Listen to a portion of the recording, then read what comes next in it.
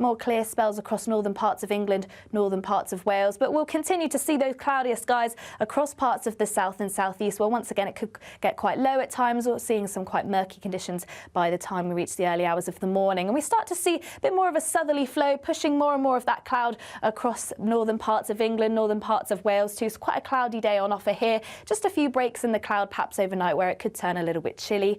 Largely dry overnight, but seeing a bit more of that rain and drizzle creep into the northwest overnight too. And fairly chilly night on offer, just slightly milder across the far northwest under those drizzly skies.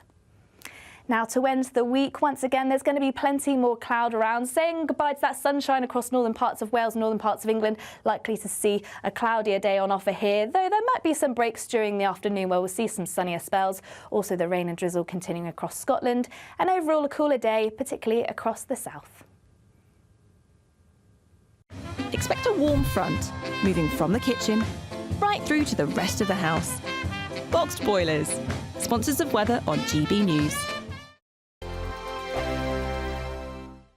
You could be joining the Great British Giveaway list of winners with your chance to grab a fantastic £50,000 in tax-free cash. Hi, I'm Angela from Wigan and I won £30,000 with the Great British Giveaway. I'd say to people who want to enter or are wondering whether to enter to do it, it happens to people like me. For another chance to win, text cash to 63232. One entry costs £2 plus one standard network rate message, or text bonus to 63232. 5 entries cost £5 plus one standard network rate message. Go to gbnews.com/win. Entries start from just £2. You can call 0903 681 3232. Calls cost £2 plus your network access charge, or post your name and number to GB10 PO Box 8690 Derby DE1 9TT. UK only. Entrance must be 18 or over. Lines close at 6 p.m. on the 31st of January. Please check the closing time if listening or watching on demand. Good luck. GB News Breakfast, every day from 6 a.m. Tell us about the backlash situation, first of all. Yeah, so the Duke and Duchess of Sussex visited a local food distribution centre, handing out food parcels to those who have been displaced or emergency service workers as well. And they happened to be captured by a local news crew. I think it was a Fox news crew. It's part of World Central Kitchen. That's a charity that they have supported for a number of years now, who've been doing this food distribution things. Whether or not it was a photo op, it's really unclear. I don't think we're ever going to get the answer to that. They didn't look like they were made up to look glam for the television. It looked genuine, but of course we know Meghan is an actress as well, so I'll let you make up your own mind on that one.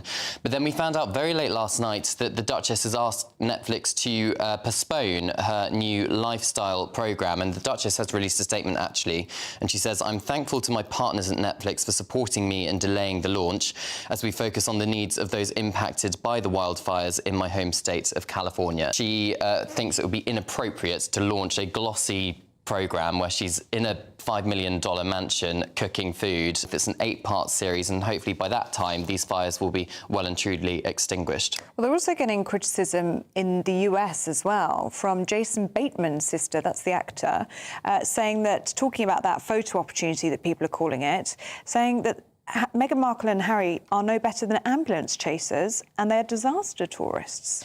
It is difficult, isn't it, for Meghan and Harry trying to find their place in the world. Are they media, entertainment personalities, celebrities, and doing Netflix and all the rest of it, or are they going to be humanitarian workers like perhaps being members of the royal family would be? And I think at the moment they're kind of straddling those two different worlds, aren't they? GB News, the People's Channel.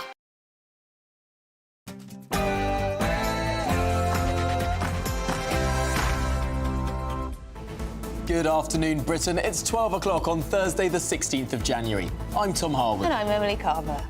NHS crisis. Wards full, patients left in corridors, scenes described by clinical professionals as absolute pandemonium. Is our health service actually putting us at risk?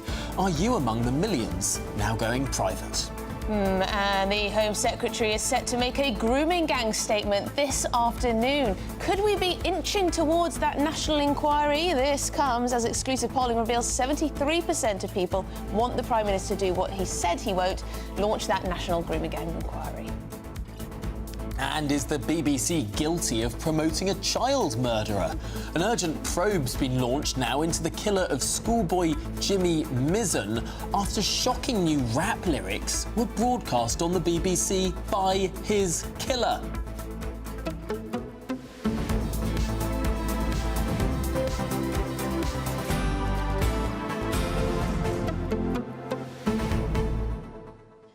Yeah, just reading some of the notes, the details from this report about the state of the NHS, and it is pretty grim reading. This is from what nurses are saying, OK? So they're saying that dead patients are lying undiscovered for hours in A&E because staff are too overstretched to notice. You've got a severe shortage of beds, meaning the sick are being left in animal-like conditions in hospital car parks, in cupboards, in toilets. You've got pregnant women suffering miscarriages in corridors, elderly laying unaided in soiled bedding. I mean, it's a pretty bleak picture. It's just not dignified. No, not at all. There's nothing about this that... my heart goes out to anyone who's had to be in a hospital in the last month or two. I mean, this is a real crisis, but I think the worst thing is that you can go to a hospital in one area of the country and think, you know what, everything's fine and dandy. And you go to one that's, you know, a short drive away, and it's like you're in a developing country. It's like a completely different situation. There's just this complete patchwork. Yeah, I mean, I've had family members in different areas of the country who've had to use hospitals recently, including A&E, and they've been OK, I think. It's been very busy. Clearly, you know, there's a lot of demand, but it hasn't been scenes like this. But please do let us know if this rings true for you. Perhaps you've had to use A&E recently, or you have a relative or a friend who's had to, you know, be treated in the corridor. I mean, seriously, they're talking about how nurses are looking after 40 patients at a time. I mean, how can you deliver anything like care, even if you're the best nurse in the world? Yeah. It's just not going to happen. Yeah. Well, yeah, as Emily says, your views, your comments, very, very welcome at gbnews.com/your say. All of that and so much more to come on today's programme after your news headlines.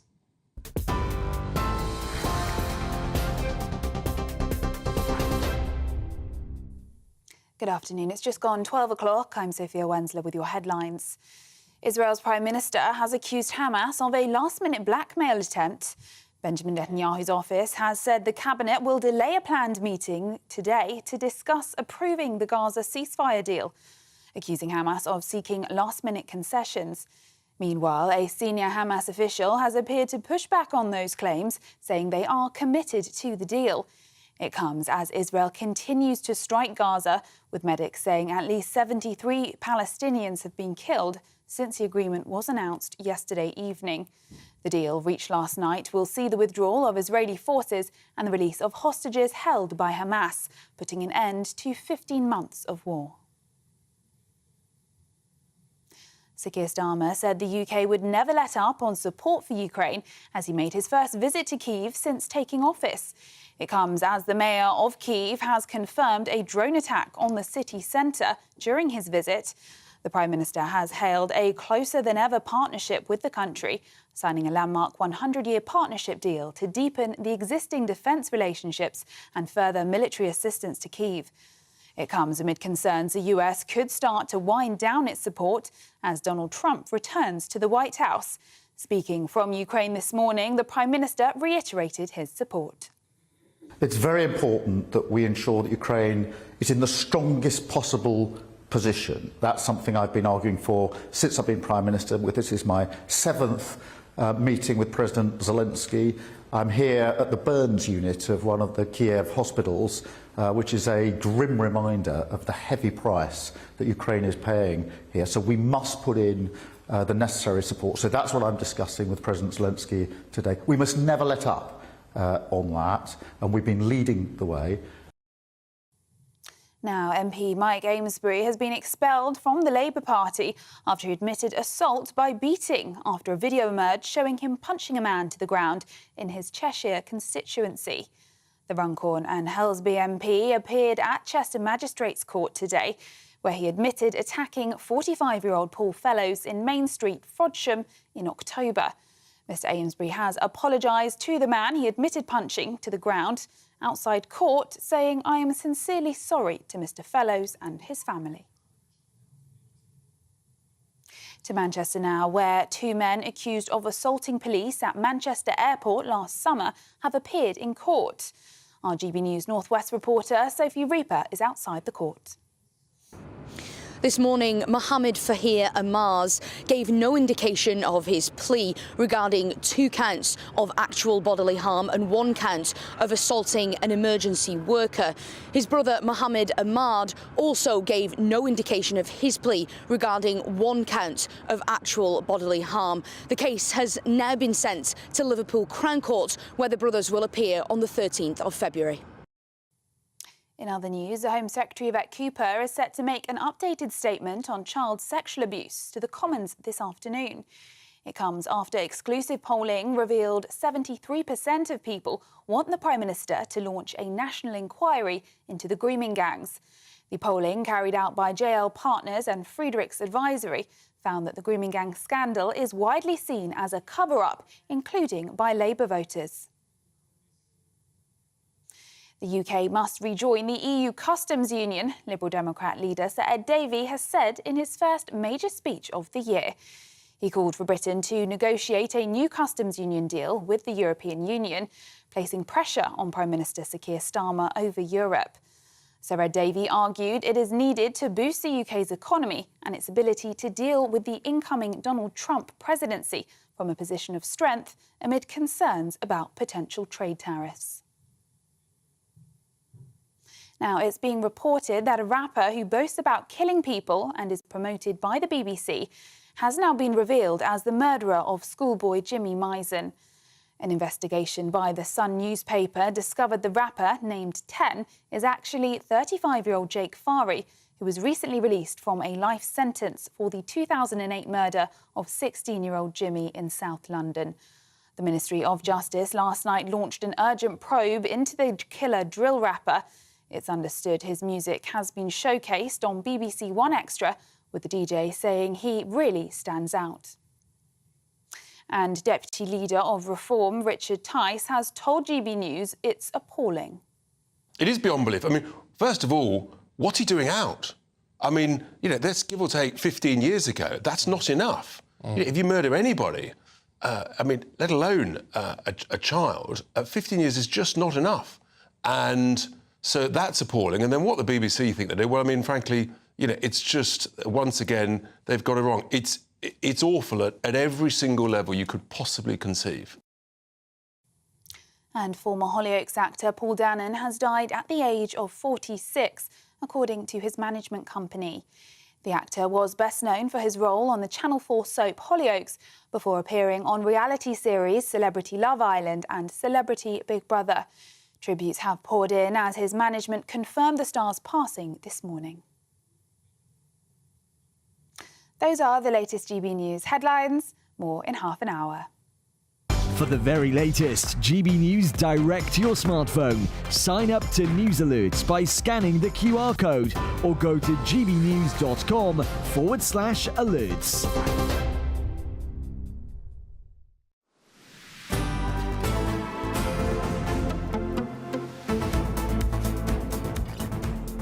Good afternoon, Britain. It is 9 minutes past midday. Now, a damning new report has outlined the severe risk to patients in multiple NHS hospitals, with some shown to have died in corridors and been left in soiled clothing.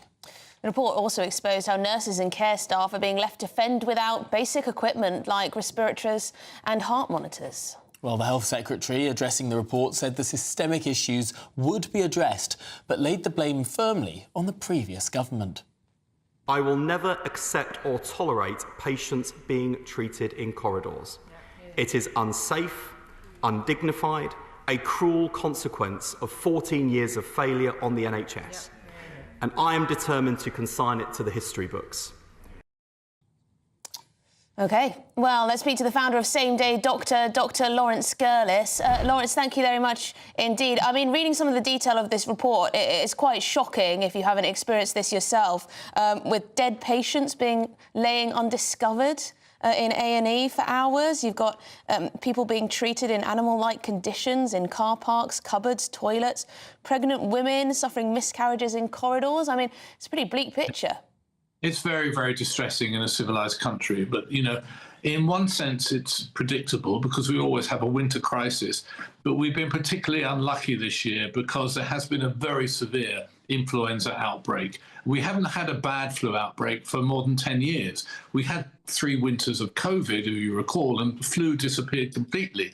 But there is real flu around. I've seen a huge amount this week, and it's quite severe. I've just been in touch with a colleague, a doctor, who's just got out of bed after 14 days being ill with this flu. So it's nasty.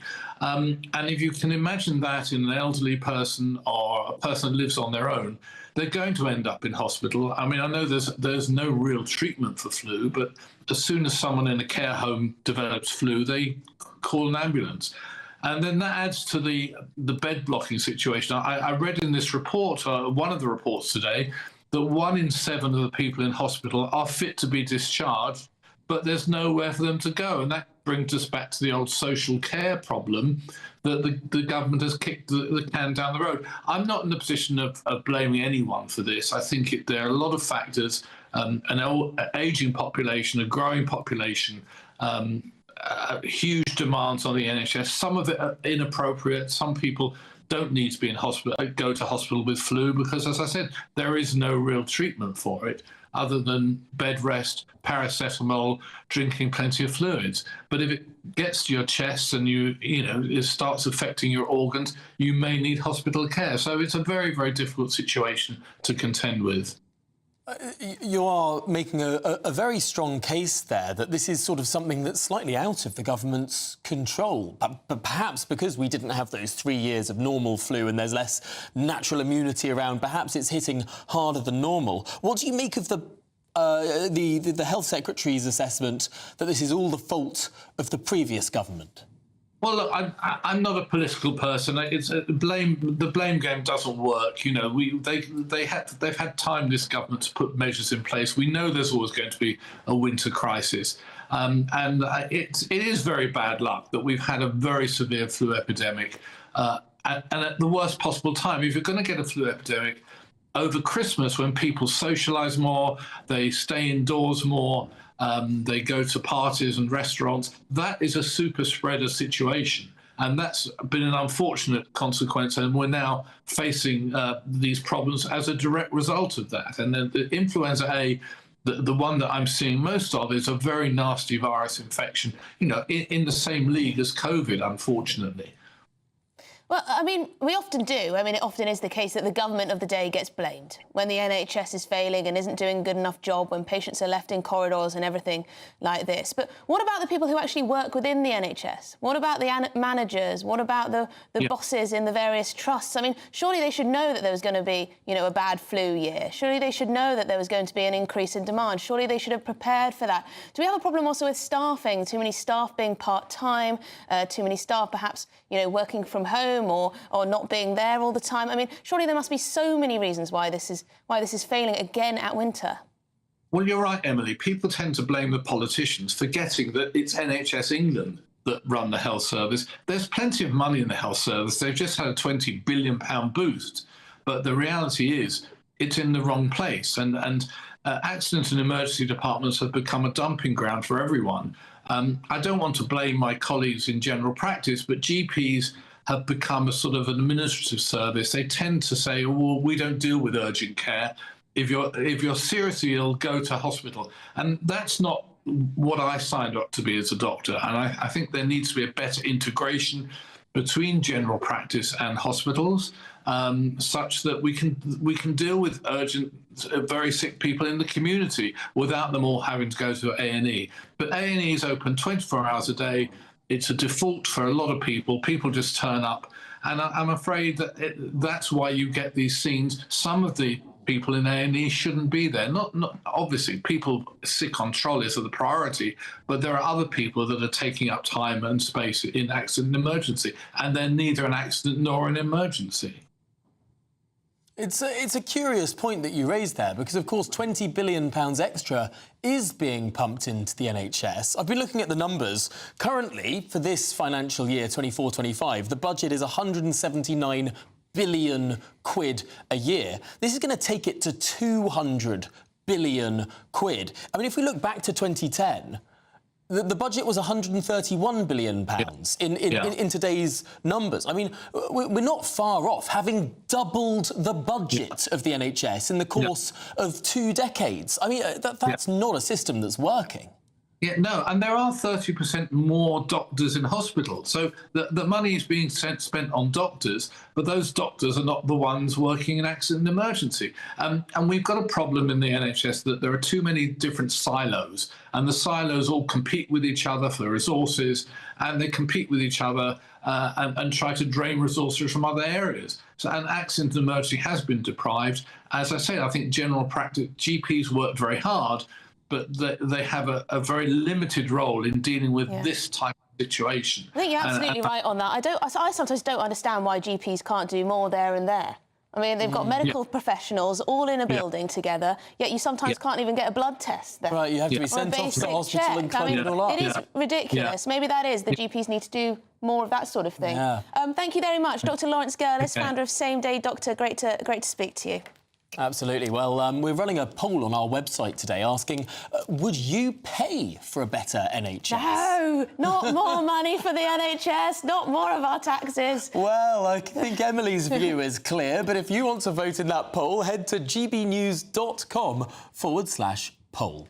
Yes, well, we've got some breaking news to bring you. The Home Secretary is set to make an updated statement on the grooming gang scandal in the House of Commons later this afternoon. Yes, it all comes as new polling has revealed that the Prime Minister is potentially out of step with the public over the grooming gang scandal. Yes, because 73% of Brits disagree with Keir Starmer that a national inquiry is jumping on a far-right bandwagon, saying they do believe a national inquiry is necessary. Well, the polling carried out by JL Partners and Friedrichs Advisory found that the grooming gang scandal is widely viewed as a cover-up, including by those who voted for the Labour Party. OK, well, Charlie Peters is here, our national reporter.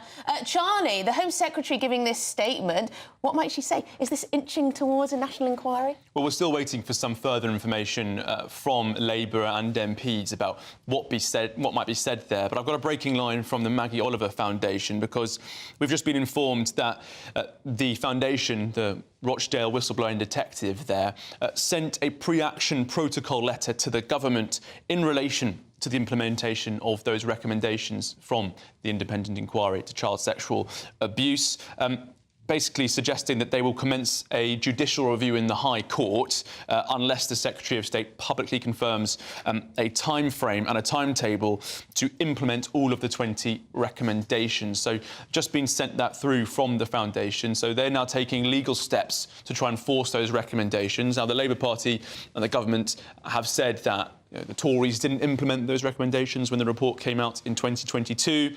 They started last Monday. We heard 3 announcements being made: a panel, the statutory mandatory reporting of child abuse, and also aggravating factors of grooming for sentencing. So potentially pressure for more announcements to be made. I was just talking to Miriam Cates a little bit earlier, and I hadn't realised actually that the recommendation from that inquiry into reporting child abuse isn't exclusively about sexual abuse. It's about anything that could be termed child abuse. I mean, a parent who smacks their kid could face mandatory reporting under this change. I mean, it speaks to how broad the inquiry was, despite running for 7 years. Right. It speaks to how actually, frankly, little it had to do with the problem now at hand, the one that you've been investigating for the past 4 or 5 years.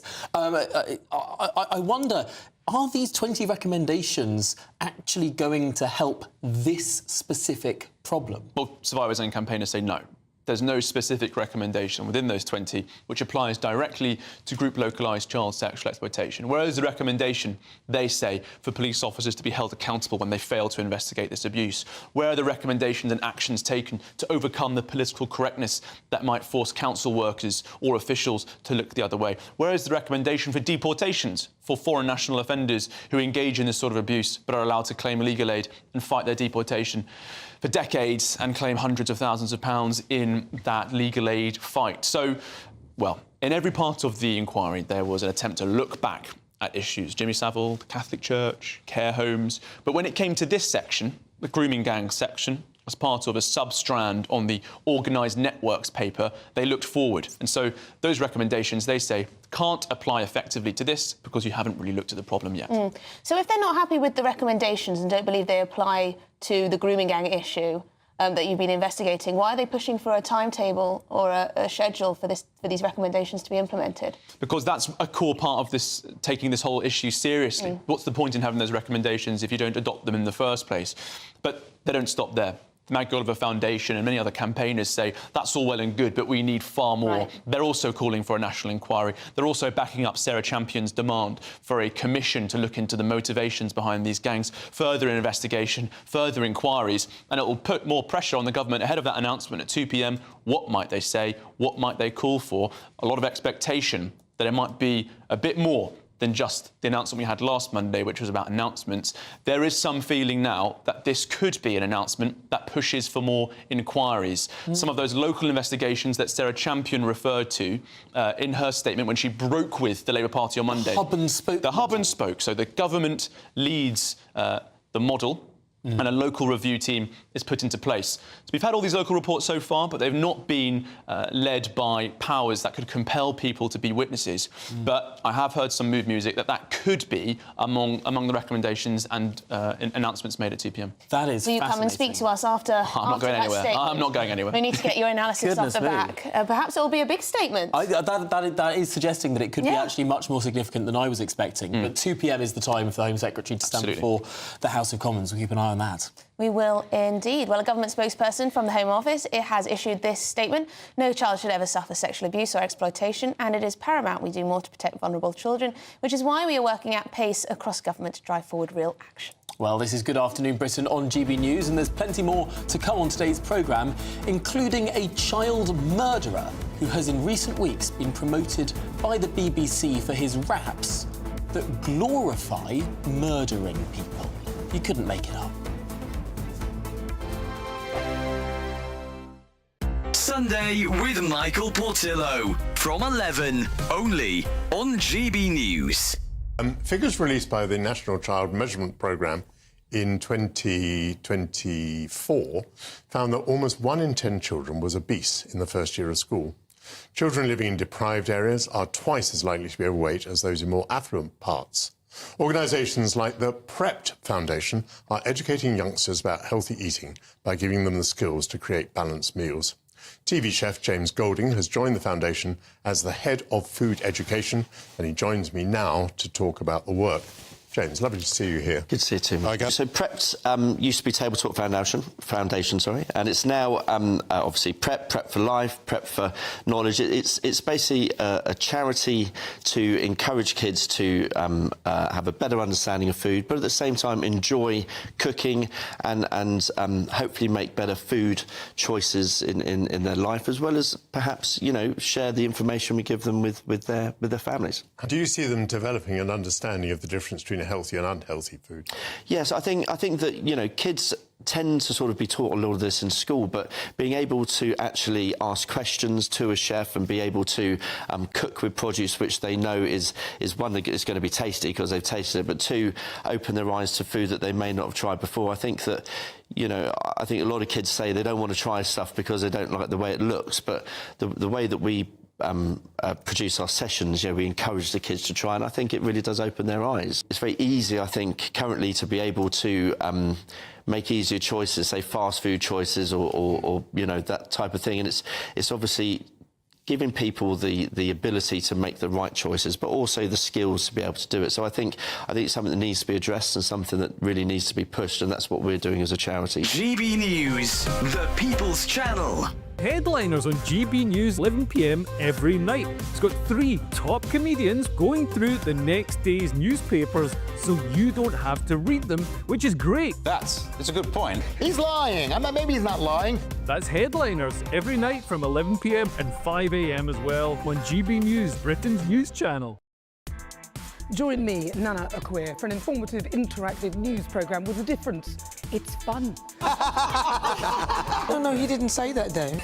I'm so surprised. I think there's an element of truth to that. Join me from 3 p.m. every weekend, only on GB News, Britain's news channel. We're proud to be GB News, the People's Channel, and as you know, we always love to hear your views. Now, there's a new way of getting in touch with us at gbnews.com/yoursay. By commenting, you can be part of a live conversation and join our GB News community. You can even talk to me, Bev Turner, or any of the members of the GB News family.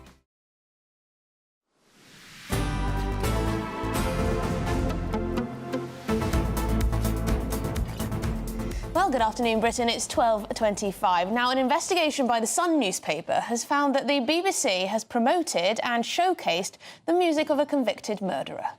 Yes, Jake Fahey was jailed for life in 2009 after killing schoolboy Jimmy Mitson by throwing a large glass Pyrex dish that shattered and severed an artery in his neck.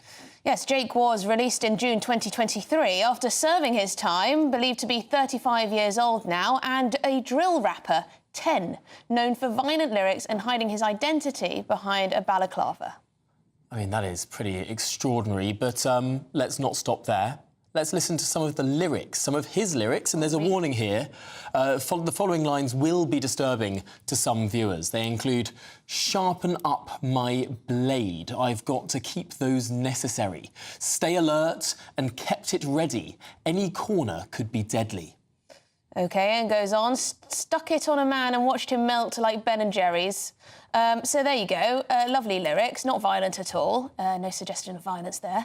The Ministry of Justice is now investigating Fahey for these lyrics that appear to reference the murder. Well, let's speak to the retired Scotland Yard detective Mike Neville now. Mike, first of all, this was a violent guy convicted of murdering a child, and he was out after 15 years. He's now in his 30s and free to walk the country. Yeah, the public will be appalled. I mean, once again, the establishment said that life would mean life. When they did away with the death penalty, life would mean life. Here it means about 14 or 15 years. And you can, and here we have the establishment in the form of the BBC. Imagine one of the wicked murderers of Stephen Lawrence being released and then singing a song about melting like ice cream and murder. People would be rightly disgusted. He would be shunned. But here we have him being promoted on this BBC One Extra, which is a sort of drill rap state funded. We're funding this. Where he's allowed to sing these vile things, and this drill rap brings nothing to society apart from sort of awfulness and evilness. Yes, are we supposed to think that this is a genre like any other? That's, you know, a way of expressing oneself with lyrics and music, and that it may have absolutely no effect on how young people behave on the streets? Well, we see too many young black men being murdered by other young black men. With the case here, Jimmy Mitson, just a young lad. I think most people, when they see his face, they'll remember the case. They'll remember this face. He's just a good lad from the southeast London, whose mother's gone on then to campaign for peace and been awarded an MBE. And we see this evil man rewarded, paid for singing this dreadful stuff. Now, we're seeing some of the music video of this song here, and this is, for those that don't know, archetypal of the drill rap genre. They all cover their faces in balaclavas, dark glasses, and they rap almost exclusively about killing people, about using knives, using blades, watching people die. That is the defining feature of drill rap. It's not like any other form of music that I know. I mean, Mike, surely this should give a competent Home Office and a competent Crown Prosecution Service a lot of very serious leads to look at exactly the kind of people who are going around with the potential to kill their peers. Absolutely. I mean, I used some of these videos. When I was searching for robbery suspects, I would show the victims of robbery these videos, because they would often pick out the people who weren't wearing balaclavas as being involved in... Yeah, he's been involved in... No wonder they cover their blooming faces.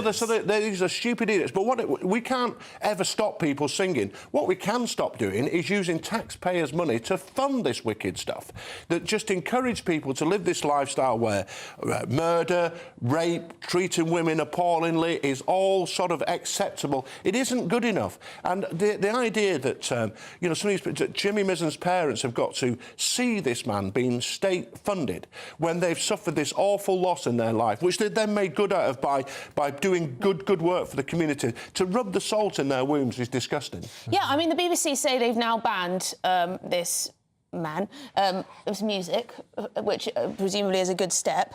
But they were still playing. But yeah, they were still playing the lyrics after the schoolboy's mum slammed them live on air. So she came on air, slammed them, and they were still playing them at that point. I just wonder if this is a bit of a woke thing, whether, you know, this is, it's diversity of music, that we need to represent all types of music. It's two-tier Britain. This is what it is again. As I've said, if this was one of the evil killers of Stephen Lawrence, a white man killing a black man, it would be absolutely unforgivable. The other way around, black people, according to the woke classes, they're victims automatically. So this is why it's allowed. It shouldn't be allowed in either case. Oh, Mike Neville, thank you so much for talking through this shocking case. Retired Scotland Yard detective, of course.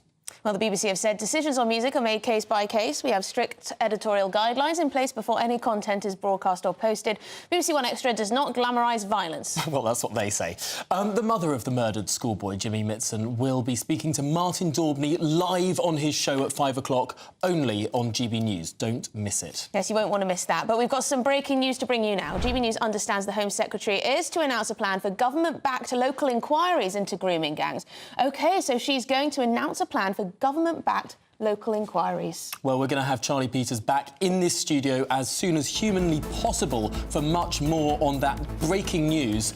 But before then, here's your Roundup News Update with Sophia Wenzler.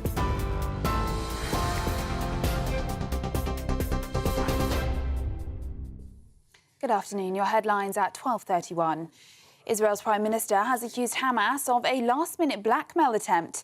Benjamin Netanyahu's office has said the cabinet will delay a planned meeting today to discuss approving the Gaza ceasefire deal, accusing Hamas of seeking last-minute concessions.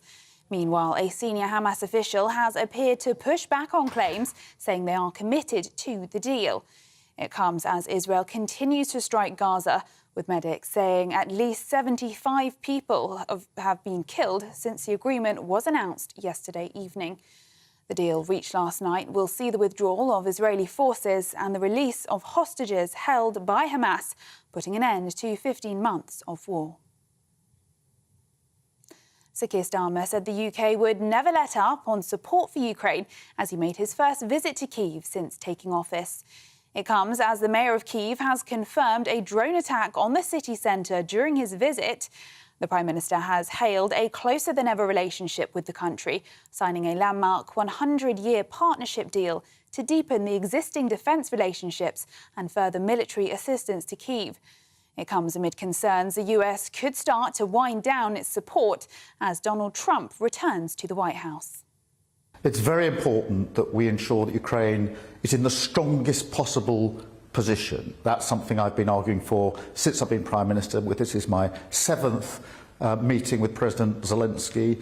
I'm here at the burns unit of one of the Kiev hospitals, which is a grim reminder of the heavy price that Ukraine is paying here. So we must put in the necessary support. So that's what I'm discussing with President Zelensky today. We must never let up on that, and we've been leading the way. Now, the Home Secretary, Yvette Cooper, is set to make an updated statement on child sexual abuse to the Commons this afternoon. It comes after exclusive polling reveals 73% of people want the Prime Minister to launch a national inquiry into the grooming gangs. The polling, carried out by JL Partners and Friedrichs Advisory, found that the grooming gang scandal is widely seen as a cover-up, including by Labour voters. In other news now, 4,700 jobs are being cut from oil giant BP, which is more than 5% of its total workforce. The British energy firm also said it will cut 3,000 contractor roles as part of a cost-saving drive across the company. It comes after BP launched a plan to reduce costs by at least £1.6 billion by the end of 2026, with cuts part of that. And Pope Francis has fallen and hurt his arm, the Vatican has said, just weeks after another apparent fall resulted in a bad bruise. Francis didn't break his arm, but that sling was put on as a precaution, the Vatican spokesperson said in a statement this morning. The 88-year-old Pope has been battling health problems and often has to use a wheelchair. Those are the latest GB News headlines. More in half an hour. For the very latest GB News direct to your smartphone, sign up to News Alerts by scanning the QR code or go to gbnews.com/alerts. Well, do you ever just feel like you want to get away from it all? If you do, well, you might be in search for some winter sun. Here's the forecast for some of those top European holiday destinations. Ready to soak up that holiday sunshine? Won't we need some cover? No worries. All sorted. All Clear Travel Insurance sponsors GB News Travel Destinations Forecast.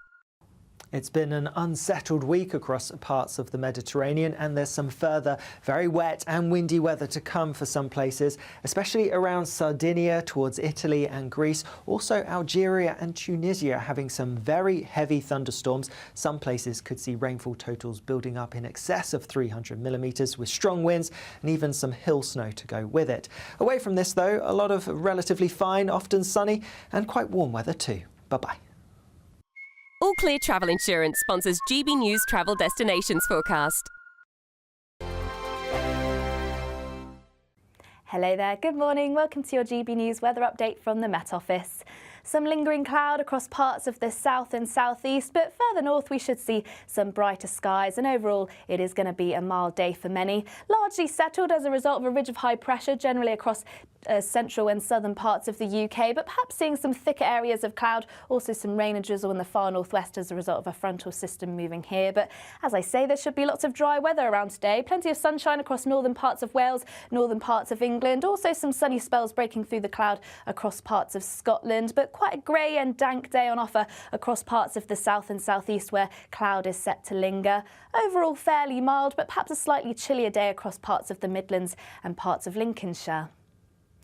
So to end the day, we may see more areas of cloud across parts of Scotland, a few clearer spells, likely to see thicker cloud across the very far north where we could see some drizzly outbreaks at times. Quite a cloudy end to the day also across Northern Ireland, but seeing a few more clear spells across northern parts of England, northern parts of Wales. But we'll continue to see those cloudier skies across parts of the south and southeast where once again it could get quite low at times, or seeing some quite murky conditions by the time we reach the early hours of the morning. And we start to see a bit more of a southerly flow pushing more and more of that cloud across northern parts of England, northern parts of Wales too. So quite a cloudy day on offer here. Just a few breaks in the cloud perhaps overnight where it could turn a little bit chilly. Largely dry overnight, but seeing a bit more of that rain and drizzle creep into the northwest overnight too. And fairly chilly night on offer, just slightly milder across the far northwest under those drizzly skies.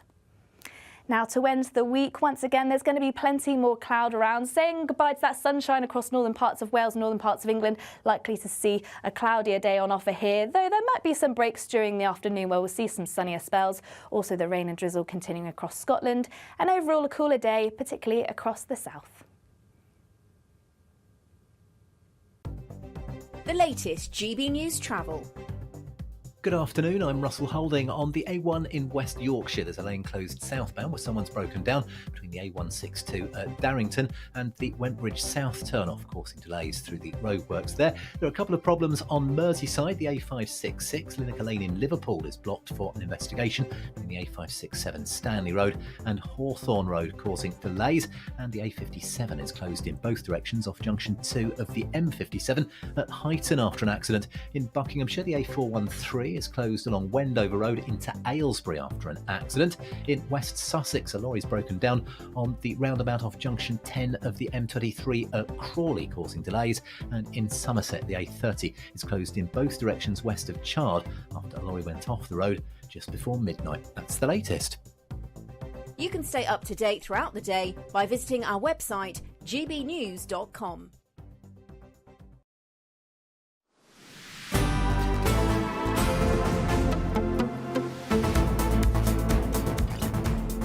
Good afternoon, Britain. It's 39 minutes past midday. Now, breaking news to bring you now. GB News understands the Home Secretary is to announce a plan for a government-backed scheme of local inquiries into grooming gangs. Yes, this is very interesting indeed. So joining us now is GB News national reporter Charlie Peters. This sounds awfully like a national inquiry. Well, we're waiting for further details, but Sarah Champion, the Labour MP for Rotherham, has just posted on X rather, wow, looks like the government is accepting my 5-point plan to prevent child abuse and expose cover-ups over grooming gangs. She said, I'll be all over the details. Very key lines there.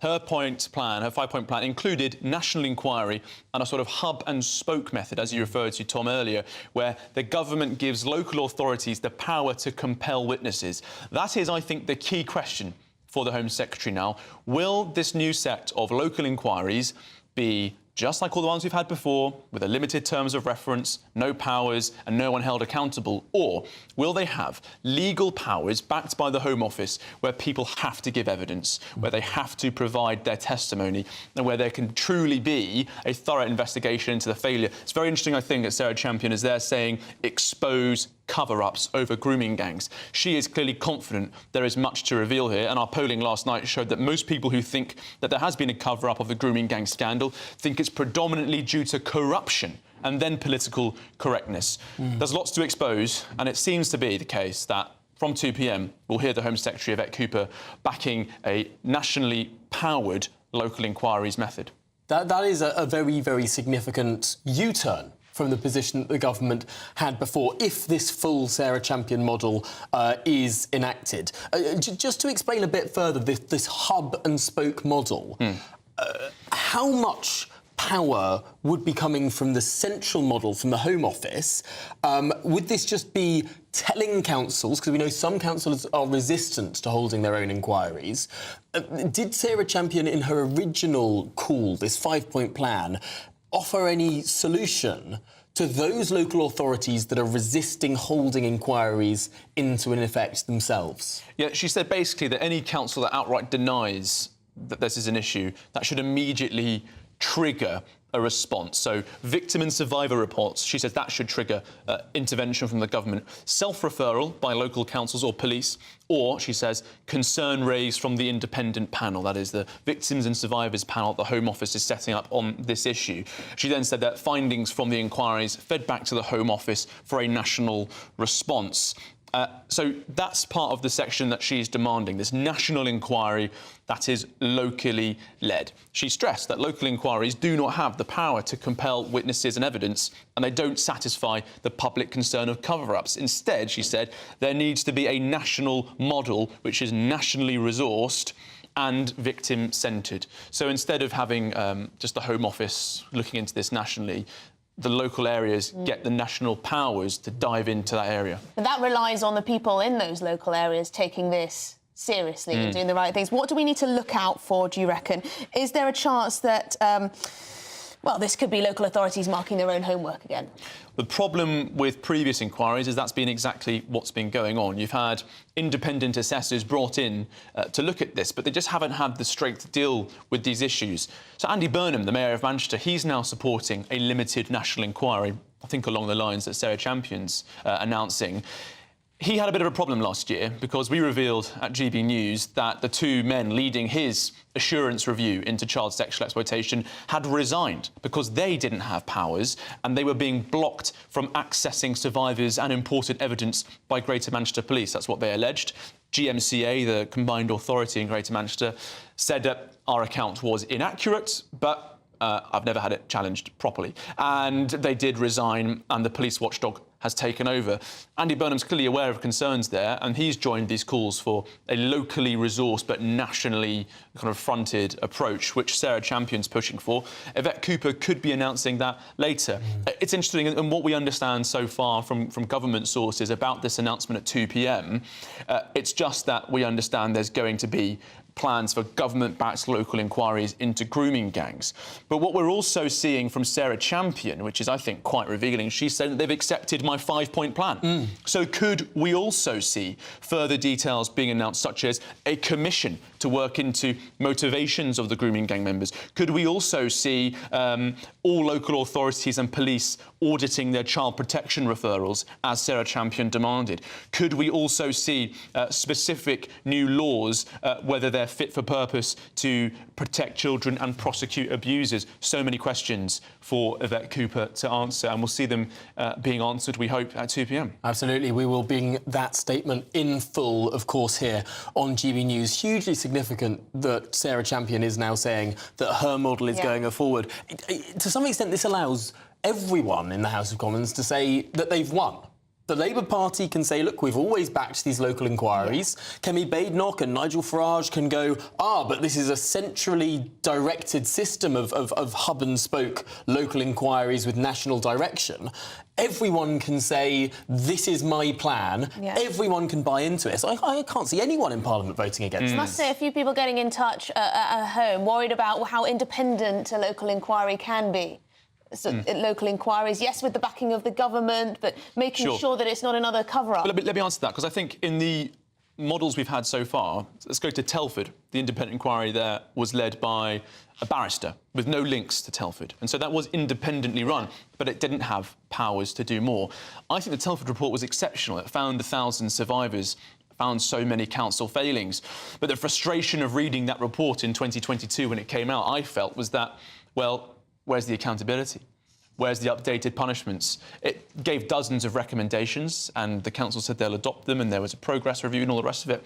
But for many survivors, I think those recommendations weren't sufficient because they felt as though people hadn't been held to account. No one lost their jobs because of this appalling disgrace and people not doing their jobs. So in response to concerns from our viewers and listeners, I think it won't be the local authority marking their own homework. They'll have someone externally coming in with a whole new raft of powers to investigate these issues. OK, well, Charlie Peters, I know you'll be with us throughout the course of this afternoon as we learn more about what the government is actually announcing today at 2 p.m.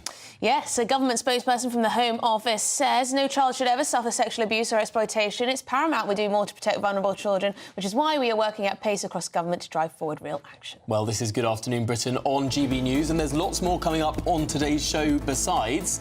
Let's have a look at Jeff Bezos's massive rocket. Yes, that's coming up after the weather.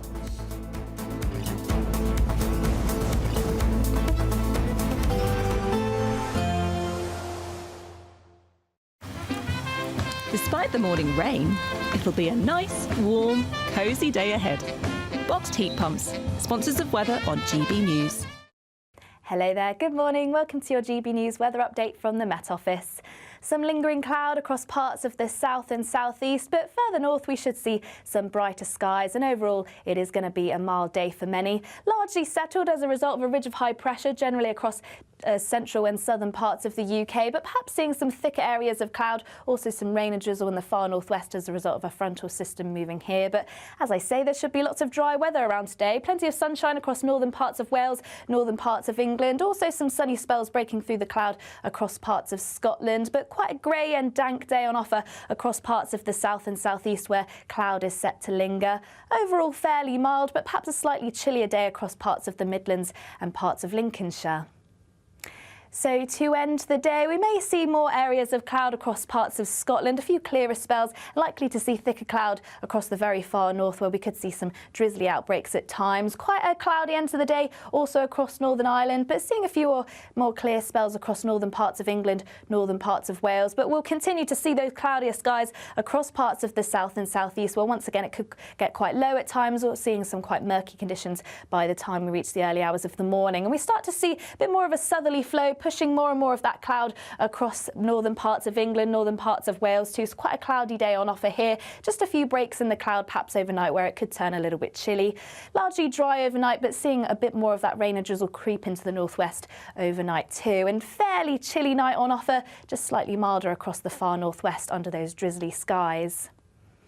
Now, to end the week, once again, there's going to be plenty more cloud around, saying goodbye to that sunshine across northern parts of Wales, northern parts of England. Likely to see a cloudier day on offer here, though there might be some breaks during the afternoon where we'll see some sunnier spells. Also, the rain and drizzle continuing across Scotland, and overall a cooler day, particularly across the south. There will be a light breeze in the morning, leading to a warm front. Boxed heat pumps, sponsors of weather on GB News.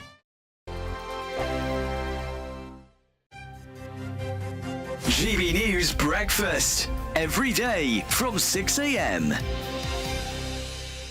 Now, we're going to introduce you to Liam Wildish. Liam, well, I'd like to think he's a friend of mine because I follow him on Instagram, on TikTok there as well. You're a big fan, aren't you? Big fan, because there's what he does. He's a cleaner. He cleans signs. But the thing is, he's not employed by councils or whatever. He does this voluntarily. And you sort of think to yourself, well, who cleans these signs? Why have these signs been allowed to get into this terrible state of disrepair and filthiness? So basically, long story short, about 6 years ago, I used to be a window cleaner. In the community where I lived, I noticed all of the road signs were filthy, and I was perfectly equipped to clean them. So basically, I cleaned the road signs as a bit of a thank you to the community and sort of make a little bit of awareness of my window cleaning business at the time. Yeah. Sort of cleans up the area, makes the road safer, and that's kind of how that started. And people found it like a really satisfying sort of approach. So that sort of led on to today of a video in cleaning the dirty road signs and making sort of satisfying content with it as well. What is the equipment? What have we got here? So this is a water-fed pole system connected to a backpack, which is what feeds the water through the end of the brush there. It's perfectly equipped to basically remove this green dirty, it's like a mildew build-up that you get on the signs. Yeah. As you can see, this is like extremely effective at removing so. So GB News viewers, if they spot a particularly grisly sign in their area, then they can get in touch. They can do, yeah. And Liam Wildish, the sign guy, can sort you out. if you find Liam the sign guy online, drop me a message, let me know, and I'll add you to my list of places. GB News, the People's Channel.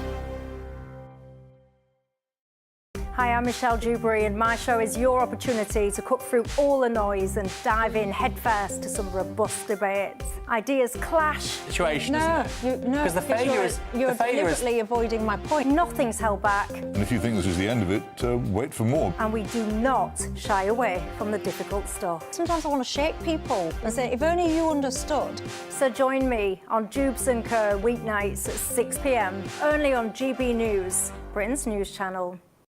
It's Patrick Christie's Tonight, and here we do things differently. It's explaining the absolute madness of this, doesn't it? It's explosive. I mean, this is very good. It's lively. 850. Your government sat there, Sean, and it did nothing. It's controversial. And the Middle East has been in turmoil since before I was born. It's everything you need to kickstart your evening. Everyone's had their Weetabix tonight. I love to see it. That's Patrick Christie's Tonight, weeknights from 9 p.m.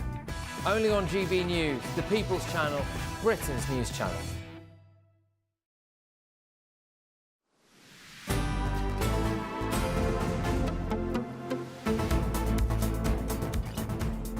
Good afternoon, Britain. It's 52 minutes past midday. Now, it's not just one billionaire blasting off to space. No, now we have two, because Jeff Bezos, the founder of Amazon, his Blue Origin rocket has lifted off from Florida.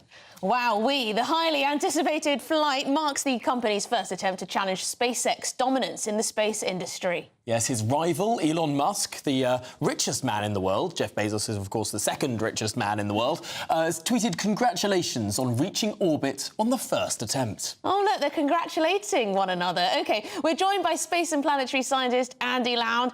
Andy, tell us, why should we be excited about this space launch, then? Yeah, good afternoon. Exciting because it's another vehicle that can actually get payloads into orbit, which is really important. The big market is orbit. The Bezos rocket can actually get vehicles or pick up 40 tons into low Earth orbit, which is really quite good. The SpaceX vehicles can get 50 tons into low Earth orbit. So what you have here is that although they're technically rival with each other because they'll be in the marketplace, they actually complement each other quite well. And it's very good for satellite people who want to launch satellites, people who have spacecraft that they want to put into space, because now they have a choice of 2 companies they can go to keep the price down. And this will get the price of putting vehicles into space much lower. This mission's quite good. I mean, it's just a test mission to see if they could reach orbit. They have done. Wasn't able to get the first stage to land, but that's the nature of the game when you're testing the vehicles. But something that's missed a lot of the press here, actually, one of the vehicles he's got mounted on board was, in fact, what's called Blue Ring, which is a very important development. And they were testing the communications out for the Blue Ring. And the Blue Ring, which when it is actually launched into space, is almost like a space tug, which will be able to grab hold of different spacecraft and place them into higher orbit, geostationary orbit, or away from the Earth, or to operate as a relay. And that's a big development from Blue Origin. And I think that itself is going to be the big market piece which they will have. They won't have to jump on putting heavy payloads into space, but their Blue Ring system will actually be a different way of getting spacecraft into higher Earth orbit and reducing the cost. Fascinating, because of course high Earth orbit is actually, it's so much further away than low Earth orbit. If you want a geostationary orbit, you have to be so much further away than you're sort of quickly moving low Earth orbit. Looking on a map, they're crazy. But that means, I guess, you need smaller rockets to do the further orbit now. If you can sort of do it in 2 stages, that's sort of miraculous. That's a very good system, because normally what you do, you have a 3-stage vehicle, or you launch it up. This is a 2-stage rocket, so we place it up into orbit. Then there would the spacecraft itself, which has to go to higher orbit, has another engine mounted on it. Oddly enough, many of those engines were built in Britain, and then fires it further on. So this other capability is really, really important. And that opens up the entire market, because the big money is geostationary orbits. You need geostationary orbits for global communications. That's absolutely correct. You put them in 3 positions around the Earth, and therefore you've got global communication. First real demonstrated in 1968, of course, which was when the Beatles did All You Need Is Love. And that was the first demonstration. All you need is geostationary satellite communications. Oh, yes, I always say that. Andy Lamb, thank you so much for coming on the show. Space and planetary scientists, they're exciting. It is exciting. If we want our phones to work, this stuff matters. Right, well, coming up, stick with us. We're going to have more on the announcement soon to come from the Home Secretary that she is going for government-backed local inquiries into the grooming gang scandal. What exactly does that mean? Well, that's all to come. Don't go anywhere and stick with us. More on grooming gangs after this very short break.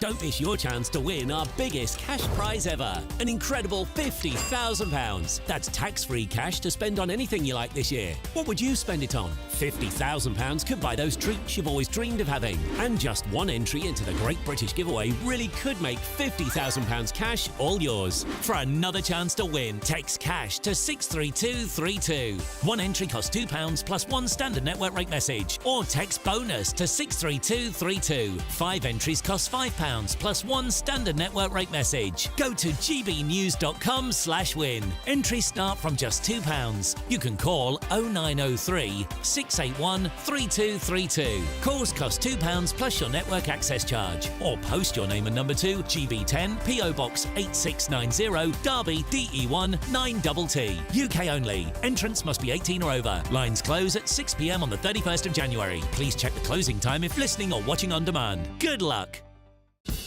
Lee Anderson's Real World. Fridays from 7 p.m. Aaron McLean, the goal machine here, used to play for Peterborough United. You bagged loads of goals for them back in the day. But I've got a bone to pick with you, young man. You scored at the City ground against Nottingham Forest for, was it Hull City? For Hull City, yeah. Why did you do that? Well, that was my job, unfortunately. I must say, that was actually one of my favourite goals. Was it really? Because I remember, obviously, playing at the City ground, unbelievable stadium, historic. It is great. So, and we beat you 1-0. OK, no need to rubbish it.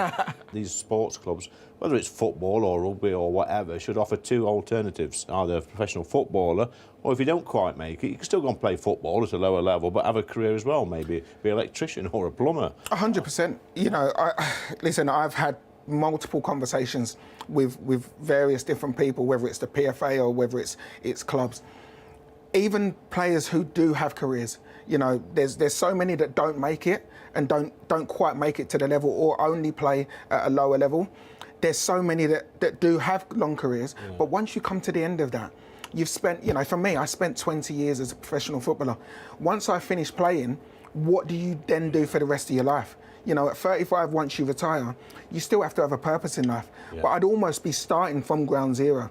I'm fortunate that I went into coaching and then went into the media. That's good. But for every one of me, there's hundreds that don't. And I've got so many friends who, I've got to say, you know, have really, really struggled on the, you know, mental health side. Yeah, it's a good point, actually, because you go from, like, playing in stadiums, big stadiums, small stadiums, crowds, singing your name, and all that sort of stuff, that adulation, the buzz of winning games, and, you know, the downs of losing games, and you go from that to sort of nothing when you finish. I mean, that's a big come down area. It's a huge come down. GB News, the People's Channel.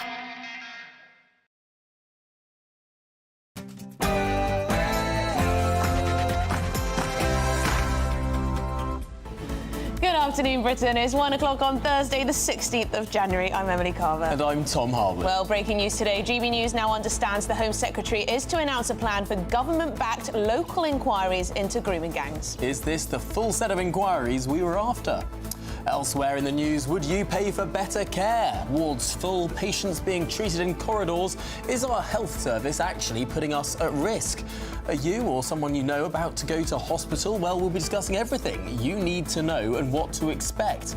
And we're asking, would you pay for a better NHS? More? And Nigel Farage has been voted the most popular politician in the country in a fresh poll which has delivered a damning assessment of Sir Keir Starmer's Britain.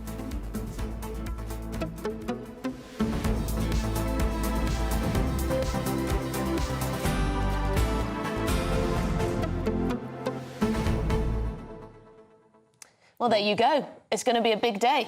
Huge day, and it's less than an hour now to go until the Home Secretary gets on her feet, stands at that dispatch box in Parliament and sets out what is actually happening with regard to investigating these grooming gangs. Is it the full-level national inquiry that so many have been campaigning on for so long? Yes, a lot of you are worried about just how transparent this is going to be, whether there will be this level of independence that is needed to hold people to account, whether it might be local authorities marking their own homework, which has been a criticism in the past. Lots of you have many questions, and we'll be hearing from the Home Secretary, so perhaps she'll put a little more detail on the bones, what exactly we can expect. But it's also important not just to hear from the Home Secretary, but how the shadow Home Secretary responds to this. And frankly, I know for one, Sarah Champion, the Labour MP for Rotherham, someone who has been a lone voice on the Labour benches for year after year after year. We did a report with the Conservative MP Robbie Moore, who held a debate in Parliament, I think, 4 years ago on this topic, and only one Labour MP turned up to it, and that was Sarah Champion. Well, she's been promoting this model. She thinks it might have been accepted by the government.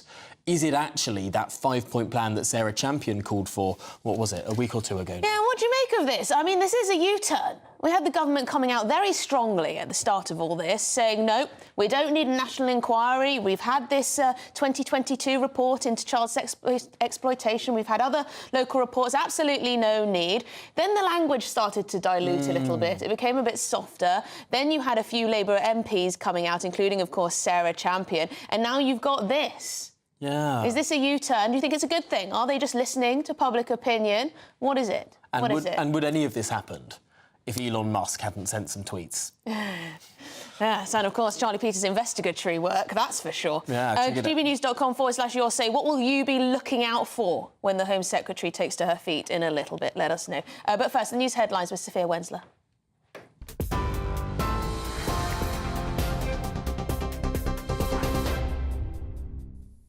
Tom, Emily, thank you. It's just gone 1 o'clock. These are your headlines.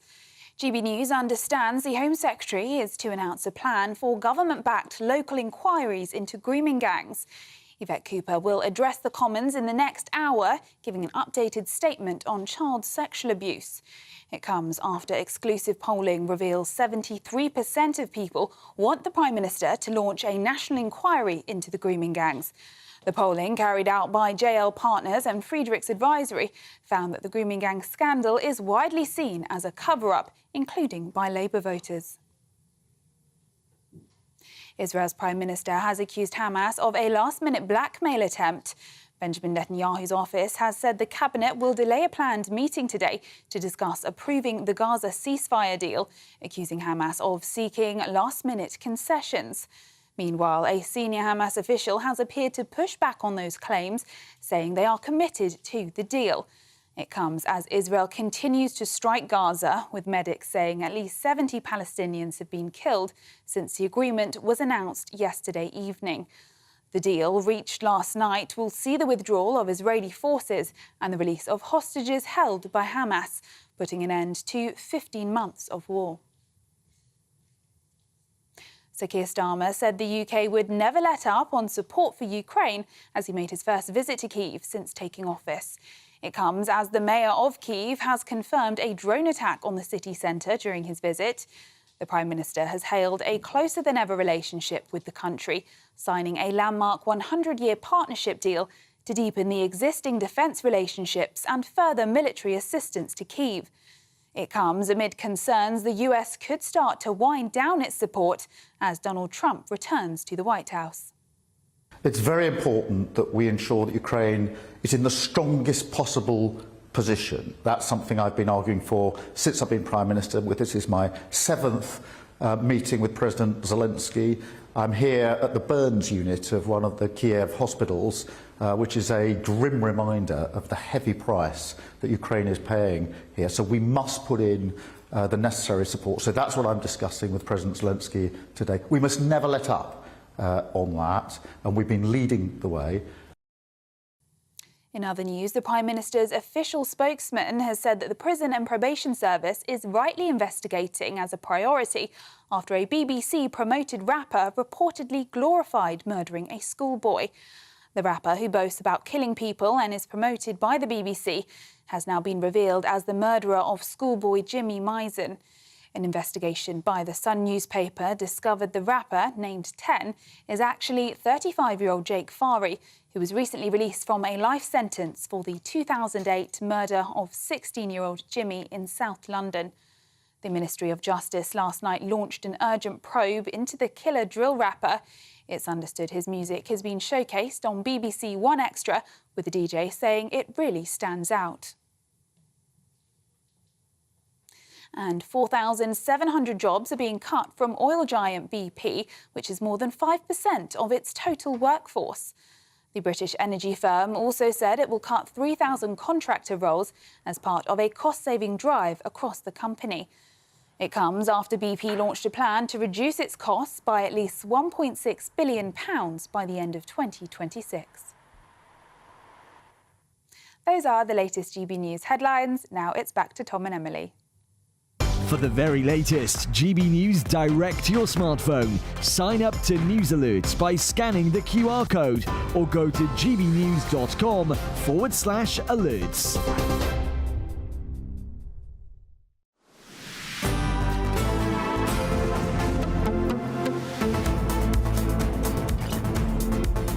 Good afternoon, Britain. It's 7 minutes past 1, and we're going to dive straight back into that breaking news from the last hour.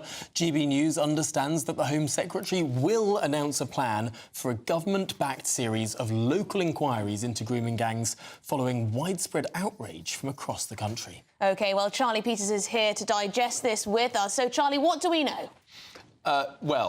We are being told now that we expect that Yvette Cooper, the Home Secretary, will announce that local inquiries will now have national powers in order to conduct these reviews. So, in the past, we've had local reviews in Rotherham and in Telford, and a few conducted by the Greater Manchester Combined Authority.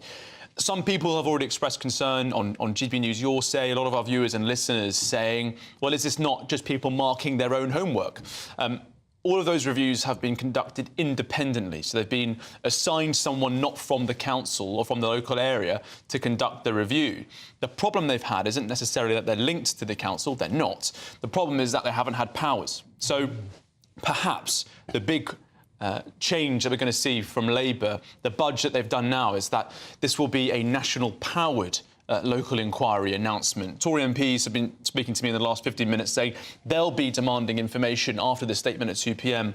on the full powers these inquiries will get. Neil O'Brien has also just tweeted, the former minister, these places have had decades to hold local inquiries and haven't. In many cases, local officials were part of the problem. He says Labour are conceding that there's a massive problem, but still fighting a proper national inquiry. Why? So that's a sign that there could be some Tory pushback on this line. And we're seeing on our screens now some of the polling that we released last night, showing that people really do think this was caused by a cover-up. But lots of people are uncertain, but of those who do have a view, the vast majority do think it was a cover-up. And what's interesting about that polling, not only do people think it was a cover-up, they actually say that they think the cover-up was corruption behind it. One final thing, I've just published a story on our website, an exclusive story that our viewers can access, about a Coventry councillor, the deputy leader of the council there. On Tuesday evening, he said... this is Abdul Khan, the deputy leader of the council. He said that he had never heard of the grooming gangs in the city, and he said it had never been an issue in Coventry. The Labour politician said he would not be conducting a local review, potentially pointing to the problem here. In 2017, during the period when Councillor Abdul Khan was in power in Coventry, a grooming gang was jailed for a total of 42 years for grooming and raping children, some of them living in care homes. I've also seen evidence collected by the multi-agency partnership in West Midlands Police with all the local authorities, which has pointed out many investigations conducted into grooming gangs in that area. A spokesperson for Coventry City Council said they take child sexual exploitation extremely seriously, and that's led to the creation of a Horizon team in the city. But the fact that Councillor Abdul Khan said, I've never heard of this problem, that's a deputy leader of a council, it's clearly happened there. Sending alarm bells ringing over here. This points to the problem that these areas have had and what so many survivors and campaigners say. When we say there's an issue, we want an investigation, and people are worried about a cover-up, here you have a politician literally standing in the chamber, being filmed and saying, I've never heard of it. I've never heard of grooming gangs. Charlie, do we have any idea? I know the Home Secretary has not taken to her feet, so we have limited information, but which areas will they be forced to take part? And who would be likely to pay for this? Will it be paid for by local authorities or by the government? Paid for by the government, nationally resourced. So council tax and things like that isn't going to go up for this? That's not going to be an issue. And I've had concerns from survivors in many areas over the years of investigating this that some of them have felt almost emotionally blackmailed by local authorities. When they demand a review, they say, oh, well, you know, we're forecast to be in financial struggle and this could bankrupt us, this could be a real problem. Or they say, we'll find the money for it somehow. A lot of survivors in these areas will say, we're concerned that if we have a local inquiry, that it will detract from someone who needs social housing, who lives in my area. That's a really horrible feeling for a survivor to have. So in terms of how it'll be funded, nationally funded is what we anticipate might be said later, because that's the model that Sarah Champion has been championing, and that's what she's tweeted in the last hour, that she's saying that she expects that will be announced later. Now, just explain for us, Charlie, there have been some of these local inquiries, as you say, without the powers to compel witnesses, without that sort of judge-led aspect that you'd see from a national inquiry. How many of those smaller inquiries have we seen around the country? And we know that there are over 50 places where this grooming has taken place. How many more could we expect after this announcement at 2 o'clock? Well, if there are any concerns of a cover-up in any of those towns, we could soon have 50 local inquiries, because there are lots of places, and survivors and campaigners and just locals affected by this scourge have told me that, oh yes, they got one gang in this area, but another one got away with it. Or they were aware of some concerns, but they didn't quite do enough. In Oxford, for example, the PCC, the Police and Crime Commissioner there, yesterday has said that huge failures led to us not dealing with this problem. So they're admitting to failures there. They've had a local investigation internally into the police failures that led to so many convictions eventually. But Who knows, Tom? There are dozens in towns and cities where this has been a problem, which is potentially why, as indicated by that statement from Neil O'Brien in the last 15 minutes, he says they're conceding there's a massive problem, but still fighting a proper national inquiry.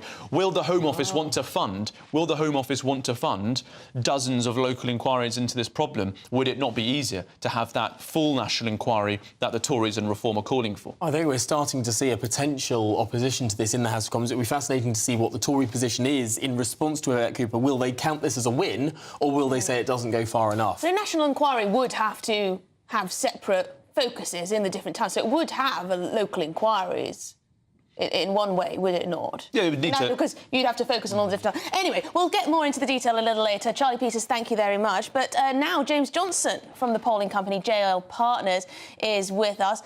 James, very interesting polling that you've conducted for us. What do you think the biggest point here, and how does it match with what we're seeing now from the Home Secretary?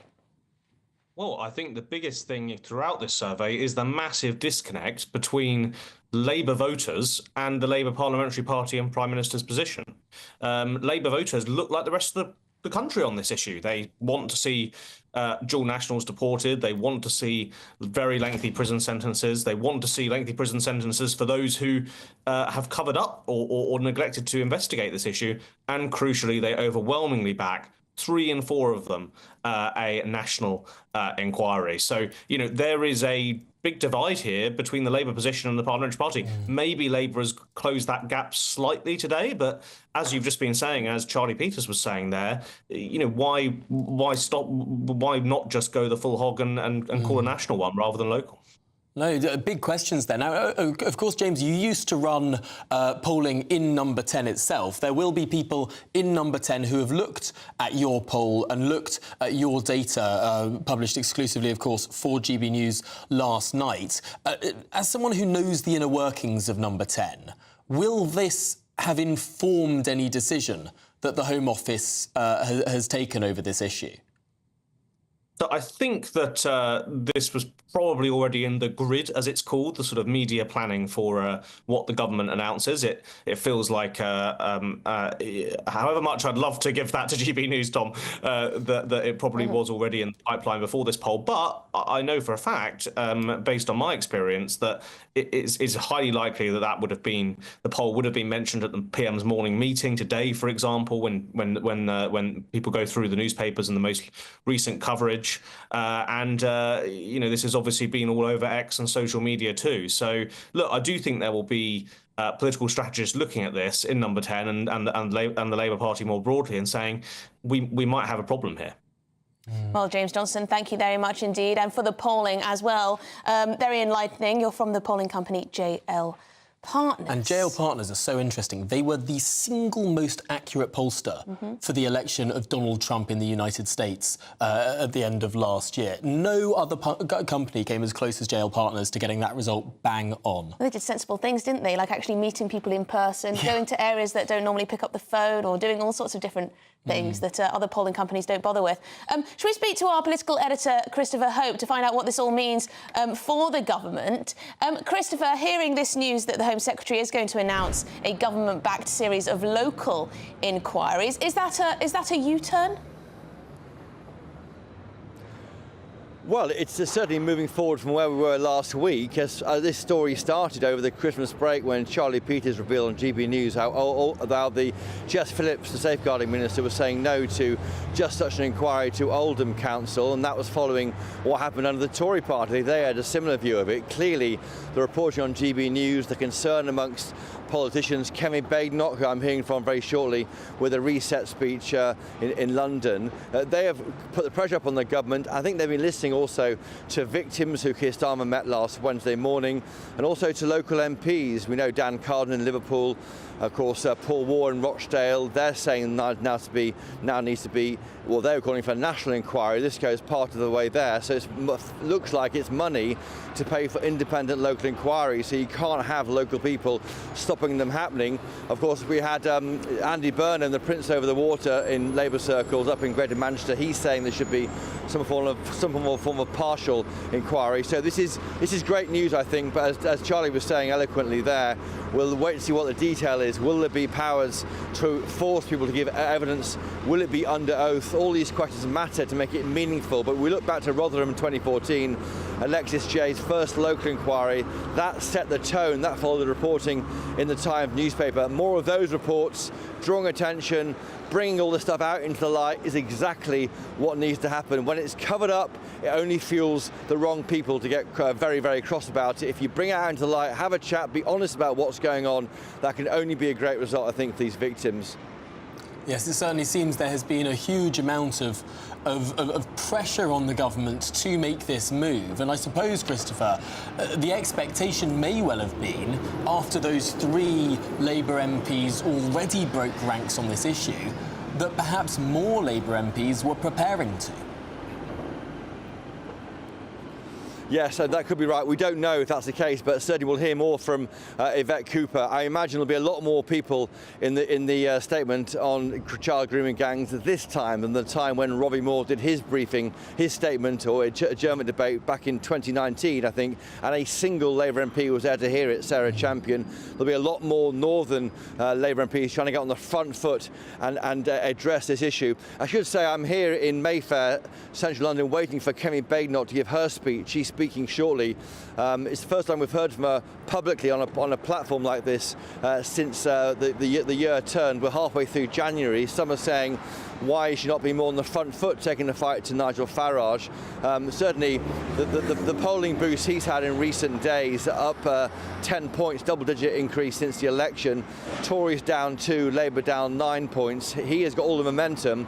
It's about time that Kemi Badenoch, who leads the opposition, of course, in the UK, steps up and makes the case for why people should give a chance to the Tories again. Already the reports on what will be said in this speech. Apparently she's going to have a go at predecessors Boris Johnson, Theresa May, over failures on the economy, on Brexit, on net migration. So it's almost a scorched earth policy, it sounds like, from Kemi Badenoch, wiping the slate clean, starting again, a bit like Keir Starmer did after he took over from Jeremy Corbyn. But don't forget, for Keir Starmer to replace Corbyn and start rising up in the polls, it took nearly a 2-year wait for that to happen.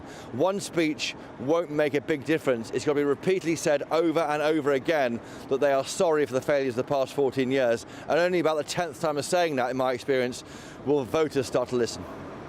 Yes, you're probably right. Christopher Hope, I hope we can speak to you after that speech and get your analysis of it all, what you make of it. Christopher Hope there in Mayfair, waiting for Kemi Badenoch to make a big speech. Yes, well, this is Good Afternoon Britain on GB News. Don't go anywhere because there is so much more to discuss. Such a jam-packed show today. Of course, more on this developing grooming gang story, but also, have you heard?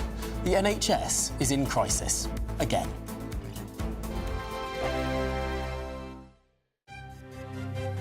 GB News Breakfast, every day from 6 a.m. Have you noticed that more and more stores are closing? Well, last year, apparently 13,000 stores closed for the last time on the high street. Well, experts warn the worst is still to come for our small businesses. Well, let's talk to retail expert Jeremy Baker. Good morning to you, Jeremy. How bad is it and what can be done? Well, nothing can be done about it. Retail is like that. It's boom and bust operation. So last year, let's say you had a shop and it was booming. This year, the consumer can just change their mind. They don't need to come back to your shop ever again. Well, it is sad, Jeremy, because our high streets are the beating heart of our communities, aren't they? And for many people, I know I can relate to my high street, it is such a depressing sight, walking down there and seeing them all boarded up and closed down. But how often do you walk down that boarded up high street? I think people move on to something else. The online world is very big, and lots of other things are very exciting. And so people, you know, the shop. I like to go to my GP in a shopping centre and get my tests done there rather than tramp off all the way to the GP, for example. And children could go to little schools in the high street. I've seen that happen already. So lots of things could happen to the high street. It could be much more a social centre, much more kind of like pubs, coffee shops, all that.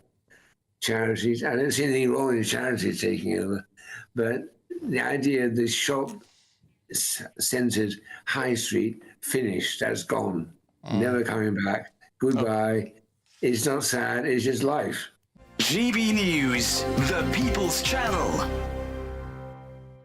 We're proud to be GB News, the People's Channel. And as you know, we always love to hear your views. Now, there's a new way of getting in touch with us at gbnews.com/your-say. By commenting, you can be part of a live conversation and join our GB News community. You can even talk to me, Bev Turner, or any of the members of the GB News family.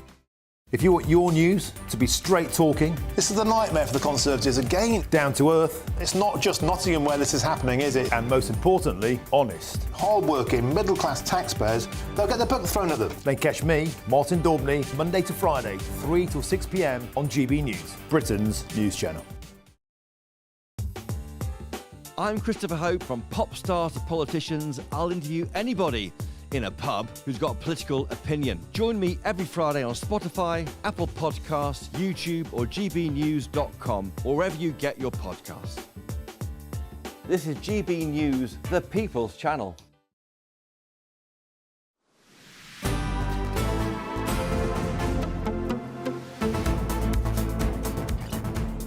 Good afternoon, Britain. It's 24 minutes past 1. Now, a damning new report has outlined the severe risk to patients in multiple NHS hospitals, with some shown to have died in corridors left in soiled clothing. Yeah, the shocking report exposes how nurses and care staff are being left to fend for themselves without basic equipment like respirators and heart monitors. Well, the Health Secretary addressing the report said the systemic issues would be addressed, but laid the blame firmly on the previous government. I will never accept or tolerate patients being treated in corridors. It is unsafe, undignified, a cruel consequence of 14 years of failure on the NHS. And I am determined to consign it to the history books. OK, well, let's speak to the NHS surgeon, Dr Matthew Pywell. Matthew, thank you very much for joining us. So who's to blame here? Why is the NHS not working? I mean, some of the conditions that patients are expected to put up with are just obscene, really. It is, and it was it was really shocking to read the report, I share the same frustration and sadness that people have reading this and experiencing this, and my heart goes out to the families and the people who are actually suffering from this level of care in our hospitals. Now, I assure you, as a doctor and as my colleagues nurses, these are not something that we aspire to treat, and this is not a way that we want to treat patients. Now, the issue is that we have not just a crisis of resources here, we have a crisis of approach. The system that we are working within is stretched because of the reactive nature of the approach rather than the preventative nature it could be. So my thinking and our thinking at Apex Medical, where I work, is really to shift focus from managing illness when it's too late and you've got all of these illnesses and those people building up with chronic conditions, to actually shifting the focus on a preventative approach that will reduce the strain on hospitals and ensure patients don't end up in corridors in the first place. So in plain English here, we're looking at a country that is too susceptible to illness, perhaps because we're too unhealthy, we're too fat, we smoke too much. Is that sort of what you're getting at? Well, obesity is one of the big issues, being at National Obesity Awareness Week, and 61% of the UK are overweight or obese, and that is a really big issue. And we know that people who are obese and overweight don't deal with medical issues as well. But we also know obesity and overweight also leads to 13 different types of cancers. It also increases the risk of dementia and heart disease. So yes, we know that these things can be prevented. We're not as fat as the Americans, to put it bluntly. And they don't seem to have a healthcare system that falls over every single winter. I think they have a very different healthcare system in the US, and it's a very completely different approach they have in the US compared to the UK. Now, that's not my expertise, not something I particularly want to go into, but all I can say is that we can see the increasing evidence that's coming out showing that preventative medicine and proactive longevity medicine can actually reduce the risk of people developing disease and reduce that burden as they get older. I mean, a lot of people are getting in touch and saying it's just because demand is just so high, because the population has increased so much so quickly, and that there's just too much demand on a system that is quite inflexible. to that. Do you think that, we always seem to blame the government when it comes to the NHS? It's always the health secretary at that moment's time. This government is blaming the past government blames the past government. All the while, more money is pumped into this system. I just wonder, are the people actually running the NHS on a day-to-day basis doing the right thing? Why aren't they preparing in advance for every winter? Because every winter there's a crisis. There's been a winter crisis, well, since I was born. Yeah. Absolutely right, and this is a question above my pay grade, and this goes to the governance within the hospital itself. But I know as a clinician, there are things that we can all do on a fundamental level to reduce our risk of developing the flu and colds. Just by certain supplementation, we can actually reduce this risk. So therefore, we're not going to be going into hospitals. But the public aren't aware of this, and it comes down to companies like ourselves that are actually out there to educate the public and teach people what you need to do to actually reduce your risk of developing a cold and flu, so you don't end up in hospital, be it in the corridor or in a bed. OK, Dr Matthew, just before you go, your top 5 tips. How should Emily and I prevent ourselves from catching some of this nasty flu that seems to be going around this winter? It's a great opportunity to answer this. So the first thing is all about your diet and lifestyle. Really watch out for the sugar intake. So when I talk about sugar intake, just keep an eye on the amount of sugar you're taking in, because all of that sugar goes into your body, causes inflammation within the body, and that essentially feeds a cold or a flu virus. So that essentially works then to propagate this. The next thing is just making sure you get yourself checked out. Have a health MOT. Once a year, we look after our cars once a year. Look after yourself once a year. Get a blood test. Get checked. Make sure that you've not got anything hidden under the surface that might well be causing you increased risk. So, for example, men over the age of 40, very likely to have low testosterone levels. That will put you at increased risk of developing cold and flu during the cold and flu season. We've talked a lot about weight optimization. So if you are in that, you two look very, very slim and very much in keeping with a normal weight, which is great, but you're in the minority in this population. And we need to really educate people to say, look, actually reducing your weight is going to reduce your chance of Matthew, Matthew, we're running out of time. Can you squeeze in 2 in just 2 words? Well, we've got 3. We've got 3 good tips there. Dr Matthew Pywell, thank you so much. Thank you very much indeed. No jammy dodgers for Tom Harwood going forward, unless you want to get the flu. This is the one day, normally on this little table we have under the desk, that you're not allowed to see. Normally, I have a whole packet of jammy dodgers. I've just got a healthy snack. Yeah, you're already... You anticipated... Hang on, I see some biscuits. I spy some biscuits. Those are for sharing. Goodness me. Well, we've got to move on now, because 2 men charged with assaulting police at Manchester Airport have appeared in court today. All comes following an alleged altercation involving police officers and members of the public in July last year. The footage, of course, went viral on social media. Yes, well, our North West reporter Sophie Reaper has the latest for us. Sophie, tell us what's happened. Well, the brothers made their first appearance here at Liverpool Magistrates Court this morning. As you said, it was a relatively short amount of time spent in that courtroom, both brothers standing one at a time in order to confirm their identity. Then Mohammed Fahir Amaz stood up and gave a non-indication of his plea on 3 charges, 2 of actual bodily harm and 1 of assaulting an emergency worker. Then his brother Mohammed Ahmad, aged 25, from Rochdale, also gave a non-indication plea on 1 count of actual bodily harm. Then the District Judge James Hatton decided that he would pass the case over to Liverpool Crown Court, and now the brothers will appear here once again on the 13th of February. Well, thank you very much indeed, Sophie Reaper, for bringing us that detail. Your North West reporter there outside the court. We'll be following that very closely indeed. Well, this is Good Afternoon Britain, and there's plenty more to come. Kemi Badenoch's speech will be live after your news bulletin.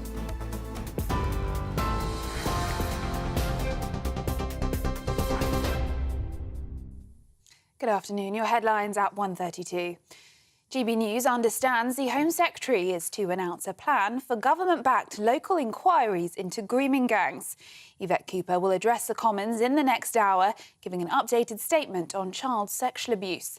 It comes after exclusive polling data reveals 73% of people want the Prime Minister to launch a national inquiry into the grooming gangs. The polling, carried out by JL Partners and Friedrichs Advisory, found that the grooming gang scandal is widely seen as a cover-up, including by Labour voters. Israel's Prime Minister Benjamin Netanyahu has delayed a vote on the Gaza ceasefire deal after accusing Hamas of a last-minute blackmail attempt. However, a senior Hamas official has appeared to push back on those claims, saying they are committed to the deal. It comes as Israel continues to strike Gaza, with medics saying at least 70 Palestinians have been killed since the agreement was announced yesterday evening. The deal, reached last night, will see the withdrawal of Israeli forces and the release of hostages held by Hamas, putting an end to 15 months of war. In other news, Sir Keir Starmer said the UK would never let up on support for Ukraine as he made his first visit to Kyiv since taking office. It comes as the mayor of Kyiv has confirmed a drone attack on the city centre during his visit. The Prime Minister has hailed a closer-than-ever relationship with the country, signing a landmark 100-year partnership deal to deepen the existing defence relationships and further military assistance to Kyiv. It comes amid concerns the US could start to wind down its support as Donald Trump returns to the White House.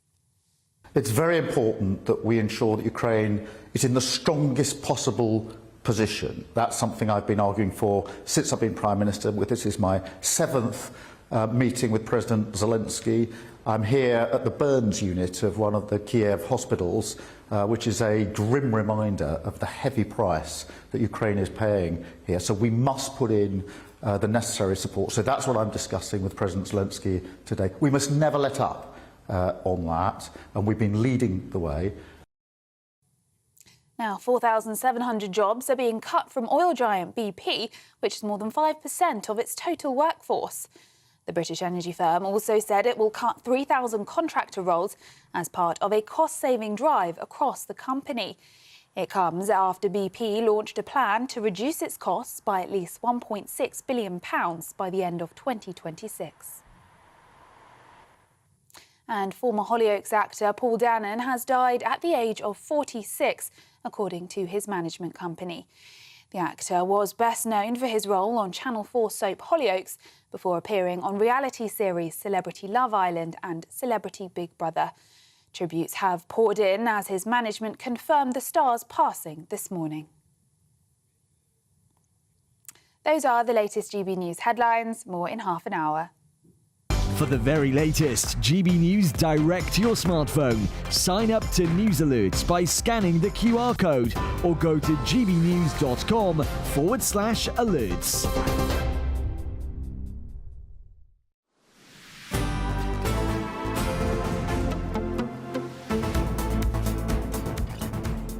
Good afternoon, Britain. You're back with me, Tom, and Emily Carver at 1:35. And Kemi Badenoch will shortly deliver her first major speech of the year. She's hoping to regain voters' trust and speak about the issues which the public really care about. There we are. The room is packed. It looks like it's taking place at Onward, which is a think tank. It is, and it's recently, the director has recently become Simon Clarke, who was a Middlesbrough MP up until the last election. He came very close to holding on to his seat, only a couple of dozen votes, but he was, previous to that, I think, Chief Secretary of the Treasury for a time, and where else was he? He was in Levelling Up, the Levelling Up Minister under Liz Truss, popular MP, but he spoke out against the leadership, didn't he? He did. He was the first to call for Rishi Sunak to stand down. Yes, brutal. Yeah. I remember he wrote a blistering piece in The Telegraph, I think it was, essentially saying Rishi Sunak was not the right person for the job. But clearly he's behind Kemi Badenoch.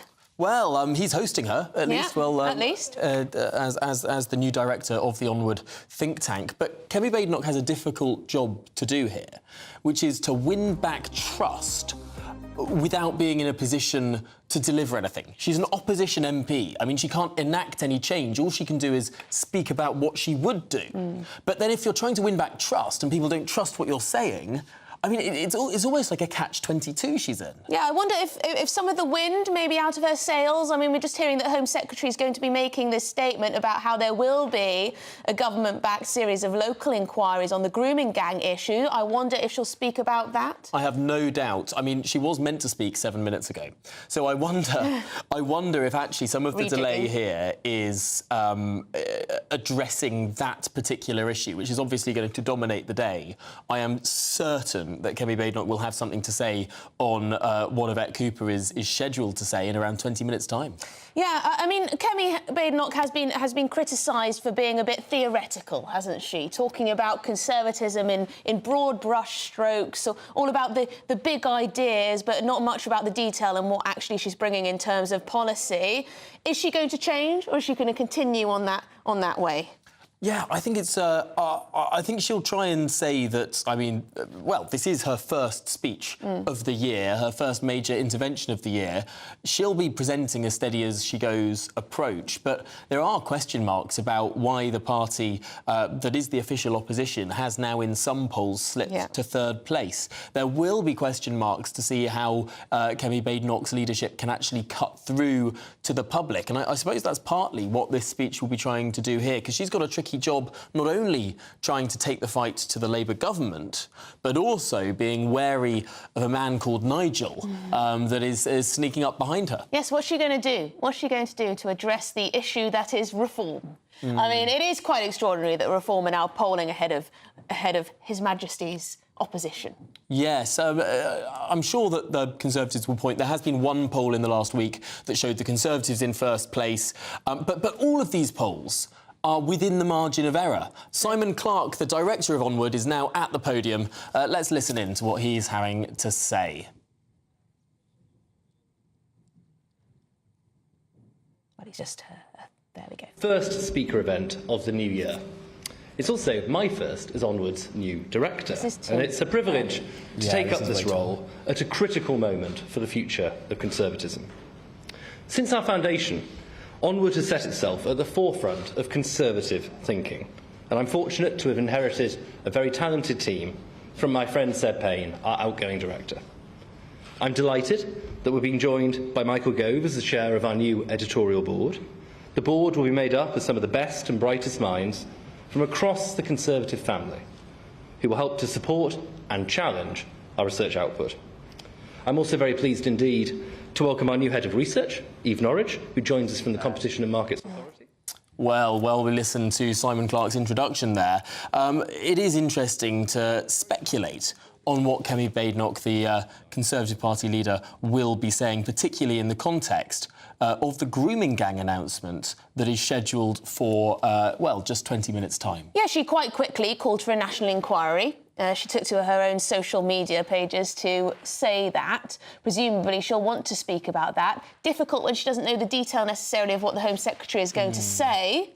Will she say, perhaps, that Yvette Cooper isn't going far enough, that there needs to be a full national inquiry rather than a series of localised ones? Will she make that pledge? Well, there's sort of two paths that she can take here. Either she can bank the win, saying, I called for a national inquiry and now one is being delivered in part.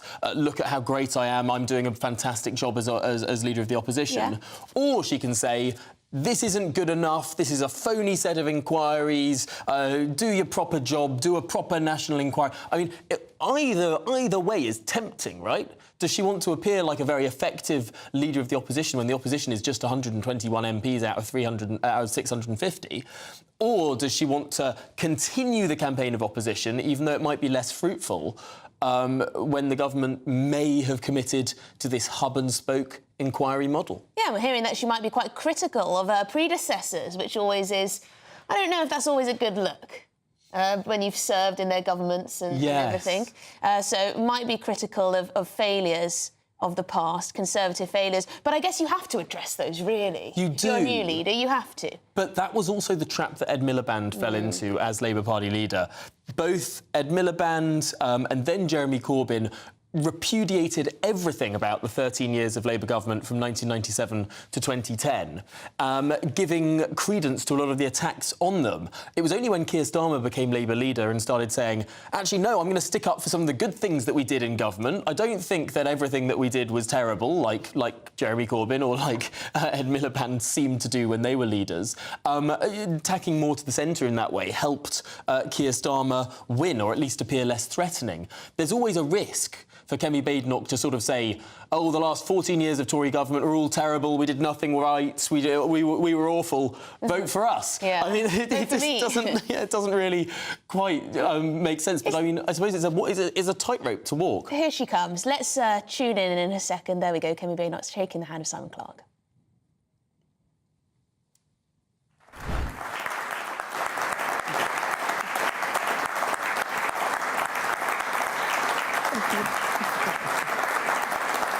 Simon, thank you for that very warm introduction. I'm absolutely delighted to be speaking at Onward's first event, especially as it is also now under new leadership.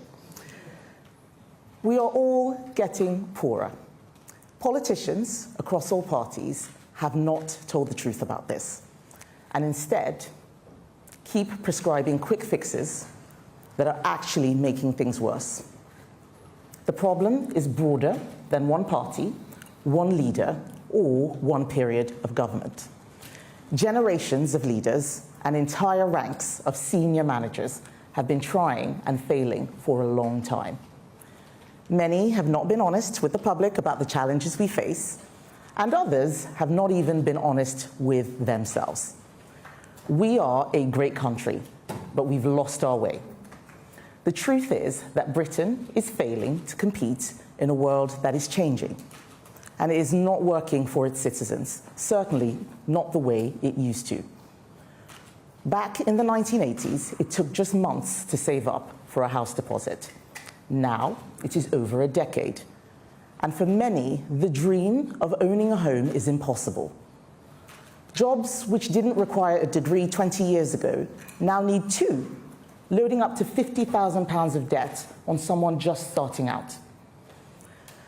One of my favourite quotes is from the economist Thomas Sowell. He says, when you want to help people, you tell them the truth. When you want to help yourself, you tell them what they want to hear. The Conservative Party is under new leadership. From now on, we are going to be telling the British people the truth, even when it is difficult to hear. The truth about the mistakes we made, the truth about the problems we face, and the truth about the actions we must take to get our country out of this mess.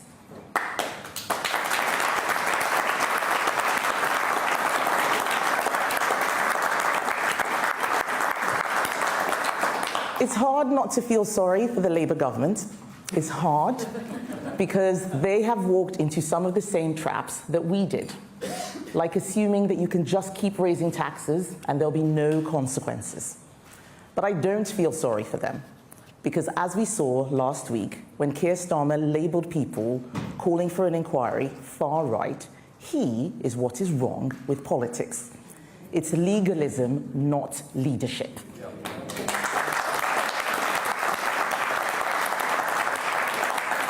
And Labour are having even worse problems than we did because they presented policy without a plan. Policies without a plan are not policies. They're just announcements. That's why Labour are struggling. It's the old cliche that failing to plan is planning to fail. Because when you haven't worked out what you're going to do in opposition, you will accept whatever you're given in government. That's why Rachel Reeves snatched winter fuel and taxed family farms. Those options were presented to us time and time again by officials, and we rejected them because they would hurt so many people for so little benefit. The Chancellor took them because she has no ideas of her own. It's the same with education. The schools bill that is going through Parliament now has one or two bits on safeguarding that may be good. The rest of it is worse than garbage. It is pure vandalism.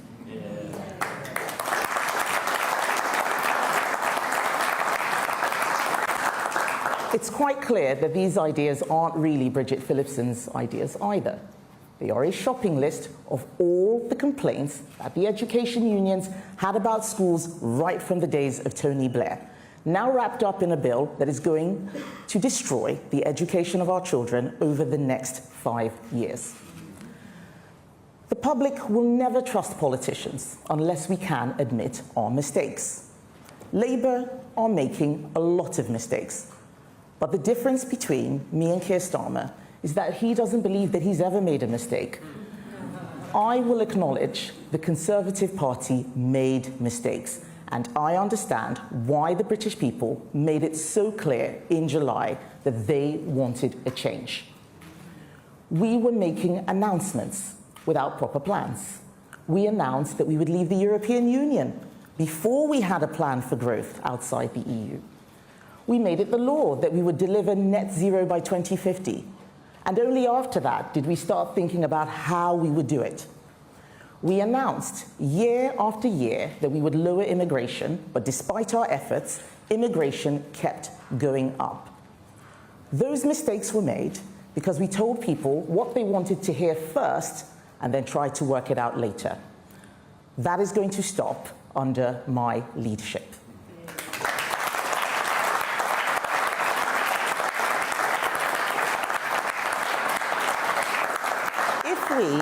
If we are going to turn our country around, we're going to have to say some things that aren't easy to hear.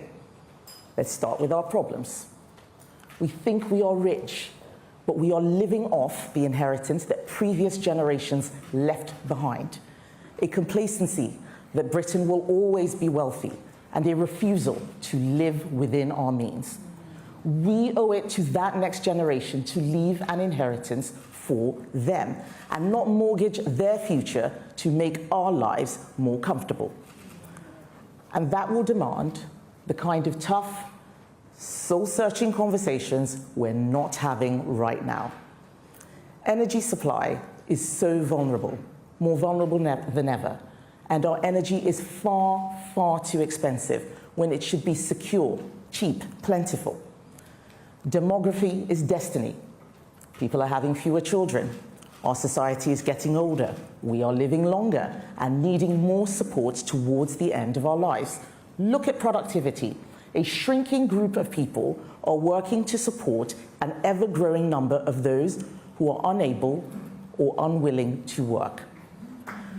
The information age means it is easier than ever for rogue governments to destabilize us and for rogue companies and countries to steal our know-how. And no ifs, no buts, we simply cannot take all the millions of people who want to come here from elsewhere. Our country is our home, it is not a hotel. If people arriving don't want to integrate into British culture, they shouldn't be here.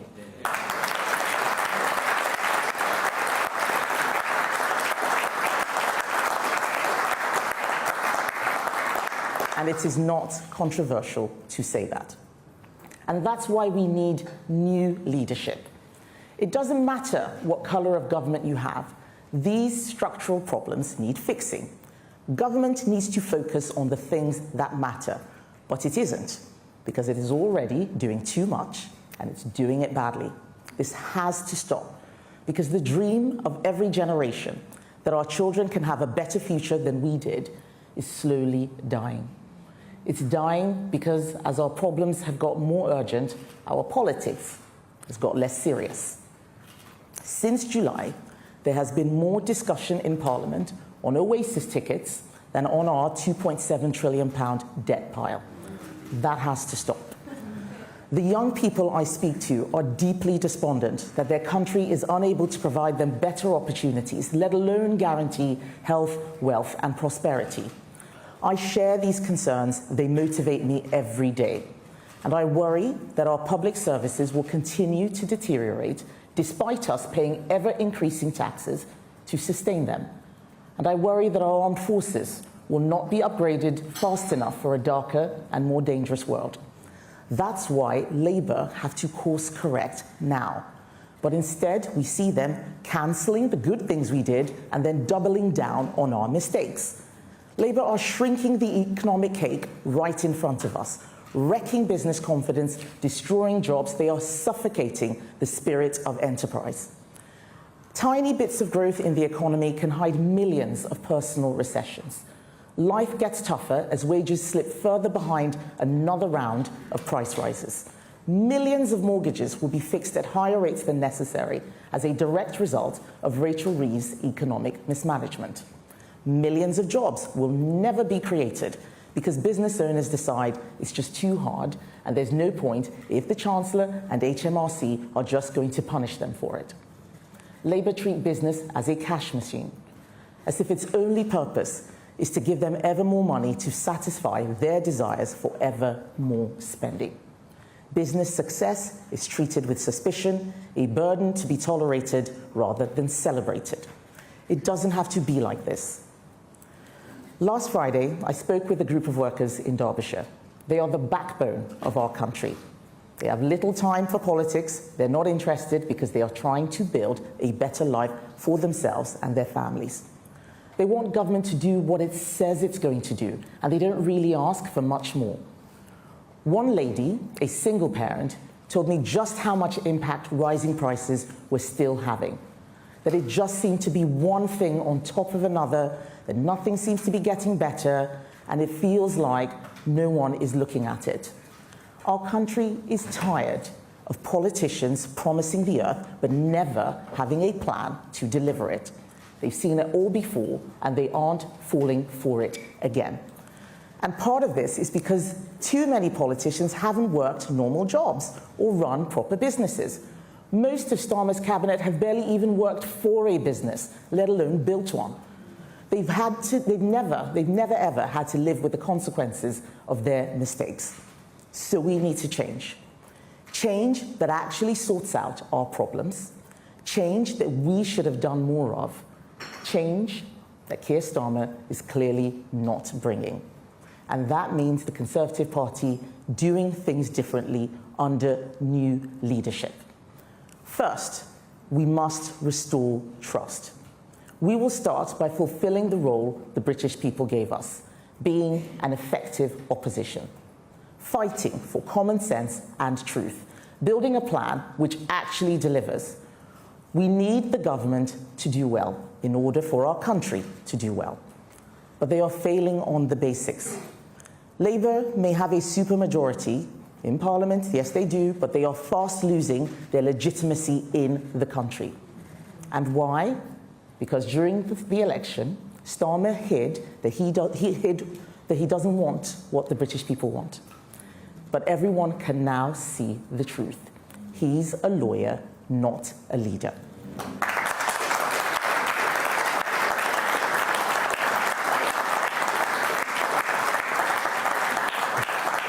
Second, we are absolutely going to keep saying what people in this country think.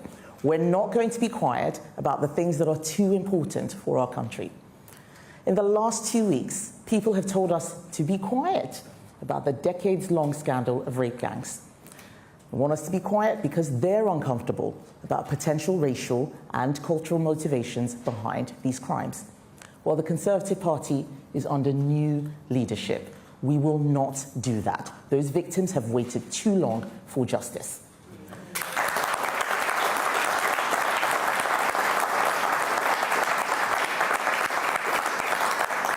Let's take the post office, another scandal that needed addressing. Hundreds of postmasters wrongfully convicted, decent lives ruined, a national scandal. We were told that it was being sorted, that ministers didn't need to get involved. And yet the system was so slow. So I made sure that victims got justice with an unprecedented law to quash the unfair convictions of sub-postmasters. Under my leadership, our party is going to be about telling it straight. We need more people in politics who will do the right thing and who will use their common sense even when they are attacked. When I was a minister, I took on extremists who were putting women and children in harm's way. They called me a transphobe. They even called me homophobic. They said I was fighting culture wars as I tried to stop young children from receiving irreversible transgender procedures without any evidential basis. That same ideology led to male rapists being put in female prisons. This was one scandal other politicians were too scared to tackle and tried to ignore. I fought and I won. We will not ignore.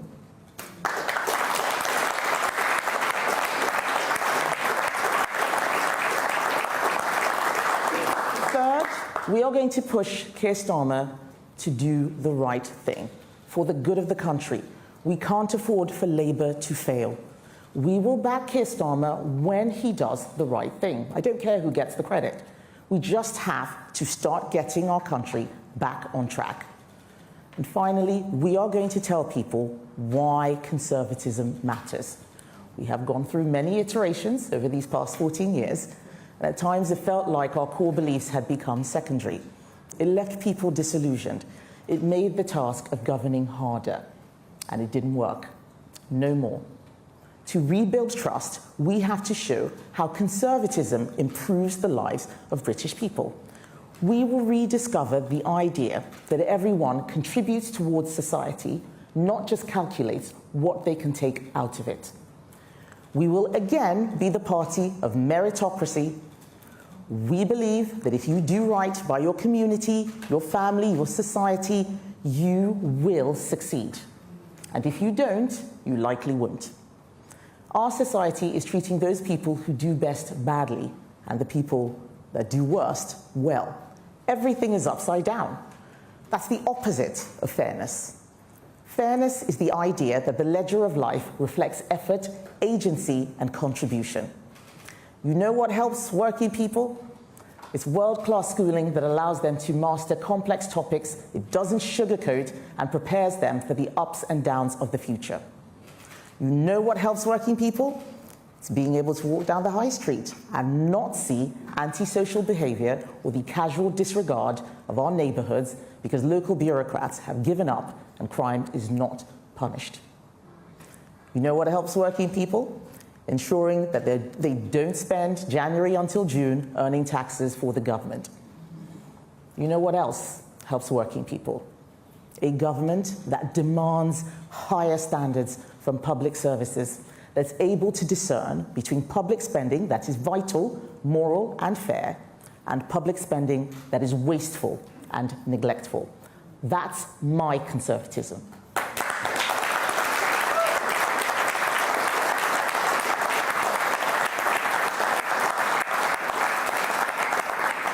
It's a conservatism which deals with the problems of today, which prepares us for the challenges of tomorrow. A conservatism which leaves a better legacy to the next generation of young people who will be around much longer, long after those in power now have left the stage. And real conservatism is intergenerational. It is guardianship. It isn't a quick buck for today. It's the guarantee that tomorrow will be better, richer, and safer. And why does this matter so much to me? It's because I know what it is like to have something and then to lose it. And I don't want Britain to lose what it has. I grew up in a poor country, and I watched my relatively wealthy family become poorer and poorer and poorer, despite working harder and harder as their money disappeared with inflation. I came back to the UK, age 16, with my father's last £100 in the hope of a better life. So I have lived with the consequences of terrible governments that destroy lives, and I never, ever want that to happen here.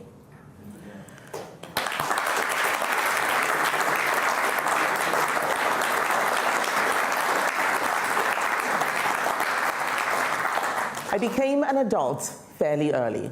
I was living as a lodger with a friend, studying part-time at an FE college to get my A-levels while working at McDonald's to pay my way. I know what it is like to feel alone. I know what it is like to have to decide between paying for food or paying for a bus fare. I did not study politics, I studied engineering, and after that, I went to night school and I got another degree. So I see politics the way most people see it, as an outsider, not having the perfect language or the perfect presentation, but wanting to fix things. I am fascinated by how to make things work, and I can see how our country is just not working for ordinary people out there.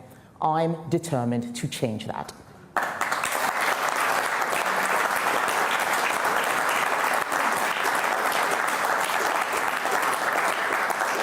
So the Conservatives are under new leadership. We are going to do things differently. And this is my message to people watching today. We need a government that supports, not punishes those who do the right thing. We need to rebuild the state to be more focused, more efficient, and more effective. We need to make our country more resilient, secure, and prosperous, where hard work is rewarded, where children can have a better life than their parents. It may not feel like it right now, but our country's best days are ahead of us. Britain is a land of opportunity, not a country to apologise for. So if you want real plans rather than announcements, join us. And if you want a better country for our children, join us. Together, we can fix the damage that Labour is inflicting. Together, we can make politics work again for the first time in a generation. The Conservative Party is changing. We are under new leadership. We are back in the service of the British people, and we are going to give you your country back.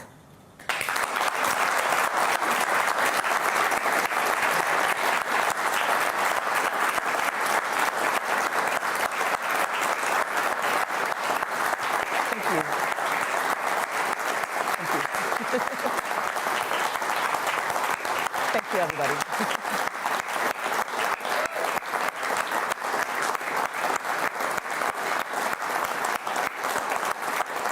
Thank you, everyone. I would now like to take some questions from the media. And I have a list here, the first being Martin Brown from the Daily Express. Thank you very much. You talk about you want to do things differently. You were part of the last government, and so what are you going to do differently about Brexit? What specifically are you going to change? And if I may, on Keir Starmer, you said that you would back him if he makes the right decisions. Will you back him if he sacks Rachel Reeves as Chancellor?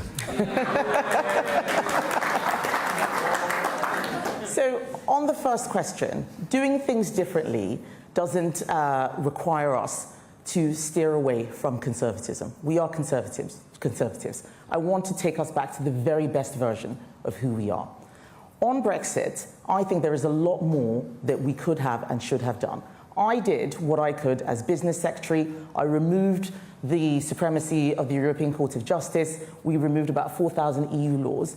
But what we need to start doing is looking at where we have competitive advantage with countries around the world and use our regulatory system to exploit that competitive advantage. What I worry about with Labour is they're looking to just copy what is already out there and just stay aligned with what the EU is doing without thinking about what is best for the UK. We have to think about what is right for our country first and then make decisions that are in the interests of the British people. That is how we will get the Brexit opportunities. And there are many opportunities in areas like tech and AI, even in farming, with novelty foods, for example. There's so much more that we can do. And so, yes, I will back Keir Starmer if he does the right thing using Brexit opportunities. If he does the right thing with Rachel Reeves, I will also support him in that. But his women problem is not my concern. I have to focus on the Conservative Party and making sure that we rebuild the trust of the British people.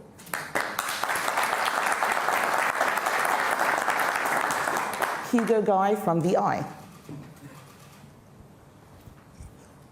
Thank you, Ms. Badenoch. Can you talk about the economic sort of troubles that the country's faced in the last couple of weeks? The economic troubles that the country's faced in the last couple of weeks. How serious a problem do you see that being for the country, and what specifically would you like to see the current government do differently to sort of take us out of that? Right. So I think that there is a fundamental misunderstanding on the part of this government, that it is not government that creates growth, it is business that creates growth. And sometimes actually government needs to get out of the way. They believe that they will create growth by telling business what to do. They've put on an enormous amount of burden with Rachel Reeves' last budget, not just with national insurance, but also with things like the family farms tax, the family business tax. And then you look at what's coming down the line. Their employment rights bill is going to be a disaster. No growth is going to come. I have been speaking to businesses since before I was leader, and what I can tell you now is that this budget has demoralized them. They are telling me that they're closing down. They are telling me they're letting people go. They are definitely not hiring. On Friday, as I said at PMQs, one business said, I don't think I'm going to be here in 4 years. I may not be here next year. That is the problem. Growth comes from business, and we need to start supporting business. Not just the big, large corporations who can often weather these things, but some of the smaller organizations, smaller businesses. We are the party, not just of big business, but small business too. We are the party of entrepreneurs. And we need to start creating policies that support those who want to start taking risks, start employing, creating businesses, because that is what is going to generate wealth for our country.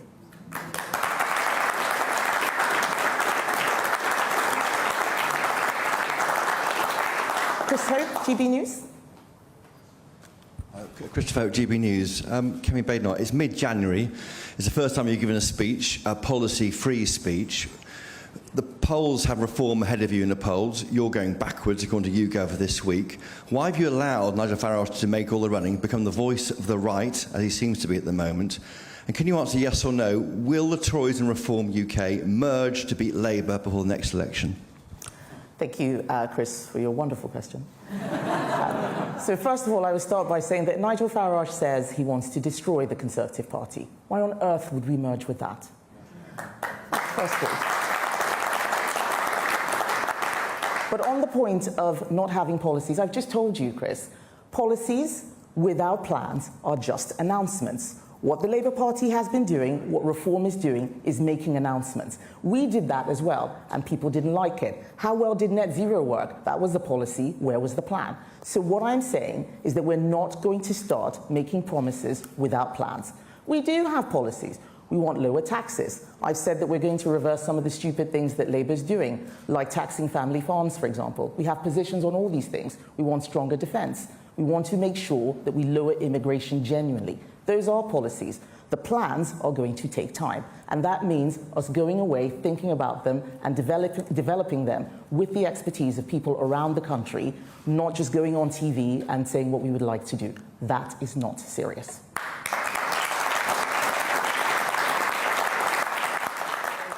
There you go, Kemi Badenoch there, delivering her first major speech of 2025.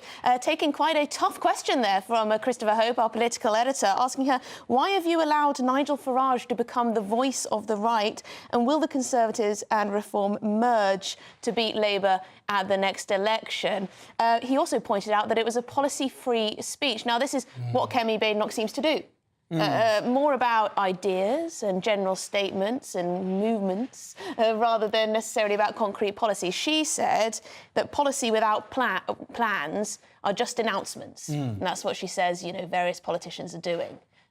Rather than thinking things through, which is what she's setting herself out as the person to do. Yeah, she said that was exactly what happened when the Conservatives were in power. You know, they'd announce something and then expect it all to happen and fit together. But because the announcements were disjointed and it was one policy this week, one policy the next week, the whole whole didn't come together. And she accuses the Labour Party of that. She says that she's saying the hard truths that the people of this country need to hear, that the debt is too high, the state is doing too much. But in the same breath, she attacks the Labour government for one of the few cuts they've actually made, the cuts to universal benefits over winter fuel.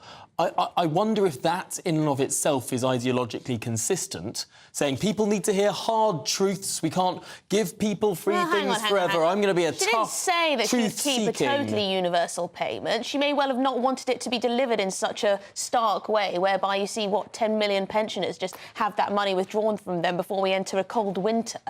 And before you say it, the state pension's not going up till April. It's hard for a political leader to say what you need in this country is a Javier Milei-style revolution. This country, she said, this country is not keeping up with the world.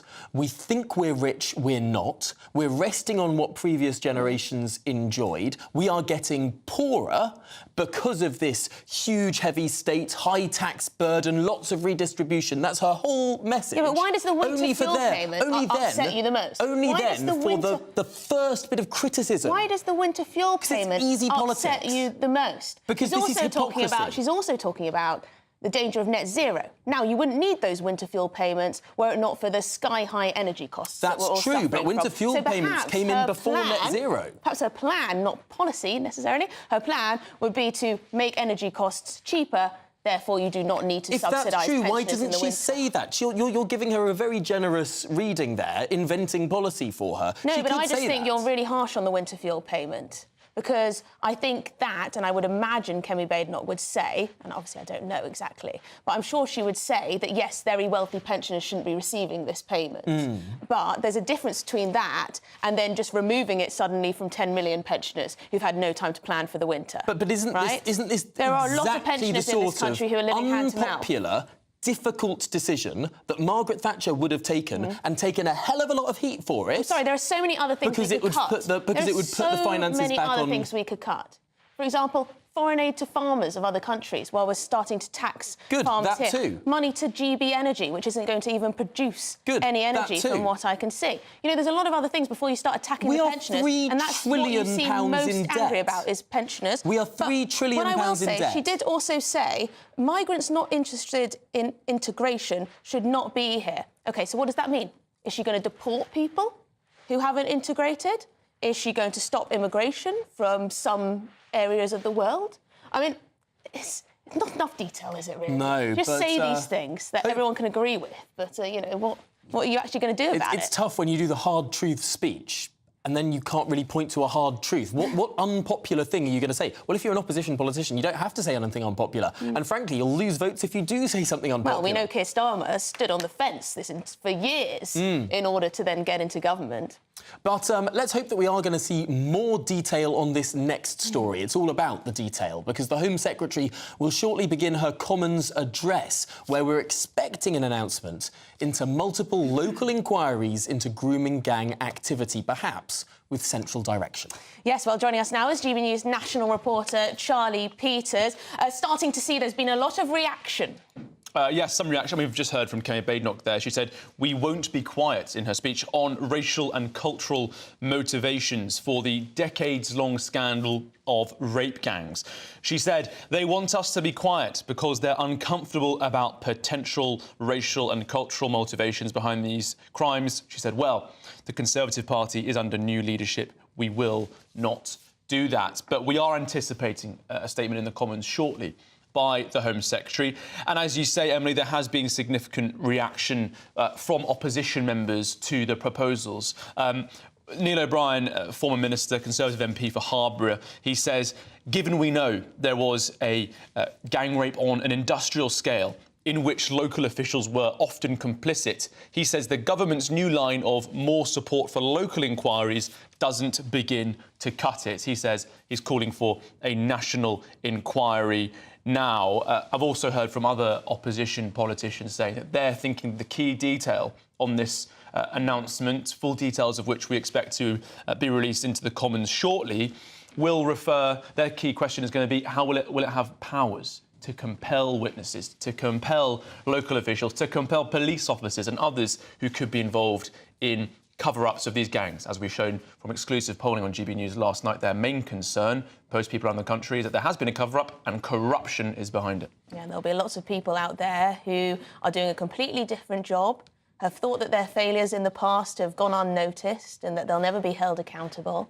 But if there is the power to compel people to give evidence, to come in, then there could be some heads that roll. Absolutely. I just want to take a step back and let's just recap what's happened in the last couple of weeks, because this is an extraordinary change, what might happen from the government shortly. This is a a huge step away from their current position, which has always been they will support local inquiries and they'll be, allowing local people to come together and organise them. There's never been an interest in the government stepping in this way, commissioning new reviews, going through potentially old cases and assessing those situations.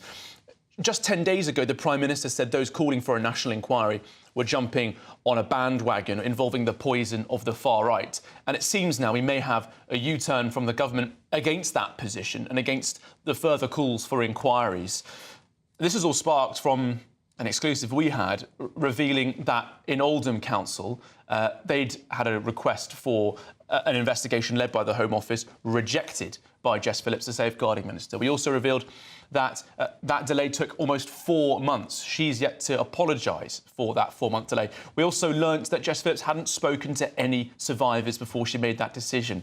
Elon Musk, the owner of X, he got involved with this. He shared our coverage dozens of times over the first week of this scandal, re-erupting, putting significant pressure on the government. They won't want to admit that the involvement of Elon Musk has had a role in this. But then, of course, the leader of the opposition, Kemi Badenoch, she shared our coverage and also said we need a national inquiry. We had that vote last Wednesday, 364 MPs voting against a national inquiry.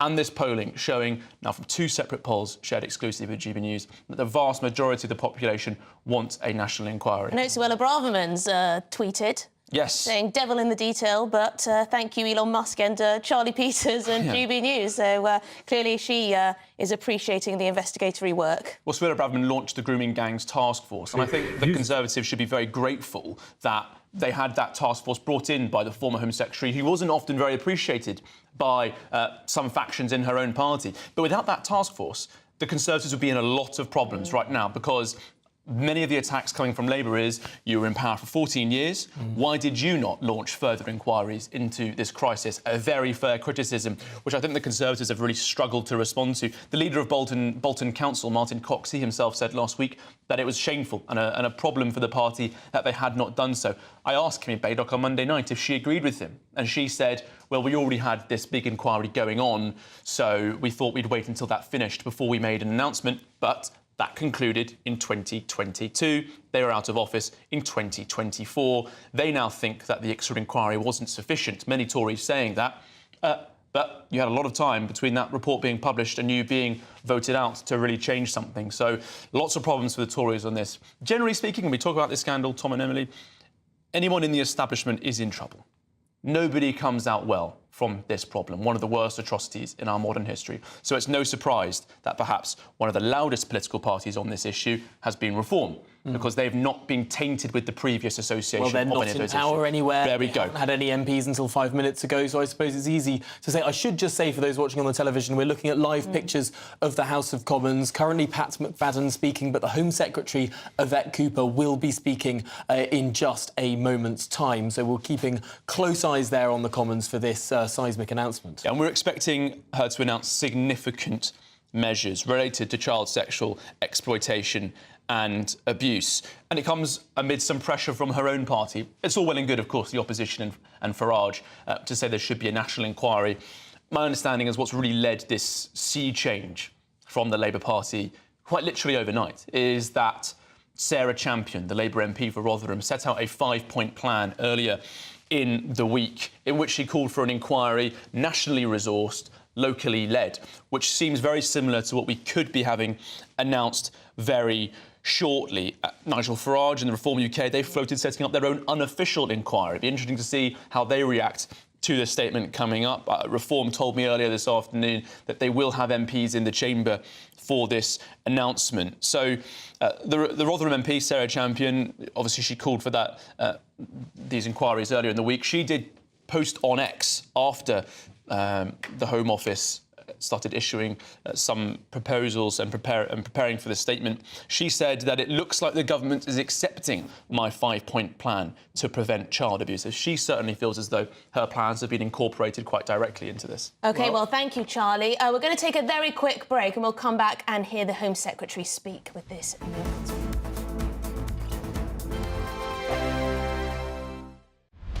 Britain's newsroom. Weekday mornings from 9:30. Mr. Motivator. He joins us now. Mr. Motivator, a very happy new year to you. Thank you so much for joining us on the show. There you are, bright and early. So how are things? How can we all kick ourselves into shape? By the end of January, most people have thrown their New Year's resolution out the window. I think what's important is that we make a change for life, and we set ourselves small goals, and as we achieve those goals, then we reward ourselves. And in other words, you want to run 10K, you don't immediately get up and go run 10K, do you? You run between 2 lampposts and walk between 20. If you're not into running, don't choose running. If you're into dancing, that's great. If you're into any kind of movement, that is the way to keep yourself active, healthy, and also maintain your independence.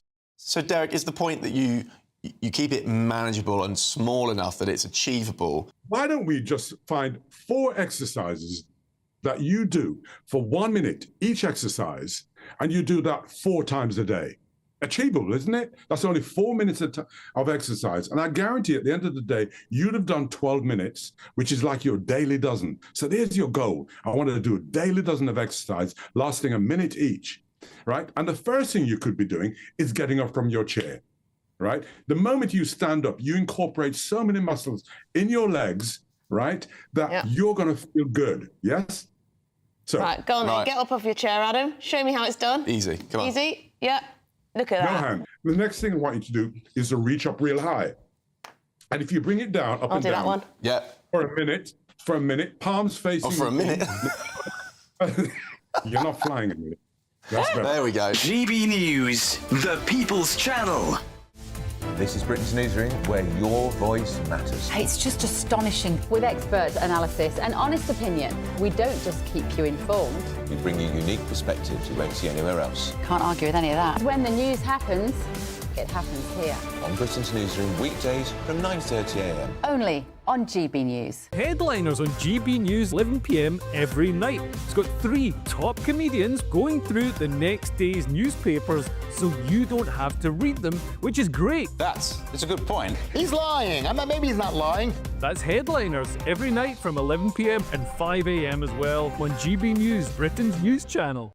If you want your news to be straight talking, This is a nightmare for the Conservatives again. down to earth, It's not just Nottingham where this is happening, is it? and most importantly, honest, Hard-working, middle-class taxpayers, they'll get the book thrown at them. then catch me, Martin Daubney, Monday to Friday, 3 till 6 p.m. on GB News, Britain's news channel.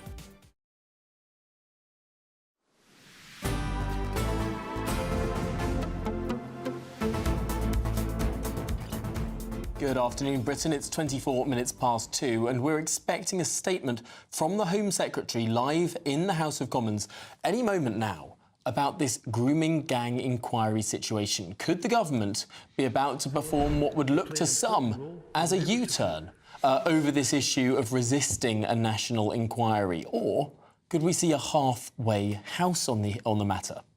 Yes, it's very interesting. Charlie Peters is here with us, our expert, our in-house expert on all of this. Tell us, what are we expecting then? Well, there's going to be an intervention here from the government on inquiries. We're expecting them to push for more local inquiries with government support. Sarah Champion, the Labour MP for Rotherham, has tweeted earlier this afternoon that the government has adopted her position, which was essentially for these local independent reviews, which we've had already, to be given new powers and national support, that all their information feeds back to a national system and they have the power to compel witnesses. I'm told by opposition MPs that's their key question today. Will it actually have powers? Because this is just more local reviews, people marking their own homework with no accountability, then it won't do the job. Another line from Kemi Badenoch. She's obviously now finished her speech, her first major speech of the year. She has been asked about this upcoming announcement of a rapid review and local inquiries. Now, Kemi Badenoch has welcomed the review, so the first sign of a link between the Conservatives and Labour on this issue after, frankly, 2 weeks of quite brutal debates and attacks. But she adds that she doesn't think that local inquiries are enough.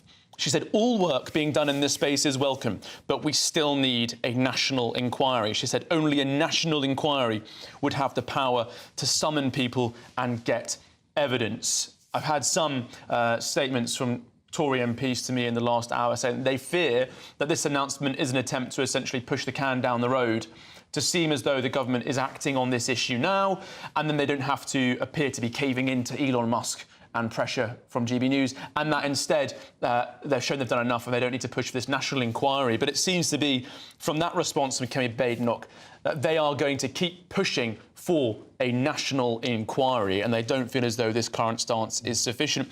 One survivor's father, Marlon, he's based in Tameside in Greater Manchester, where there's never been an inquiry into the abuse. He said, "I remain cynical as survivors and families have been dismissed by the government too many times." He added, "I'm concerned that if local councils have any power, they will continue to cover up missed opportunities and corruption.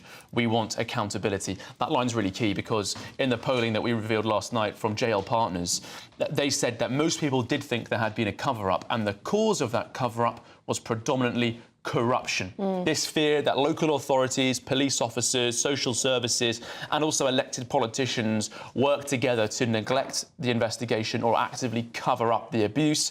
We've seen it happen before in Rotherham. The KC report exposed a lot of that.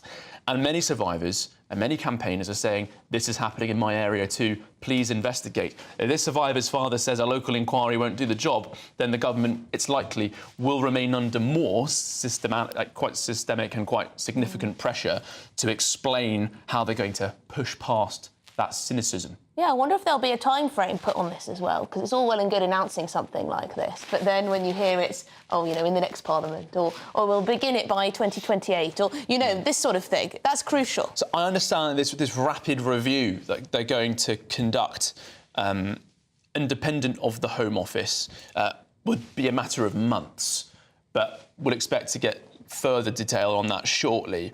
And we're also expecting announcements that will really go into what we've already seen in some of these local reviews, which is questions on the culture and the ethnicity of the perpetrators. That's one of the things demanded by Sarah Champion in her really significant intervention on Monday. She said, we need a commission that assesses the motivations behind grooming gangs. We know so much, she says, about the crime, we know it happened, but we don't know about the causes. We don't know what they have revealed.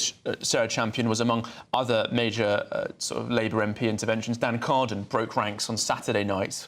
The Liverpool Walton MP, one of the safest seats in the country, I understand he did so after interacting with Blue Labour, that pressure group from within the party, and also the Rochdale MP Paul Waugh, a former journalist, Labour MP in a town which has been really blighted by this appalling abuse. And also, I think, another one of the significant interventions, Andy Burnham, the Manchester mayor, he said that he would support a limited new inquiry. By limited, I think he means focused specifically on these gangs. So we understand that the local reviews that could be introduced here will be given a budget of £10 million. And they will focus on the cultural drivers, the ethnicity of the gangs. We expect that Yvette Cooper will be asking police forces to reopen so-called cold cases relating to child sexual exploitation and abuse. And we also understand that her sort of headline, her flagship announcement will be more local inquiries into grooming gangs around the country. How many inquiries is yet to be seen because, as we've noticed so many times over the recent years, we found over 50 different towns and cities where this sort of abuse is going on. Will it be 50? Who knows? Well, we shall find out, hopefully. Charlie Peters, thank you very much indeed, our national reporter. Well, there's plenty more to come here on Good Afternoon Britain. Of course, we will be returning to the House of Commons in what we expect is around 15 to 30 minutes when the Home Secretary will be making that announcement on grooming gangs and an associated inquiry. But before then, let's move on to your latest news roundup in the bulletins.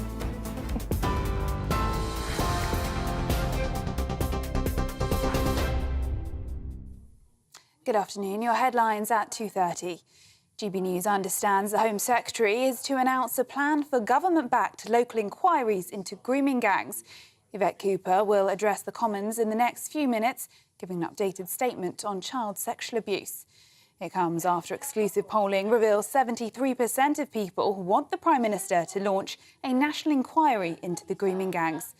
The polling, carried out by JL Partners and Friedrichs Advisory, found that the grooming gang scandal is widely seen as a cover-up, including by Labour voters. Kemi Badenoch has made her first major speech this year, admitting the Conservatives made mistakes, but promising to restore trust in her party. The Conservative leader addressed immigration concerns in Britain, saying if people don't like our culture, they shouldn't be here. And no ifs, no buts. We simply cannot take all the millions of people who want to come here from elsewhere. Our country is our home. It is not a hotel. If people arriving don't want to integrate into British culture, they shouldn't be here. Israel's Prime Minister Benjamin Netanyahu has delayed a vote on the Gaza ceasefire deal after accusing Hamas of a last-minute blackmail attempt. However, a senior Hamas official has appeared to push back on those claims, saying they are committed to the deal. It comes as Israel continues to strike Gaza, with medics saying at least 70 Palestinians have been killed since the agreement was announced. The deal, reached last night, will see the withdrawal of Israeli forces and the release of hostages held by Hamas, putting an end to 15 months of war. Now, Sir Keir Starmer said the UK would never let up on support for Ukraine as he made his first visit to Kyiv since taking office. It comes as the mayor of Kyiv has confirmed a drone attack on the city centre. The Prime Minister has hailed a closer-than-ever relationship with the country, signing a landmark 100-year partnership deal to deepen the existing defence relationships and further military assistance to Kyiv. It comes amid concerns the US could start to wind down its support as Donald Trump returns to the White House. And the Prime Minister's official spokesman has said that the Prison and Probation Service is rightly investigating as a priority after a BBC-promoted rapper reportedly glorified murdering a schoolboy. The rapper, who boasts about killing people and is promoted by the BBC, has now been revealed as the murderer of schoolboy Jimmy Misen. An investigation by the Sun newspaper discovered the rapper, named 10, is actually 35-year-old Jake Farey, who was recently released from a life sentence for the 2008 murder of 16-year-old Jimmy in South London. The Ministry of Justice last night launched an urgent probe into the killer drill rapper. It's understood his music has been showcased on BBC One Extra, with the DJ saying he really stands out. Those are the latest GB News headlines. Sam Francis will have more for you in half an hour. For the very latest GB News direct to your smartphone, sign up to News Alerts by scanning the QR code or go to gbnews.com/alerts.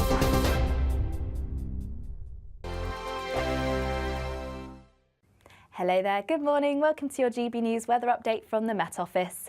Some lingering cloud across parts of the south and southeast, but further north we should see some brighter skies, and overall it is going to be a mild day for many. Largely settled as a result of a ridge of high pressure generally across central and southern parts of the UK, but perhaps seeing some thicker areas of cloud, also some rain and drizzle in the far northwest as a result of a frontal system moving here. But as I say, there should be lots of dry weather around today. Plenty of sunshine across northern parts of Wales, northern parts of England, also some sunny spells breaking through the cloud across parts of Scotland, but quite a grey and dank day on offer across parts of the south and southeast where cloud is set to linger. Overall fairly mild, but perhaps a slightly chillier day across parts of the Midlands and parts of Lincolnshire. So to end the day, we may see more areas of cloud across parts of Scotland, a few clearer spells, likely to see thicker cloud across the very far north where we could see some drizzly outbreaks at times. Quite a cloudy end to the day also across Northern Ireland, but seeing a few more clear spells across northern parts of England, northern parts of Wales. But we'll continue to see those cloudier skies across parts of the south and southeast where once again it could get quite low at times, or seeing some quite murky conditions by the time we reach the early hours of the morning. And we start to see a bit more of a southerly flow pushing more and more of that cloud across northern parts of England, northern parts of Wales too. So quite a cloudy day on offer here. Just a few breaks in the cloud perhaps overnight where it could turn a little bit chilly. Largely dry overnight, but seeing a bit more of that rain and drizzle creep into the northwest overnight too. And fairly chilly night on offer, just slightly milder across the far northwest under those drizzly skies. Now, to end the week, once again, there's going to be plenty more cloud around, saying goodbye to that sunshine across northern parts of Wales, northern parts of England. Likely to see a cloudier day on offer here, though there might be some breaks during the afternoon where we'll see some sunnier spells. Also, the rain and drizzle continuing across Scotland, and overall a cooler day, particularly across the south. The latest GB News travel. Good afternoon, I'm Alan Wright. In Lincolnshire at Colsterworth, the A1, the Great North Road, that's blocked northbound after a collision between Stamford Road and the A151. In Merseyside at Huyton, Liverpool Road, the A57, that's shut after a collision between the M57 and Bluebell Lane. In Cheshire, the M56 eastbound is queuing after a collision near junction 12 for Runcorn. Delays in West Sussex at Findon, the A24 Horsham Road, that's blocked northbound after a collision between the Findon roundabout and the Worthing turnoff. And in Somerset at Chard, the A30 is shut both ways after a collision between the North A turnoff and James Lane. You can stay up to date throughout the day by visiting our website gbnews.com.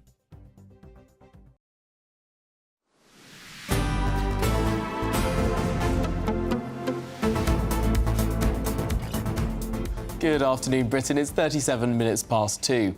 Now, the leader of His Majesty's most loyal opposition, Kemi Badenoch, has ruled out an alliance with the Reform Party, claiming that Nigel Farage wants to destroy her party. Yes, the Conservative leader also said that she would back Sir Keir Starmer removing Rachel Reeves as Chancellor, and she promised to focus on winning back public confidence. Well, joining us for what this means now and for the government is our political editor, Christopher Hope. Christopher, you were there at the speech. You got your question. What did you make of the first big speech of Kemi Badenoch this year? That's right, it's mid-January and we haven't heard yet from Kemi Badenoch until now. I think it's interesting. She's no policy in there, really. It's more of a vibe speech, a principle speech. She said the public is tired of announcements being made and no thinking behind them. The examples she used were quite interesting.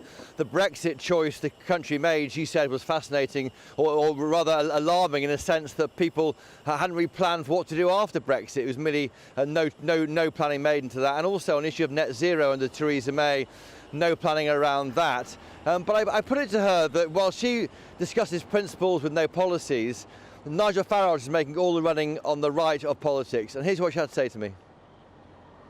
The polls have Reform ahead of you in the polls. You're going backwards, according to YouGov this week. Why have you allowed Nigel Farage to make all the running, become the voice of the right, as he seems to be at the moment? And can you answer yes or no? Will the Tories and Reform UK merge to beat Labour before the next election? Thank you, Chris, for your wonderful question. So first of all, I will start by saying that Nigel Farage says he wants to destroy the Conservative Party. Why on earth would we merge with that? Policies without plans are just announcements. What the Labour Party has been doing, what Reform is doing, is making announcements. We did that as well, and people didn't like it. How well did net zero work? That was the policy. Where was the plan? So what I'm saying is that we're not going to start making promises without plans, not just going on TV and saying what we would like to do. That is not serious. That's Kemi Badenoch in her first remarks here in public to an audience away from Parliament since the new year started. With me now is Alex Burkhardt, the Shadow Cabinet Office Minister. Alex Burkhardt, is this enough to take the fight to reform? Isn't it complacent not to try and be out there more with policies than just principles? No, absolutely not, Chris. And you just heard a terrific speech in there by the person who I think is the future of the country. Honest, brave, tough, won't run away from the difficult issues. What she's doing is setting out the space from which we're going to build policy. She said, public are sick and tired of people coming out with ideas that they haven't thought through. We got kicked out by the public, we made mistakes. We've got 4.5 years to absolutely ground ourselves with a set of ideas and plans behind them that will deliver real change for Britain. Labour Party haven't done that, and now we're seeing the consequences. It just walked in, thought it would be easy, thought everything would fall into their lap. We are not going to make the same mistake. We are absolutely getting into the tough issues, and by the time of the next election, let me tell you, we will be completely ready to turn this country around. That's a 4-year wait. By then, Nigel Farage might have amassed AMs in Wales, MSPs in Scotland. He'll have momentum. You'll be on the back foot. Aren't you risking this by not having policies? You give the head start to Reform UK under Farage. Yeah, and he might have blown up as well, Chris. So, don't take anything for granted there. Look, I'm not saying there's not going to be any policy for 4 years. I say this is a process by which we have to go out, regain the trust of the British people, listen to people about what the last government got wrong, what this government is getting wrong, and understand the things that are really affecting people's lives. Kemi spoke in there about the fact that we think we're a rich country, but we're all feeling poorer. Something has gone wrong in the way the economy is working, and Labour is making that worse. All of these taxes on businesses, all of these taxes on working people, we have to come up with an entirely new way of doing things in the same way that Margaret Thatcher did in the 70s and 80s, and that's what we're going to do. Kemi Badenoch ruled out a merger with Reform UK before the election. Do you share her confidence? If you put those two poll numbers together, you're 15 points, 20 points ahead of Labour. You're shoo-in for number 10 if you can do a deal with that man Farage. Well, Nigel Farage has said that he wants to destroy the Conservative Party, so that would be an interesting first date, wouldn't it? That's a definite no then, is it? I can't see it happening under these circumstances. And just finally, when will we be hearing the policy platform from the party? We are hearing more and more from Reform UK. People think that they've got the momentum behind them. When will we be hearing similar policies from your party? As you heard from Kemi, we are going to do things in a very orderly, sensible way. Kemi is an engineer. She believes in getting right under the skin of a problem, diagnosing it, understanding it, picking it apart and learning how to completely rebuild things. It's going to be very exciting to be part of that process. She's saying, really, trust me, isn't she? Yeah, absolutely. But the reason we should trust her is because she isn't like other politicians. Alex Burkhardt there with the defence of Kemi Badenoch. She's going to get there eventually with policies, but just a bit longer to wait for now. Well, Christopher Hope, thank you very much for bringing us that live from central London. Yes, and of course we are as well waiting for the Home Secretary, Yvette Cooper, to take to the House of Commons to deliver a speech, an announcement on this new inquiry, government-backed plan for local inquiries into the grooming gang scandal. But if you're in search of some winter sun, here is the forecast for some of the top European holiday destinations. Ready to soak up that holiday sunshine? Won't we need some cover? No worries. All sorted. All Clear Travel Insurance sponsors GB News Travel Destinations Forecast. It's been an unsettled week across parts of the Mediterranean, and there's some further very wet and windy weather to come for some places, especially around Sardinia, towards Italy and Greece. Also Algeria and Tunisia having some very heavy thunderstorms. Some places could see rainfall totals building up in excess of 300 millimetres with strong winds and even some hill snow to go with it. Away from this though, a lot of relatively fine, often sunny and quite warm weather too. Bye-bye. All Clear Travel Insurance sponsors GB News Travel Destinations Forecast. Well, do stay with us here on Good Afternoon Britain. Coming up, it's Yvette Cooper's speech to the House of Commons. Will she announce that grooming gang inquiry we've been waiting for?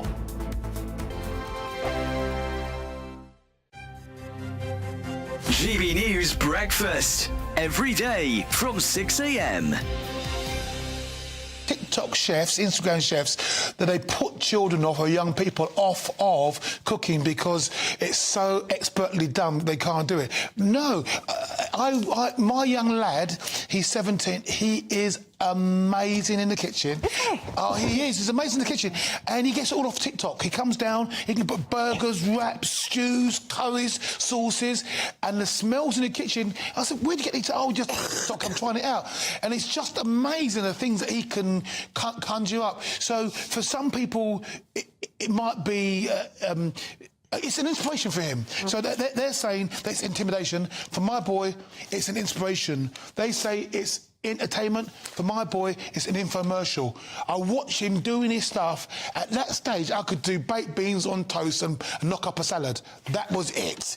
But my boy can do all sorts of stuff. It makes it accessible as well, doesn't it? Because lots of people say, like, you need an education to be in the kitchen, or you need to go find yourself loads of cookbooks. But you don't. No. You go on your phone now. Well, I mean, like, all the spices, sesame oil. I mean, I'm amazed at the stuff that he does. So it's encouraging. All you just need is a kitchen well-stocked and have a go. And understand that failure is actually the route to learning. I mean, he's made mistakes, he's stuck stuff in the bin, but that young man, I am amazed at some of the stuff he does. I don't mind cooking at all. It's cleaning up that I have the problem with. Dawn, let's talk about sex. Can I just say there are things called restaurants, by the way? Just put that one. My hell, I don't even know where the kitchen is. OK. GB News, the People's Channel.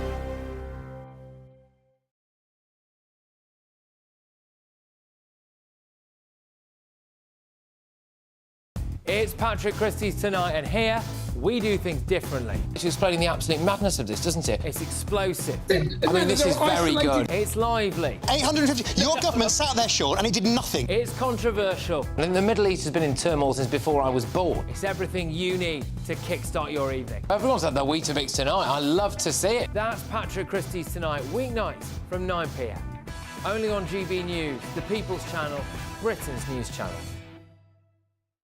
Hi, I'm Michelle Dewberry, and my show is your opportunity to cut through all the noise and dive in headfirst to some robust debates. Ideas clash. Situation, no, isn't it? Because the failure is... You're deliberately avoiding my point. Nothing's held back. And if you think this is the end of it, wait for more. And we do not shy away from the difficult stuff. Sometimes I want to shake people and say, if only you understood. So join me on Dubes & Co. weeknights at 6 p.m, only on GB News, Britain's news channel.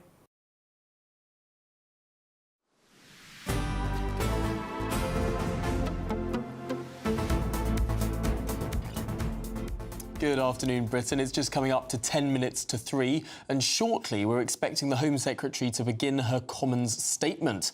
That's after she announced multiple local inquiries into grooming gang activity. We're expecting a coordinated statement on local inquiries. So, yes, we'll have one eye on the House of Commons as we wait. But joining us now is the former Attorney General for England and Wales, Sir Michael Ellis. Thank you very much indeed for coming into the studio. So we're waiting for the Home Secretary, Yvette Cooper. We have an idea that she's going to be announcing some kind of government-backed series of local inquiries. Is that what people have been asking for?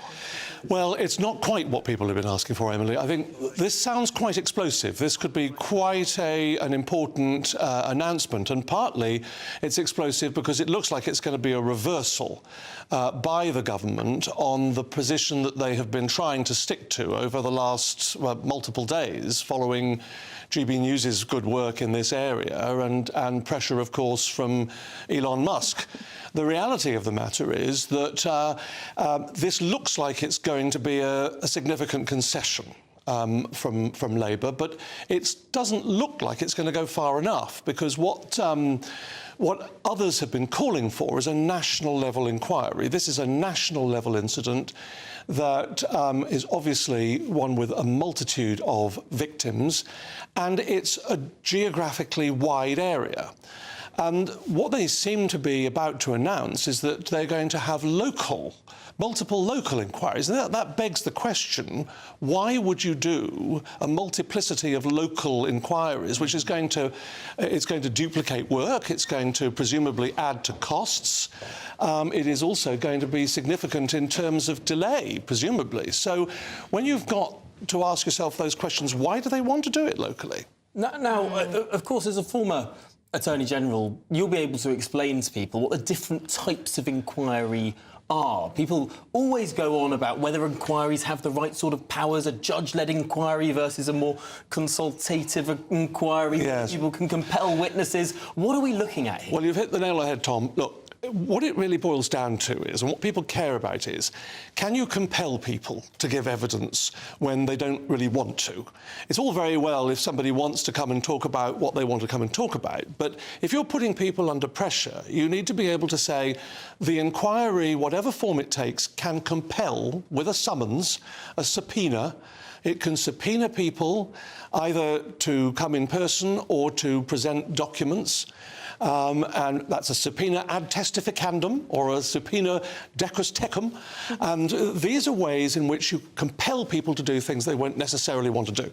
The truth of the matter is, if it doesn't have that power, it's not going to be an effective, strong inquiry, because people will just say, thanks very much, but I'm not coming. Now, this might be a moment to bring in Charlie Peters, our national reporter, because, Charlie, one of the issues with the local inquiries that we saw before is they didn't have that sort of power. They couldn't compel those witnesses. That's right. So many survivors I've spoken to from towns where there have been these inquiries say they're grateful they got some truth, but they've never had justice. Nobody in Rotherham has ever been fired or prosecuted for these grave failings. In fact, many of the survivors and campaigners from Rotherham say that the reports into police failings in particular were a cover-up. Operation Linden, the IOPC review into failures by South Yorkshire Police, the sternest punishment that was dished out was a written warning. Failings there included police officers witnessing girls being abused and doing nothing. In other cases, one girl, it was said, was handed over from a police officer to her abuser after being kidnapped. The failings there are so extraordinary, and there are also many allegations of corruption that haven't fully been investigated, I believe. And it's no surprise with that in mind that last night our polling showed that most people not only believe that there was a cover-up, but that the main issue of the cover-up wasn't political correctness, but corruption. I mean, Sir Michael Ellis, it is quite extraordinary that nobody in Rotherham has been punished, lost their job even, one strongly worded letter. Well, this is the worry, and this is the suspicion, as Charlie is alluding to, about if you're going to do it locally, these are often Labour-controlled areas with Labour councils, and why are you focusing on local inquiry? Is it to try and keep control of it?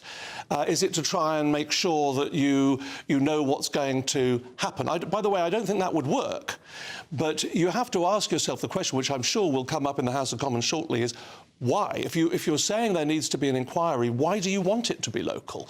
It should be a national inquiry, and I think I'm sceptical about it being anything other than a national inquiry, as your polling has shown people want. We've seen many inquiries in recent years. We saw, of course, an inquiry into child sexual exploitation more broadly, lasted 7 years. A slightly different sort of inquiry to one that people are proposing now. I mean, these things can often be very expensive. Yes. Can pay lawyers a lot of money. That's right. And at the end of it, very often people feel like they don't get justice. How can an inquiry be effective versus one that might be less satisfactory? Well, it's a very good point, and some of these inquiries have run away with themselves, and they have cost vast sums, multiple tens of millions, and taken multiple years. But there are ways of controlling that, and you can set limits on the inquiry. You can, as the government of the day, you can say it's got to report within X amount of time and it's got to keep within X amount of budget. But these are surmountable problems if you wish to address them.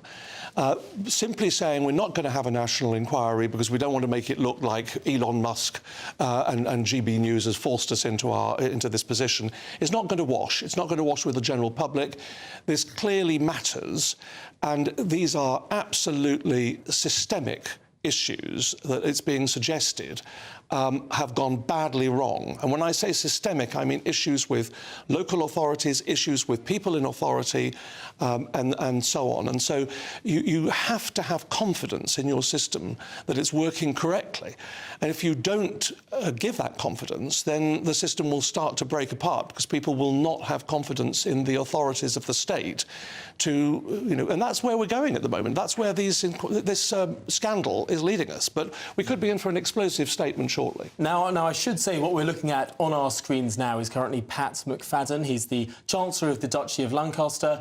He is in charge of the Cabinet Office, and this is currently a statement in the House of Commons on the COVID inquiry. We're expecting Yvette Cooper to stand up very shortly. She is actually on the front bench. We can't see it in this picture, but she is sitting there next to Pat McFadden. I can tell you that.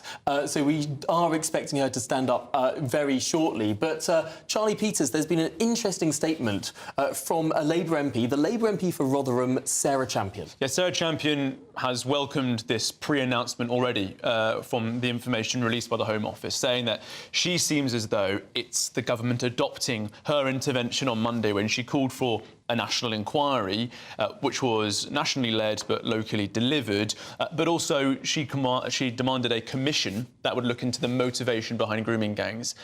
Many people involved in not just covering this scandal, but also really campaigning on it, have said that there's never been proper academic research, government-led research into this scandal. Sajid Javid announced a Home Office report that looked into it. It was announced after he'd left that office, and many campaigners thought that that was a whitewash because it didn't properly gather any data.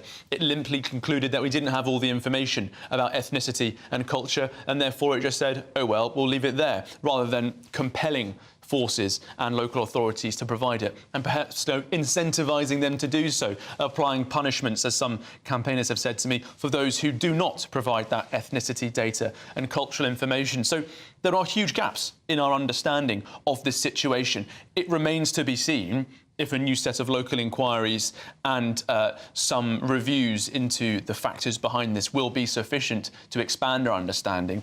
We're expecting a handful of local inquiries to be announced, but we've found over 50 different towns and cities where this atrocity has taken place. OK, well, we're anticipating that Yvette Cooper will stand up very shortly. But, Sir Michael Ellis, do you think that perhaps the Labour leadership was slightly taken aback, surprised by the strength of feeling on this issue? Well, if they were, Emily, they shouldn't have been, because it is quite obvious that this is something that has resonated with not just the British people, but actually around the world. I mean, this has been extremely damaging to this country's international reputation. Any country can have a scandal, and most countries do, but it's how the state, it's how the system then copes and deals with those scandals. And when you've got arms of the state that do not appear to have functioned as they should have done, then that is extremely damaging for our reputation. And so any government has to be alive to that fact and to act accordingly. And it shouldn't take, because there is obviously, the pressure of information coming from various quarters, some of it always not necessarily accurate. But the government of the day has to protect this country's reputation, and it's incumbent, I think, it's absolutely incumbent that a proper inquiry, and they seem to have belatedly come to that conclusion that an inquiry needs to take place, which they didn't seem to be accepting, until a few hours ago. But it's not going to be enough, in my view, to say that this should just be locally led by a few councils, because it beggars the million-dollar question, why? What are you trying to do? Well, we can see there's significant movement in the House of Commons. We're anticipating Yvette Cooper will stand up in a second. Charlie Peters, sorry if we interrupt you, but do go ahead. Got a quick statement here from Chris Philp, the Shadow Secretary of State. He said that the government's upcoming announcement is totally inadequate. He said up to 50 towns are affected, but they're looking at an announcement of just 5. What about the rest? Don't they matter? He also said the lack of these powers to investigate properly is why the chairs of the Manchester inquiry resigned last year. That was a GBNews exclusive. He then goes on. Victims, the public and even Labour Mayor Andy Burnham want a full national public inquiry with the powers needed to compel evidence. So do I. He says that it appears that these local inquiries that are set to be announced won't have the legal powers under the Inquiry Act Charlie, 2005. Sorry, Yvette Cooper is on her feet. Let's listen in. Actions this government is taking forward to tackle the terrible crimes of child sexual exploitation and abuse, including mandatory reporting, a new victims and survivors panel, an overhaul of data and police performance requirements, tougher sentences for perpetrators and support for local inquiries, including in Oldham.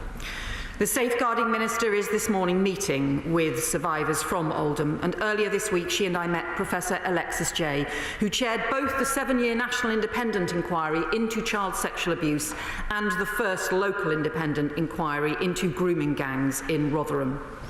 Professor Jay's strongest message to us was that the survivors who bravely testified to terrible crimes committed against them must not be left to feel that their efforts were in vain, because despite all the inquiries, no one listened and nothing was done.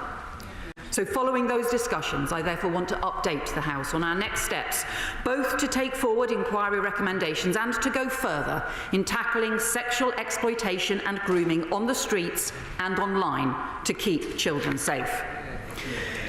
The Independent National Inquiry into Child Sexual Abuse completed its final report in 2022. It took 7 years, heard 7,000 personal testimonies and considered 2 million pages of evidence. They were devastating accounts of brutal rapes, sexual violence, humiliation, trauma, betrayal of vulnerable children by those charged with protecting them, and people in positions of power who shamefully put the reputation of institutions before the protection of children. The inquiry included separate detailed reports on organised child abuse in residential homes and schools, abuse and cover-ups in the Catholic and Anglican churches, and a 2-year inquiry published in February 2022 into child sexual exploitation by organised networks and grooming gangs, which itself examined over 400 recommendations made by previous inquiries and serious case reviews, as well as taking further evidence of its own. And there have been further reports since then, including on Telford and on police performance. But despite all those national inquiries, reports and hundreds of recommendations, far too little action has been taken, and shamefully little progress has been made. That has to change. So before Easter, the government will lay out a clear timetable for taking forward the 20 recommendations from the final ICSA inquiry report. 4 of those are specifically for the Home Office, and I can confirm we have accepted them in full, including on disclosure and barring, and work on these is already underway. A cross-government ministerial group is considering and working through remaining recommendations, and that group will be supported by our new Victims and Survivors panel. In addition, I can confirm today that the government will implement all the remaining recommendations in the Child Abuse Inquiry's separate standalone report on grooming gangs from February 22, including updating key department education guidance. So let me turn to the areas where we need to go further. As I said last week, the most important task should be to increase police investigations into these horrific crimes and get abusers behind bars. We will introduce stronger sentences for child grooming, making it an aggravating factor to organise abuse and exploitation. And I can announce new action today to help victims get more investigations and prosecutions underway. I'm extending the remit of the Independent Child Sexual Abuse Review Panel, so it covers not just historic cases before 2013, but all cases since, so that any victim of abuse have the right to seek an independent review without having to go back to the local institutions who decided not to proceed with their case. I'm writing today to the National Police Chiefs Council to ask all Chief Constables to look again at historic gang exploitation cases where no further action was taken, and to work with the Police Child Sexual Exploitation Task Force to pursue new lines of inquiry and reopen investigations where appropriate. And these new measures will be backed by £2 million additional funding for the task force and the panel. And all police forces will be expected to implement the 2023 recommendations from His Majesty's Inspectorate, including producing problem profiles on the nature of grooming gangs in their area, and I have asked the Inspectorate to review progress this year. But as well as reviewing past cases, we also need much stronger action to uncover the full scale and nature of these awful crimes. The Child Sexual Exploitation Police Task Force, led by the National Police Chiefs Council, has estimated that out of the 115,000 child sexual abuse offences recorded by the police in 2023, around 4,000 involved more than one perpetrator. Of those, they identify around 1,100 that involved abuse within the family, over 300 involving abuse in institutions, and they identified 717 reported cases of group or gang-related child sexual exploitation. But we know the vast majority of abuse goes unreported, so we expect all of those figures to be a significant underestimate. The task force reports there are currently 127 major police investigations underway on child sexual exploitation and gang grooming across 29 different police forces. Many major investigations have involved Pakistani heritage gangs, and the police task force evidence also shows exploitation and abuse taking place across many different communities and ethnicities. But the data on ethnicity of both perpetrators and victims is still inadequate. As I said last week, we will overhaul the data we expect local areas to collect as part of a new performance management framework. But I've also asked the Child Sexual Exploitation Task Force to immediately expand the ethnicity data it collects and publishes, gathering data from the end of the investigation when a fuller picture is available, not just from the beginning when suspects may not yet have been identified. But in order to go much further, I have asked Baroness Louise Casey to oversee a rapid audit of the current scale and nature of gang-based exploitation across the country and to make recommendations on the further work that is needed. The specific 2022 ICSA report, Child Sexual Independent Inquiry report on gang exploitation concluded that an accurate picture of the prevalence of child sexual exploitation could not be gleaned from the data and evidence it had available. So this audit will seek to fill that gap. It will look at further evidence that was not previously available, including that collected by the Police Task Force and including the new problem profiles compiled by police forces, and it will include an equivalent audit of child protection referrals. It will properly examine ethnicity data and the demographics of the gangs involved and their victims, and will look at the cultural and societal drivers for this type of offending, including amongst different ethnic groups. And it will make recommendations about further analysis, investigations and actions that are needed to address current and historic failures. Baroness Louise Casey was the author of the No Holds Barred 2015 report into child sexual exploitation in Rotherham, and I have therefore asked her to oversee this rapid 3-month audit ahead of the launch of the Independent Commission into Adult Social Care. In many areas across the country, the focus must now be on further police investigations and implementing recommendations to improve services. But we will also provide stronger national backing for local inquiries where they are needed to get truth and justice for victims and survivors. The Prime Minister and I both met last week with survivors from Telford, who had enormous praise for the way that local inquiry was conducted after there had been failings over very many years. And that inquiry led to tangible change, including piloting the introduction of CCTV in taxis, appointing child sexual exploitation experts in local secondary schools. And as we've seen, effective local inquiries can delve into far more local detail and deliver more locally relevant answers and change than a lengthy nationwide inquiry can provide. So Tom Crowther, KC, chair of the Telford inquiry, has agreed to work with the government to develop a new framework for victim-centred, locally led inquiries where they are needed, and as a first step, to work with Oldham Council and up to 4 other pilot areas. That will also include support for local authorities who want to explore other ways to support victims, including local panels or drawing on the experience of the Independent Inquiry Truth Project. And, Madam Deputy Speaker, the government is already drawing up a duty of candour as part of the long-awaited Hillsborough Law. So we will also work with mayors and local councils to now bolster the accountability mechanisms that can support and follow up local inquiries to ensure that those who are complicit in cover-ups or to try to resist scrutiny are always robustly held to account and truth and justice are never denied. This new package of national support for local inquiries will be backed by £5 million of additional funding to get further local work off the ground, because at every level, getting justice for victims and protecting children is a responsibility we all share. And finally, Madam Deputy Speaker, we cannot ignore the way in which child exploitation is changing as offenders exploit new technology to target and groom children, and we should all be deeply worried about the pace and growth of exploitation that begins online.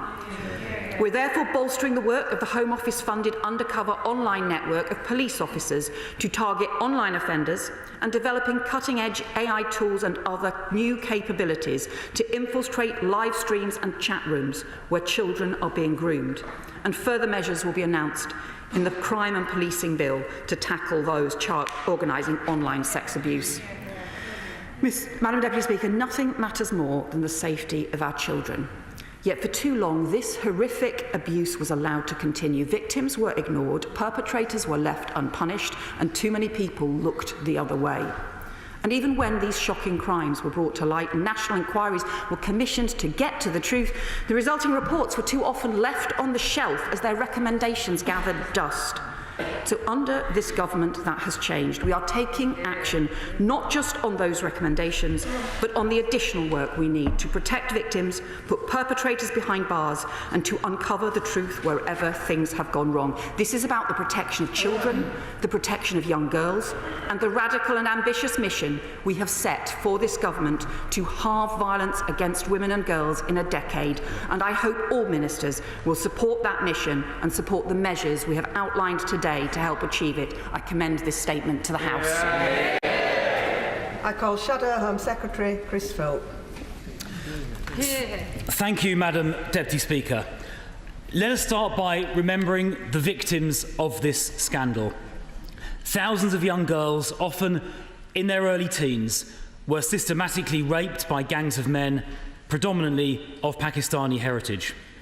Those in positions of authority, the police, local councils, the CPS, ignored them, and in some cases even covered up these horrendous crimes because of absurd concerns about so-called cultural sensitivity. 10 days ago, the Prime Minister compounded this by saying it was a far-right bandwagon to raise these issues and call for a proper inquiry. Let me say this, it is not far-right to stand up for rape victims, and smearing those who raise this issue is exactly what led to the victims. Order, order. The Shadow Home Secretary will be heard. Shadow Home Secretary. Smearing those who raise this is exactly what led to the victims being ignored and the crimes covered up in the first place. So will the Home Secretary apologise on behalf of the Prime Minister for his language last week? Now, Madam Deputy Speaker, it is not true to say that the previous government did nothing following the ICSA report. The last government set up the Grooming Gang Task Force following the ICSA report, which led to 550 arrests of perpetrators in the first year alone, and I'm glad the new government is continuing that work. In April 2023, the data collection on the ethnicity of perpetrators was initiated, but the initial publication of that, I think last November, showed the collection is incomplete. So will the Home Secretary ensure the police follow through on the work initiated in April 2023 and ensure the data is collected more comprehensively? And the mandatory reporting recommendation was introduced as an amendment to the Criminal Justice Bill, which fell due to the early election. And I'm glad the government say they will now pick that up and take it forwards. But, Madam Deputy Speaker, previous reports and reviews did not go far enough. The ICSA report itself was mainly not about these rape gangs. In fact, it barely touched on the issue and only looked at 6 towns. We now believe as many as 50 towns could have been affected, so ICSA barely scratched the surface. Now, the Home Secretary just announced government support for only 5 local inquiries. Let me say this is wholly inadequate when we know up to 50 towns are affected. So I have some serious questions for the Home Secretary. Firstly, how are the other 40-plus towns supposed to get answers to the questions that they have? And these initial 5 towns, how will they be chosen? And secondly, the Home Secretary said nothing in her statement about the powers these local inquiries will have. It seems they will not be statutory inquiries under the 2005 Act. That means these local inquiries will not have the power to compel witnesses to attend or to take evidence under oath or to requisition written evidence. So if that's the case, how can they possibly get to the truth when faced with cover-ups? In fact, it was precisely that problem, the lack of powers, that led the chairs of the Manchester local inquiry to reportedly resign last year because they weren't given the information they needed by public authorities and they didn't have the powers required to force its release, and so they resigned. These powers are needed, the legal powers, because these crimes were deliberately covered up in some cases. We heard just a week or two ago from the former Labour MP for Rochdale, Simon Danchuk, who said that the then chair of the Parliamentary Labour Party told him not to raise these issues for fear of losing Muslim votes. Truly appalling. Now, not a single person has been convicted for covering up or ignoring these crimes. In my view, the criminal offence of misconduct in public office might apply. And moreover, those vile perpetrators who can be deported should be, every single one of them, changing the law if needed to do it and using visa sanctions with countries like Pakistan to ensure they accept back eligible perpetrators. So, Madam Deputy Speaker, what the Home Secretary has announced today is totally inadequate. It will only cover a fraction of the towns affected, and it appears these inquiries will not have the legal powers they need. That is why we need a proper, full, national public inquiry covering the whole country and with the powers under the Inquiry Act needed to obtain the evidence required. And it's not just me that thinks that. In the last week or two, the Labour MPs for Rotherham and Liverpool-Walton have called for a full national inquiry, as has Andy Burnham, the Labour Mayor of Greater Manchester. And I commend those members and Andy Burnham for their courage in speaking out. Recent polling shows the vast majority of the public want a full national public inquiry, including 73% of Labour voters. But most importantly and finally, so do victims. Jane was groomed and abused at the age of just 12. She was gang raped repeatedly. She told the police and she told her social worker. At one point, the police even found her being abused by an illegal immigrant.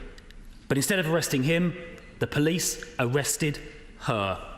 Jane still doesn't know if any of her abusers have been jailed or if any of the public officials who let her down so badly have been held to account. Jane now wants a proper national public inquiry. Home Secretary, why don't you? Well, Madam Deputy Speaker, these are the most vile crimes against teenagers, against children, against young girls very often. They involve sadistic abuse, rape, and the most appalling trauma that can then last for very many years. The independent inquiry into child sexual abuse ran for 7 years and took evidence from 7,000 victims and survivors across the country. And too many of those voices and the bravery that those victims showed has too often just been ignored. And whilst he says he took action, I'm afraid his party had 10 years to introduce a duty to report child abuse, to make it a responsibility on professionals to report, to make it an offence to cover up child abuse. That was something that I was calling for 10 years ago, the Prime Minister was calling for 12 years ago, and he failed to do it, and we have lost a decade as a result. The independent inquiry into child abuse also ran a 2-year investigation into child sexual exploitation and grooming gangs. And one of the shocking things that it found was less is now known and understood about the prevalence of this appalling crime than prior to 2015. So in that period, from 2015 to 2022, even after we knew about what had happened in Rotherham, and even after Baroness Louise Casey had identified the impact and the failure to address issues about race and ethnicity, again, the previous government went backwards on issues around gathering data and information and the need for proper evidence. And that is why this government has now commissioned Baroness Louise Casey to instigate a rapid review to uncover the prevalence of this appalling crime across the country, with no holds barred in the way that we know that she will conduct this inquiry, to actually fill the gaps in the evidence rather than rerun the same questions without the evidence and the data that we badly need. And I would also point out to him, his party also weakened the disclosure and barring rules in 2012, again making changes that I and the policing minister opposed at the time, and the independent inquiry has recommended reversing in order to keep children safe. Rightly, but again, his party failed to act. Now, I hope that the action that we have announced should be supported right across the country, including the duty to report child abuse, proper penalties to cover it up, stronger sentences for grooming gangs, new rights for victims to get an independent review on reopening their case, new action to reopen historic police investigations, new standard for the police to meet, a new victims and survivors panel, a new audit of the scale and nature of child sexual exploitation and grooming gangs led by someone who uncovered a lot of the problems in Rotherham, including their failure to confront Pakistani heritage gangs, new ethnicity data to be gathered and published, which he failed to do, new national support for local inquiries, including the Telford model, victims panels, and new work on accountability linked to the Hillsborough law to hold failures to account, because we will strengthen the law to do so, and a proper timetable for taking forward the independent inquiry, because this has to be about action and about protecting children and keeping them safe. Sarah Champion. Thank you, Madam Deputy Speaker. I I think I heard the Home Secretary adopting my 5-point plan. So I thank her for that, and I thank everybody across the House who's been campaigning on this issue. But if I could ask for some clarity, did the Home Secretary say that she was going to be adopting all 20 of the ICSA reports, or just those in the grooming gang strand? Do local authorities, as well as the police forces, have to do a review onto their cases of CSE? She cites Telford, which was victim-focused, which was why it was so important, because we must have those victims and survivors' voices. But what they said they lacked, what Greater Manchester said they lacked, was the ability to compel witnesses. And a big strand of what we need to do is make sure there have been no cover-ups, and it's only if it's on a statutory footing that we can do that. I would also say, with respect, that I think Telford cost £8 million, and I think the Home Secretary said she was providing £5 million for the whole thing across the country. And why do we need another one in Telford when we know this is happening nationally? Can she assure us there will be transparency of the findings of all of these inquiries, reviews, audits? And is it possible that this could be UK-wide? Because I don't believe this is only happening in England and in Wales. It needs to be across the whole of the UK. I thank my honourable friend for her question, and to go through in turn, we will set out before Easter the timetable for taking forward the work around all of the recommendations from the main independent inquiry into child sexual abuse. She will know that some of those raise complex issues, and some of those considerable work will need to be done. So we recognise that, and we have discussed that with Professor Alexis Jay. There are others which we can take forward swiftly, and those covered by the Home Office, led by the Home Office, we are taking forward swiftly, and the work is already underway, including on disclosure and barring, and also on the duty to report, which will be included as part of the legislation. On the local inquiries, the Telford, we are not redoing the Telford inquiry. She is right that in Telford they conducted an extensive inquiry that involved victims, crucially involved victims and survivors throughout, from the very beginning, designing the inquiry in the first place, and it has led to very substantial change and continues to have further follow-up work on it. So that is the effective model. We do need the local councils and police and crime commissioners and mayors and the government to work together on these, but we are providing the additional £5 million to help draw up. Tom Crowther will work specifically with the first 5 local authorities that want to do this in order to make this effective, to draw up so that we have a model that can then be used in other areas as well. And in terms of their ability to gather evidence and to make sure that there is proper accountability, there has to be clear accountability. This can't be a way in which areas or institutions can avoid scrutiny. Obviously, the work in Telford and in Rotherham, in the original work that Baroness Casey did manage to uncover truth in different areas, but there also need to be other new arrangements on accountability, and that is what we are working with the Cabinet Office and also with mayors and councils to draw up what new accountability arrangements would be to ensure that there is proper either follow-up or as part of those initial inquiries that you have that proper accountability framework in place, and we will link that to the duty of candour as part of the Hillsborough law, because unlike the previous government, who frankly have never taken seriously issues around candour and responsibility and accountability for frankly the 14 years they were in power when they refused to bring in a Hillsborough law, we will bring in the Hillsborough law because we are clear there needs to be proper accountability for failure to tackle this abuse. Liberal Democrat spokesperson Josh Babaranda. Thank you, Madam Deputy Speaker. Survivors are tough, and I know from my own experiences of abuse as a child that I've spoken about in this chamber, that survivors have been subject to intense impact and blistering climates.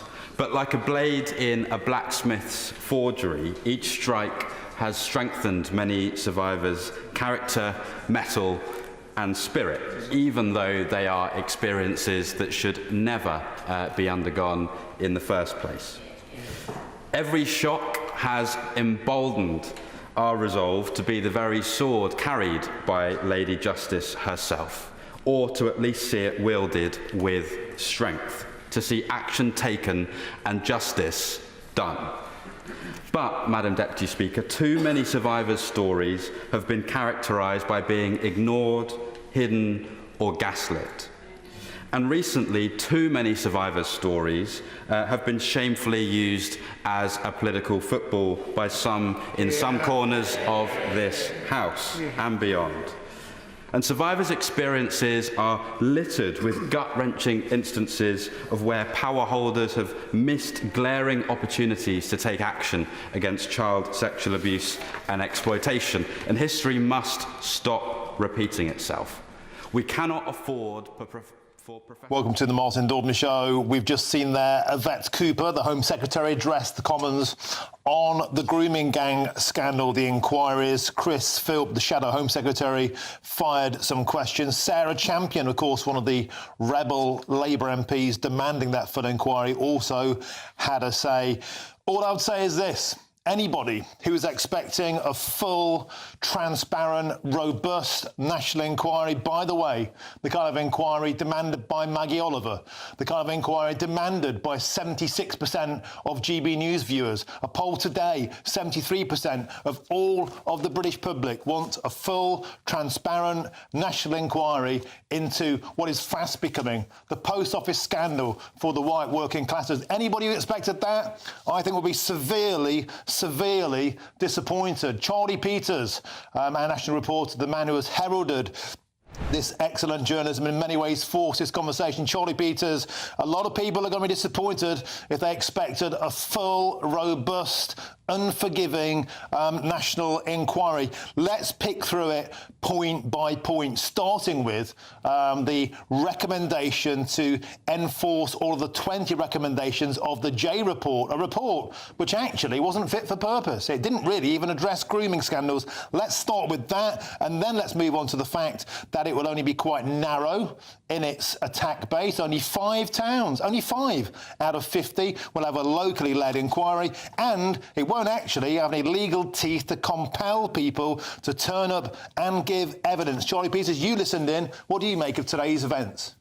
I'm just going to give you some reaction I've had from survivors first, Martin. This is from Elizabeth in Rotherham. She says, nothing transparent again. I'm back to the fight again. It's not enough at all. I'm sure we're just hearing the same old.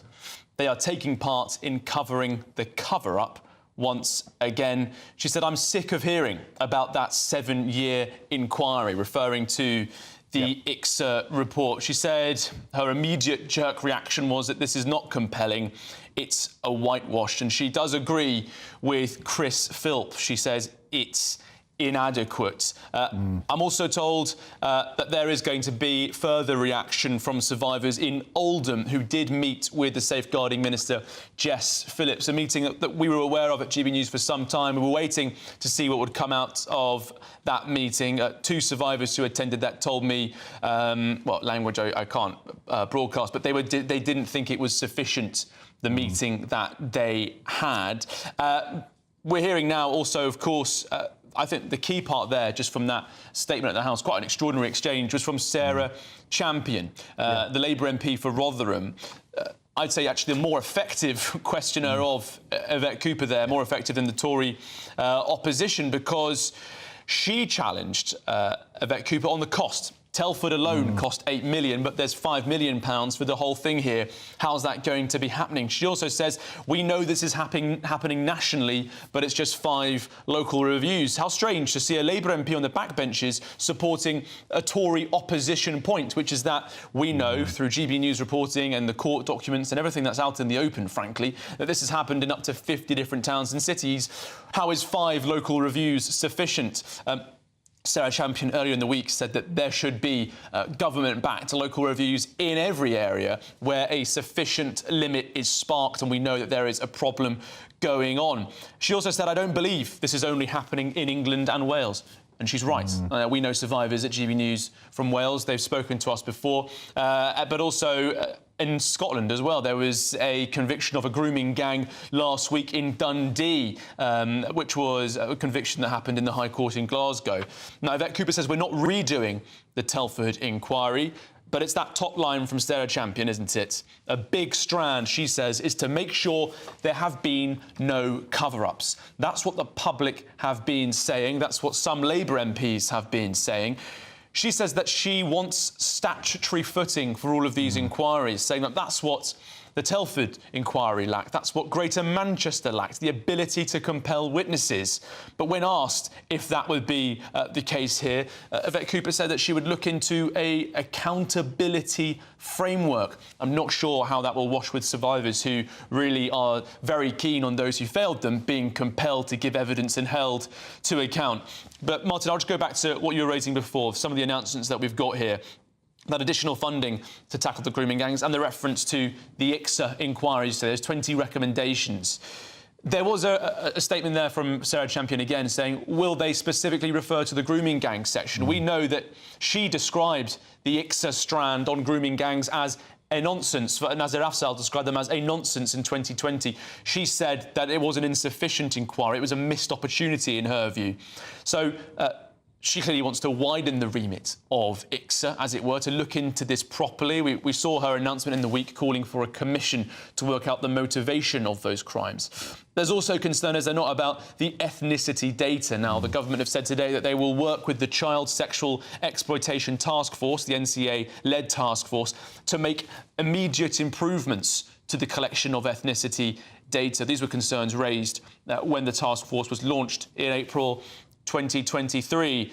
But I think the next time we're going to see something major on this is the back of this 3-month rapid audit overseen by Baroness Louise Casey. She's the reviewer who looked into Rotherham Council in 2015 and found cover-ups by many, including Labour politicians.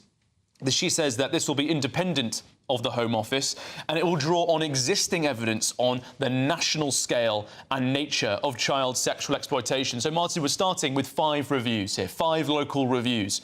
But if Baroness Louise Casey looks independently at this, as she has done before in Rotherham specifically, finds concerning data from the Home Office, then perhaps that could lead to more. But one quick point on that, Martin. We had a Home Office review into the grooming gangs in 2020, which survivors have described as a whitewash. Yep. Because it limply said, that they did not have ethnicity data, they couldn't draw any firm conclusions on this scandal, and they sort of left it there. This has been used by people who denied the extent of this problem for many years, ever since the news coverage of that report. So, many questions here. A lot more questions actually have been asked, I think, by that statement than have been answered by them. Interesting also to see the inclusion of Tom Crowther, the man who led the Telford inquiry, a great success that found 1,000 victims, but again, survivors there. It didn't lead to justice. It didn't lead to accountability, just more information. But there will be additional national support for local inquiries, with Tom Crowther supporting them, including funding to support local areas to develop those Telford-style inquiries. But what we're hearing from survivors and campaigners, and I think we've just heard it from Sarah Champion so many times, is that these inquiries just aren't sufficient because they can't compel witnesses. They don't ensure that people are speaking under oath. And Oldham Council will be one of those 5 areas that will test and develop that new approach. But again, that is not what the Oldham survivors have demanded. They want a government-led inquiry, not locally led inquiry, and they want to ensure that people are compelled to give evidence. When the 2020 review into Oldham was published by Greater Manchester Combined Authority, they described it as a cover-up. They certainly don't want another one of those. Charlie Peters, there's a phrase about the definition of insanity is repeating the same thing and expecting a different outcome. This is the same thing, and they're expecting a different outcome. More to the point, Charlie Peters, I'm trying my best to keep my calm here, Charlie. Do they think we're stupid? Do they think we're going to fall for this anymore? This is a very narrow focus, only 5 towns out of 50. There's nowhere near enough money to do the job. There's not even enough money to do 1 town. If you add in inflation compared to what Telford costs, it has no statutory powers. People can't be compelled to give evidence. We don't know who's going to call the witnesses.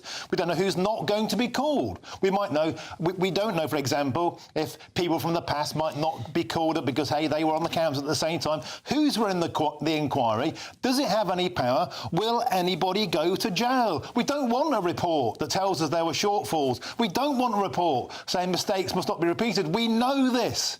We know this information. Charlie Peters, people have got to go to jail. People have got to be punished for what happened, for their shortfalls. And you've got the Tory party and the Labour Party once again today playing tit-for-tat politics. I'm not surprised that survivors are furious.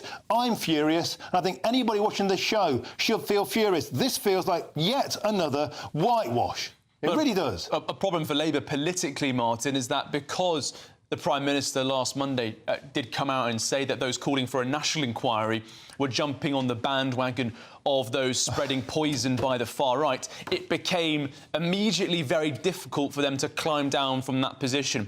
This government absolutely will not want to be seen to be forced into a U-turn by Elon Musk's sharing coverage of this issue, especially after that line about it being online commentators spreading the poison of the far right. That's also a line that the leader of Oldham Council, Arooj Shah, a Labour councillor, said last Friday. She said that far-right commentators and politicians had descended on Oldham. I was there for a couple of days last week. I didn't see anyone descending from the far-right onto Oldham. But a former senior government advisor spoke to me about a couple of hours ago about this proposal, and they said to me, punt, delay, evade, and hope interest dies out with Elon getting busy in the United States with this new incoming Trump administration. I have to say, Martin, though, I'm not sure that if that is the government's strategy, and of course they'll deny that, I'm not sure it's going to work, because the level of anger on this scandal, as we've seen over the last couple of weeks, is extreme. And the polling we've seen is very clear. Even Labour voters thinking that there's been a cover-up, and even Labour voters wanting people going to be imprisoned for being engaging in that cover-up. So a local inquiry that doesn't require people to actually give evidence, I'm not sure that will satisfy that level of public interest and anger in this nationwide atrocity. Charlie Peters, so long as there's breath in my body, we're not going to stop covering this. And I suspect you're the same. And I suspect it's the same for many, many, many people watching the show today. Charlie Peters, today, I just think was wholly insufficient. Thank you for your analysis. We'll come back to you later in the show. Joined in the studio now by Chris Hope. Chris, you can... I'm utterly seething at this. I just cannot understand how they expect us to swallow this nonsense anymore. 5 inquiries in towns, 5 out of 50, 5 million quid to do all of them when it costs 8 million quid to do Telford, no statutory powers to compel witnesses to turn up, no powers to put people in jail. Do they think we're stupid? Hi, Martin. They don't think you're stupid. No, I think they are tiptoeing towards where we may end up, as we've been saying for weeks now, with a national inquiry. I think Louise Casey is doing an evidence-gathering session. I'm trying to follow the debate as we speak on screen to ensure we have all the latest lines for you. 5 local inquiries. The Tories are saying those are wholly inadequate. They're saying there could be as many as 50 towns, as Charlie Peters is reporting repeatedly for GB News. Not statutory, the Tories say, and local inquiries won't have the power to compel witnesses. What's the point of them? But we are moving quite rapidly, I think, given we were last Monday when I asked that question of the Prime Minister and he had talked about the far-right bandwagon. We are now moving towards recognising there's a concern here. I've got to interrupt you there. I'm sorry. You know, look, a poll out today, right, said 73% of all of the British public, everybody, want a full inquiry. Are they far right? 75% of black, Asian and minority ethnic want a full inquiry. Are they far right? 73% of Labour voters want a full national inquiry. Are they far right? What are they talking about? It's not far right to want justice for survivors. It's just right. No, it's not. And it's exactly what I said to the PM back to him when he'd used that far right attack last week. Again, and when Kemi Badenoch raised it in Prime Minister's questions last week, he explained he was talking about other politicians, not victims of families or victims themselves calling for a national inquiry. Again, I go back to the issue of Louise Casey. She's got a 3-month window before she starts a major inquiry into social care. She's the person who gets things done in Whitehall. She's seen that way by officials. Yvette Cooper calls it a rapid audit of scale and nature of gang-based exploitation. If Casey comes up with what we think is there, which is many as 50 towns being affected, according to Charlie But the Peters Casey reporting. report doesn't mention grooming gangs. It doesn't mention it once. But no, but the review now, the audit now, they're looking at now at this issue now, aren't they? And if they do see more evidence, wider evidence, it may go towards where we are with Andy Burnham saying... But last week, one of the key recommendations of the Casey report was to adopt a children's minister. The Labour Party refused that last week. So they're changing on the hoof to public demand. But this inquiry, it's a pea shooter. We need a tank. They're moving towards, I think as Charlie Peters was saying there, that after calling it a far-right bandwagon last week, we've moved a long way since that point, and there may be further to go. I mean, I think the issue of a national inquiry, not everyone wants one. I've talked to a lawyer tomorrow on Chopper's Political Podcast. I've talked to a lawyer who has 60 victims on his books right now. He says they don't want one. They want all of J to be implemented from 2022, and then to use that to move on. He thinks that having a national inquiry will just distract and it won't actually help the victims. So I think when you hear the PM say last week, Martin, setting aside your polling, last week the PM said there's a mixed view amongst victims. I would take him at face value on that. He met with Telford victims last week. There is a mixed view, but they are saying to us they will listen to the victims, and it may be that as you know, we saw from Sarah Champion, she voted against the national inquiry last week on that Tory motion, came back on Monday and announced all these ideas, though she said it wasn't a full national inquiry she wanted. I think Labour MPs are hearing the anger, the fury you're describing in your polling there, and that is changing the weather. I honestly think the anger is just getting started. I really, really do. Chris Hope, thank you very, very much. You have to move on now. I'm joined by the former advisor to Yvette Cooper and the crime and policing commentator, Danny Shaw. Danny, welcome to the show. Just going to take a bit of a deep breath here, mate. You've probably been listening in to what I've been saying. I'm astonished that they think that this is sufficient. 5 towns out of 50, no statutory powers to compel witnesses to turn up. We don't know who's going to run the inquiries. As Chris Philp said, this is totally inadequate, toothless, and they will cover only a fraction of the towns, and furthermore, only £5 million to do five towns when it costs £8 million for Telford alone. If you put inflation in, it's not even enough to cover one town. A lot of survivors have been contacting GBNews already saying this is a complete and utter insult. What would you say? I think the key is in the Louise Casey review, as Chris Hope has just alluded to. That is the key, Martin. She is going to do a 3-month look at what further work needs to be done. And if Louise Casey, after those 3 months, concludes that we need a national inquiry or more government-supported local inquiries in particular areas, because there is more work, there's more stuff to uncover, then the government, I think, will go along with that. It provides the government with some political cover, because Louise Casey is hugely respected across government, different parties. She's done a number of really tricky reviews. She's about to embark on this social care review, which is going to be occupying her for several years. If she says we need something more, the government will agree. If she says, actually, what you're doing is fine, carry on as you are, then I think that gives the government some political cover. That is the key. The other work that's been announced by Yvette Cooper today, who, as you say, I used to work for, I think there's some meaningful and some very useful work going on there, not least an absolute commitment to implement the 20 recommendations from the National Child Abuse Inquiry that were not implemented by the previous government, despite but the Labour Party turned down the Children's Minister recommendation last week. One of the key recommendations of the J report was to have a children's minister specifically looking over this. The Labour Party have already turned that down in this past week. Suddenly they're changing their point. My key point is this. An audit, great. But look, without statutory powers to compel people to turn up in court, and if they lie, they go to jail, Martin, it's all meaningless. I may say so. Martin, you're missing the point a little bit. This is a step-by-step approach. The audit that Louise Casey is doing isn't a replacement for the statutory inquiry. It will give the government political cover to announce a wider inquiry, or to say, no, actually, Louise Casey says it's sufficient what we're doing, or there's certain work we have to do. That's the key point. That's the key point. That's the thing you have to look at. after those 3 months is what she comes up with her conclusions. The other work is important, it's meaningful. The implementation of the recommendations is long overdue. The extra work for police forces to do, the sort of giving a bit of a rocket booster to them to say, look, get on with it. The inspectorate's going to be looking at what you're doing. That's really important stuff. Don't ignore that. That's really important, because what victims also want to see is they want to see perpetrators brought to justice.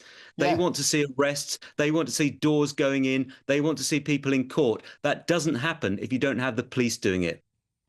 And but the point is that hasn't happened in any of these reports so far. In fact, well, it happens through the police doing it, and that's what Yvette Cooper. But the police have been found wanting. Danny Shaw, the police have been found wanting in almost all of these towns historically. Hardly anybody from any of those police forces has ever gone to jail, let alone lost a pension. Now, how can we trust what's gone before to be a framework of what's to come in the future? That survivors have been utterly failed by the entire establishment for decades. And a 3-month audit, great, but we have to have the promise. This is too big now. The genie is out of the lamp. We must all admit this is like the post office scandal for the white working classes. We can't be fobbed off with audits, with frameworks. There has to be concrete, firm action. I sincerely mean that. That has to happen. Well, I think you will see some firm action from the police, because it's quite clear that, you know, what Yvette Cooper's announced today, and with the inspectorate having a look at what they're doing, is really sending a message to chief constables: you need to get your act together on this. Now, I accept that what you're saying is that's not uncovering the failings of the past.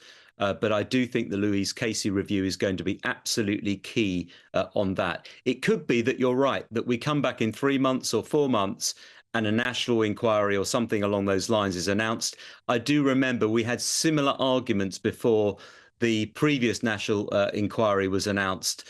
There was, concerns about a Westminster paedophile ring. There were thoughts about setting up some sort of investigation or inquiry, and Theresa May almost had to be dragged kicking and screaming to set up that national inquiry. There are some echoes of that. But I do think this step-by-step approach is the right thing to do, because you've got to implement the recommendations from the previous reports. Otherwise, you just set up endless inquiries, paying huge numbers of lawyers, huge amounts of monies, and you don't actually get any action at the end of it. Okay, Danny Shaw, thank you for helping me to find clarity. And I apologise if I'm going off on one a bit. I just feel like a lot of people, I think, watching this show, that we just want answers now. We just want resolutions, and we just want justice. Danny Shaw, thank you for your patience and tolerance with me. Thank you. Appreciate your time today. Thanks. Now, let's get some more reaction to the Home Secretary's announcement today in the Commons, because joining me now is the founder of the Oxford Institute for British Islam, and that's Dr. Taj Hargey. Dr. Taj Hargey, welcome to the show. We heard there one of the huge failings was around the inadequacy of the collection of ethnic data. There has been political correctness in the past, which has given cover to all sorts of terrible, terrible abuse. Are you confident that the establishment has the guts, finally, at last, to tackle this, or will they continue on their merry way of pretending nothing is wrong, or at least trying to dodge the main issues, particularly around Pakistani Muslim men and the influence of radical Islam?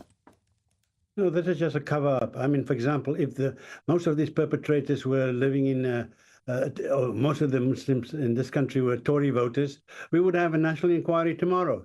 I mean, so this is just about sustaining and securing the Muslim bloc vote. I think what's important is that Yvette Cooper has really failed to really talk very candidly about, I think, the 4 items. It's about a race, ethnicity, religion, and culture. We really need to expose this. I mean, we can't duck and dive and pretend, well, there are white grooming gangs and there are Asian, black grooming gangs, whatever. In this particular case, it's mainly British Pakistani men who are all Muslim. And we really need to call a spade a spade. And I think it's very, very important that the Labour government should stop sucking up and to the Muslim electorate. The Muslims themselves, for example, there's virtual collective silence by the Muslim establishment, by the Muslim hierarchy about this. They pretend they see, not hear, not and so forth. And I think, it's really disgusting that I find as a Muslim that the Muslim community as a whole hasn't come up in arms. For example,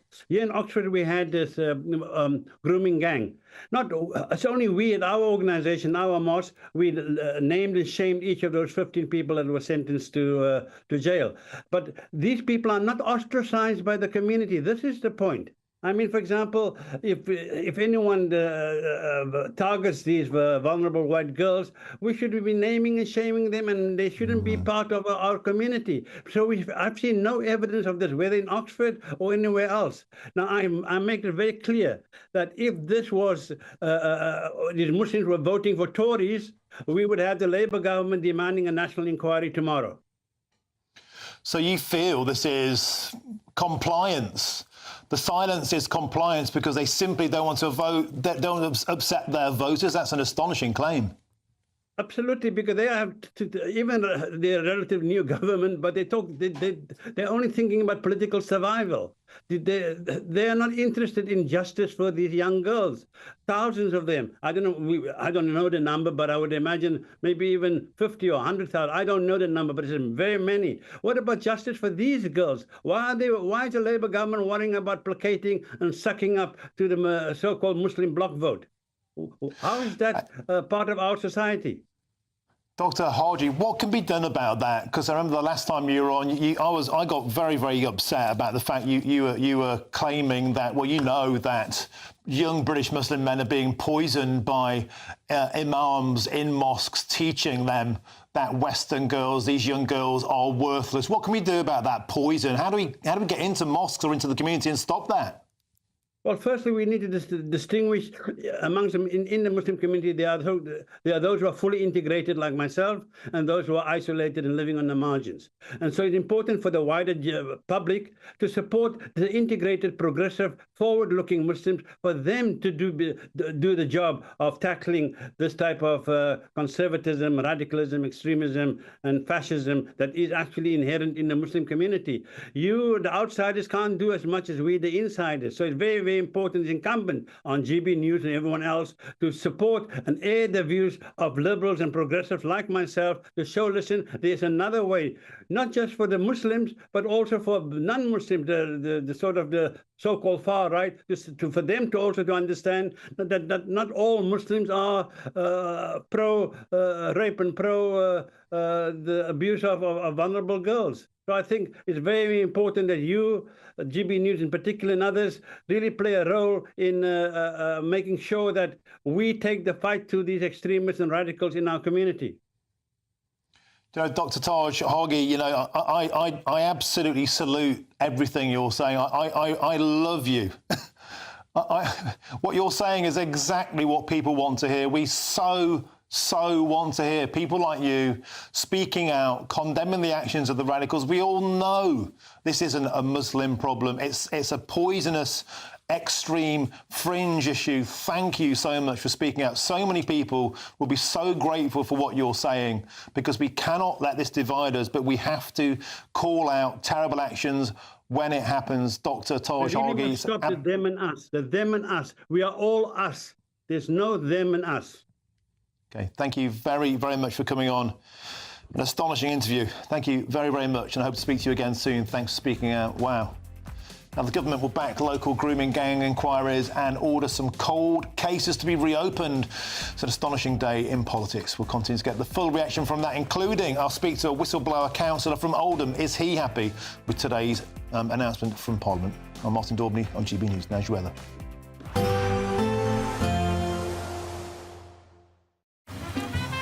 Despite the morning rain, it'll be a nice, warm, cosy day ahead. Boxed heat pumps, sponsors of weather on GB News. Hello there, good afternoon. Welcome to your GB News weather update from the Met Office. Seeing some more mist and fog as we head into the overnight period. Also some outbreaks of rain in the far north, where we're likely to see some quite strong winds, even a risk of gales across the very far north of Scotland, shown quite nicely in the squeeze and the isobars here, but largely across England and Wales, high pressure holding on, which means a largely settled night, though we'll start to see a shift in our wind direction, more of a southerly, and that's going to push all this cloud into northern parts of Wales, northern parts of England as we head into the overnight period. So quite a murky start here. Largely dry, though we could see some drizzly spots around hills, particularly across western parts of Northern Ireland, northwestern Scotland, where it's likely to be quite a damp start to Friday. Fairly mild still in the far northwest, but feeling chillier elsewhere, particularly under any clear spells. So to start on Friday then, quite a damp start across Scotland, particularly in the northwest. Just a chance we could see some drier, clearer spells in the very far east. Similar across Northern Ireland, likely to see a damp start in the far west and perhaps some drizzly outbreaks across northern parts of England too. And still quite a grey start across much of England and Wales as we head into the beginning of Friday. Likely seeing a much cloudier day compared to recent days, but good chance of seeing some breaks in the cloud just to the east of any high ground. But for many, quite a grey and dank day on offer, particularly across parts of Northern Ireland, parts of Scotland, where once again we're set to see that rain and drizzle continue.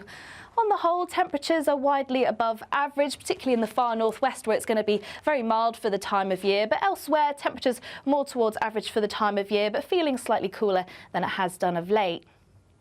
Into the evening, we'll see fairly similar conditions. Once again, plenty of cloud around with the odd clear spell, and we're seeing longer spells of rain and drizzle just start to creep in once again to the very far northwest of Scotland. And as we head into the weekend, still plenty of cloud around, which means temperatures are really going to struggle, so likely feeling chilly for most. There will be a light breeze in the morning, leading to a warm front. Boxed heat pumps, sponsors of weather on GB News. The latest GB News travel. Good afternoon, I'm Alan Wright. In Lincolnshire, the A1 Great North Road has been closed northbound after a collision involving two lorries near the Colsterworth turn-off.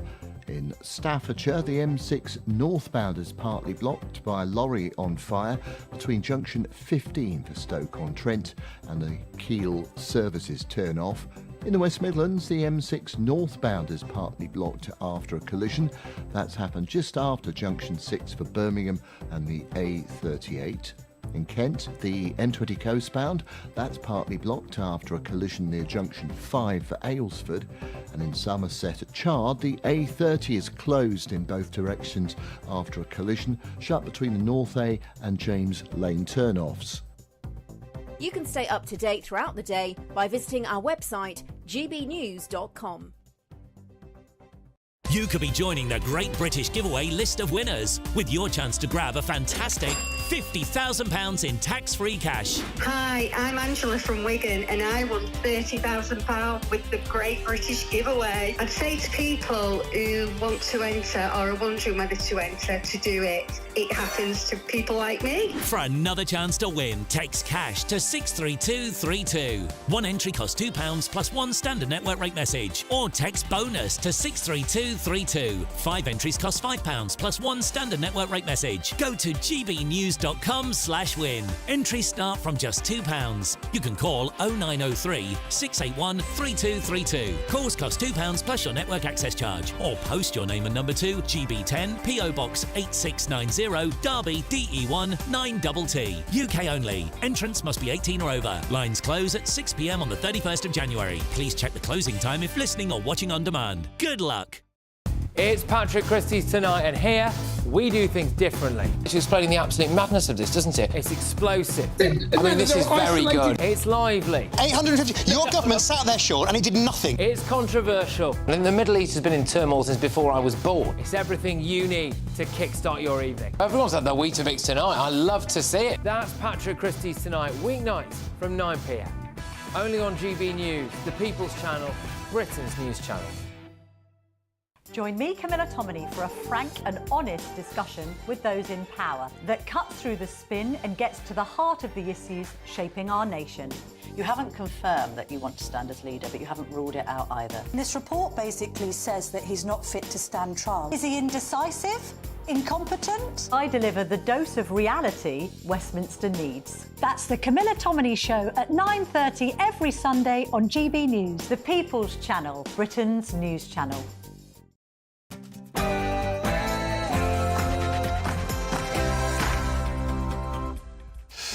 A very, very good afternoon to you. It's 4 p.m. and welcome to the Martin Daubney Show here on GB News. We're broadcasting for you live from the heart of Westminster and all across the UK. On today's show, in the past hour, the Home Secretary Yvette Cooper has granted a set of locally targeted, nationally backed inquiries into rape gangs.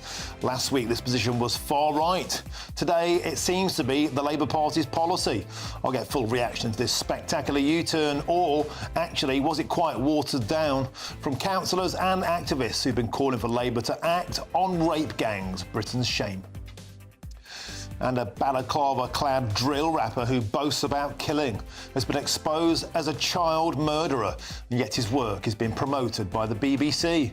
Jake Farry was jailed for life in 2008 for murdering schoolboy Jimmy Mizzen. Today I'll be joined in the studio by Jimmy's mum, Margaret Mizzen, MBE, to get her reaction to this astonishing news.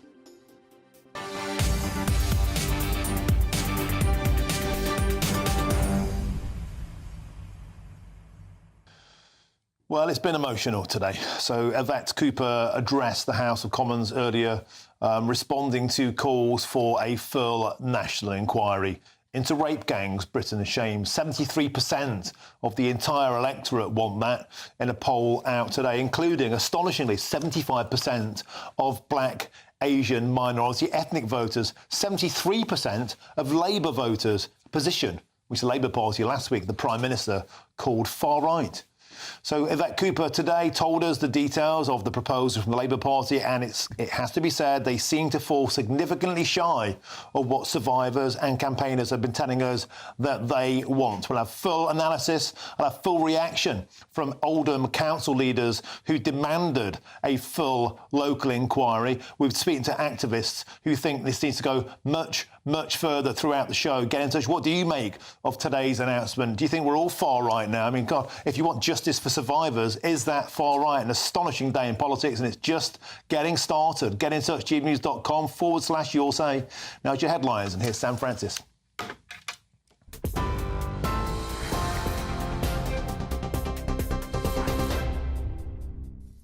Martin, thank you, and good afternoon to you at just after 4 o'clock. Well, the top story today, far too little action. That was the Home Secretary's damning verdict as she unveiled a new national-level rapid audit of grooming gangs and new local inquiries. Yvette Cooper's announced tougher sentences, mandatory reporting and expanded investigations to cover recent cases. The government will also support victim-centred local inquiries in Oldham and 4 other pilot areas. Despite all those national inquiries, reports and hundreds of recommendations, far too little action has been taken. And shamefully little progress has been made. The most important task should be to increase police investigations into these horrific crimes and get abusers behind bars. We will introduce stronger sentences for child grooming, making it an aggravating factor to organise abuse and exploitation. And I can announce new action today to help victims get more investigations and prosecutions underway. Well, it comes after weeks of pressure on the government for a new national inquiry into grooming gangs, with the Tory leader Kemi Badenoch and even Elon Musk saying that local probes aren't enough. In response to Yvette Cooper's statement, the Shadow Home Secretary slammed the government's plans for just 5 local grooming gang inquiries, saying it's totally inadequate. Here's what Chris Philp had to say. Yes, ignored them, and in some cases even covered up these horrendous crimes because of absurd concerns about so-called cultural sensitivity. 10 days ago, the Prime Minister compounded this by saying it was a far-right bandwagon to raise these issues and call for a proper inquiry. Let me say this, it is not far-right to stand up for rape victims.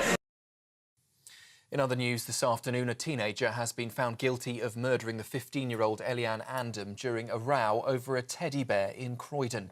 Hassan Sentamou stabbed the aspiring lawyer in the neck after stewing over a water-splashing prank the day before. The court heard the 18-year-old had a history of violence and had brought a knife to the scene to reassert dominance, they heard. Eliane's family hugged as the jury convicted him of murder, while Sentamou cried in the dock.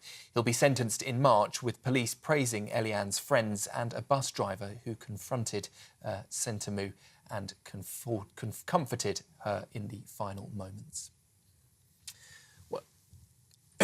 Well, the detective Becky Woodsford has been giving a statement outside the Old Bailey, and she says Eliane was killed for just standing up for her friend and doing what she thought was right. His claim is that he acted through diminished responsibility, and that was never accepted by the prosecution team. And today the jury agreed and they found him guilty of Eliane's murder. We worked together as a team, and during our investigation we've had the opportunity from Michael and Dorcas and Eliane's family to learn what a bright, funny and happy person Eliane was. Sir Keir Starmer says the UK will play its part in guaranteeing Ukraine's security after a peace deal as he makes his first visit to Kyiv as Prime Minister. His trip comes as Russian drones were targeting the city, a chilling reminder of the daily threats that Ukrainians face. The UK has unveiled a £4.5 billion military aid package, including cutting-edge air defence systems and training for Ukrainian cadets at Sandhurst. Sir Keir Starmer called for peace through strength, warning that weakness could invite more war and embolden aggressors worldwide. And in a historic move, a 100-year Ukraine-UK partnership has been agreed, cementing ties in defence, technology and beyond. And just before I hand you back to Martin in Westminster, some breaking news this afternoon that the head of England's largest non-metropolitan police force has been suspended with immediate effect. Thames Valley's Chief Constable Jason Hogg is under investigation by the IOPC for gross misconduct. That investigation focuses on allegations that Hogg failed to properly investigate the improper retention of sensitive police information.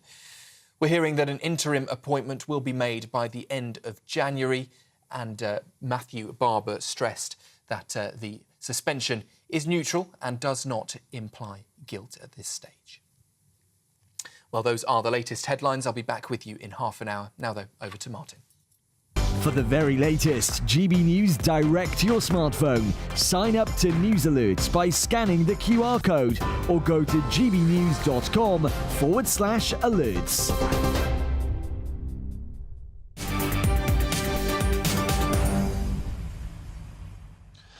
Thank you, Sam. Now to the story shaming the nation. Of course, that's the grooming gang scandal, the rape gangs. The Home Secretary today has announced a rapid audit of the scale and nature of these rape gangs across the country and a first major address to the Commons this year. Alongside this, Yvette Cooper also announced new local inquiries into child exploitation in certain towns in the Midlands and the north of England, as well as mandatory harsher sentences for convicted child groomers. But the big question is this good enough? Well, joining us now is GB News' national reporter, Charlie Peters. Charlie, welcome back to the show. So you and I both listened in with intent to the Home Secretary earlier. If you're expecting a full national inquiry with full teeth, full powers to compel people to turn up to court, to put them in jail for wrongdoings, both present and historical, Charlie Peters, we were very, very disappointed. Tell us what your take on what the Home Secretary delivered today. Well, I'm just reviewing what survivors have been saying, and it's more of what you've just said, Martin, that they haven't got that level of force and action and, frankly, the breadth of investigation that is required. But I've got an update for you from the lobby, which has just come through from our political editor. One particular line I want to bring out. It was asked of the PM spokesperson that they can't compel people to give evidence in this new set of local inquiries, which was referred to by Sarah Champion, the Labour MP. This is an obvious gap. And it said that the spokesperson said that we've already had an inquiry which compelled people to give evidence. I understand that's referring to the J inquiry, the independent inquiry into child sexual abuse. But Martin, as we've said time and time again, as all the reporting shows, not a single survivor of the grooming gang scandal was compelled to give evidence in that report, and they didn't look into any areas where this abuse has taken place. You said before, the definition of insanity is saying the same thing over and over again, but the government line, which is that they've already had an inquiry to compel people to give evidence, hasn't actually taken place in this case when it comes to this form of child abuse. Nazir Afzal, the former chief prosecutor in this area, for the North West, described that inquiry section on the grooming gangs as a nonsense. We also had Sarah Champion, the Rotherham MP at the time, saying that it was a missed opportunity. Not a single expert who understands the pattern analysis of this form of abuse, that is predominantly Pakistani gangs targeting predominantly white girls, not a single expert on that area was compelled to give evidence. The Home Secretary, Yvette Cooper, said this afternoon that over 7,000 people were spoken to as part of that inquiry. But if you ask her how many of them gave evidence on the grooming gang scandal in areas where it had happened, unfortunately her answer should be and would be zero. That is why there's been such a stern reaction, I think, from so many in reaction to that announcement. We heard from Chris Philp, the Shadow Home Secretary, saying that police, local councils, the CPS all ignored these survivors and in some cases even covered up these horrendous crimes. He wants to know if the Home Secretary will ensure the data is collected more comprehensively. For that, the Home Secretary have said that there is going to be an effort to work with the Chief Constables of England and Wales and the NPCC to look at historic cases. There's going to be efforts to better gather ethnicity data through the Child Sexual Exploitation Task Force. The government's also launching a 3-month rapid audit by Baroness Louise Casey, independent of the Home Office, they say, to draw on existing evidence of the scale and indeed the nature of child sexual exploitation. But it's 5 areas they've picked. One of them is Oldham. Survivors from Oldham met with the Safeguarding Minister, Jess Phillips, today. Chris Philp said, we've seen reporting, I imagine referring to this broadcast, this channel, that some 50 different towns and cities have been identified as having this scourge. Why just 5? And how have you come to pick them? I think we'll get further information from the Home Office on that in due course, in which areas they've selected. But at the moment, all we know about is Oldham. So what do Oldham survivors say? Well, one told me earlier this afternoon that they don't think that this announcement is sufficient. They feel undermined by this. Another survivor just said that they didn't feel great about the meeting that they had with the Home Office Minister. So a lot of concern about this announcement, Martin, and it comes, of course, with the first really main opposition to this announcement coming from the Labour backbenchers, the government being challenged by its own party there. Sarah Champion said that the reviews we've already had in Greater Manchester and in Telford, the main problem that they didn't have was the capacity to compel people. Those reviews were not on a statutory footing. She wanted to make sure that there were no cover-ups.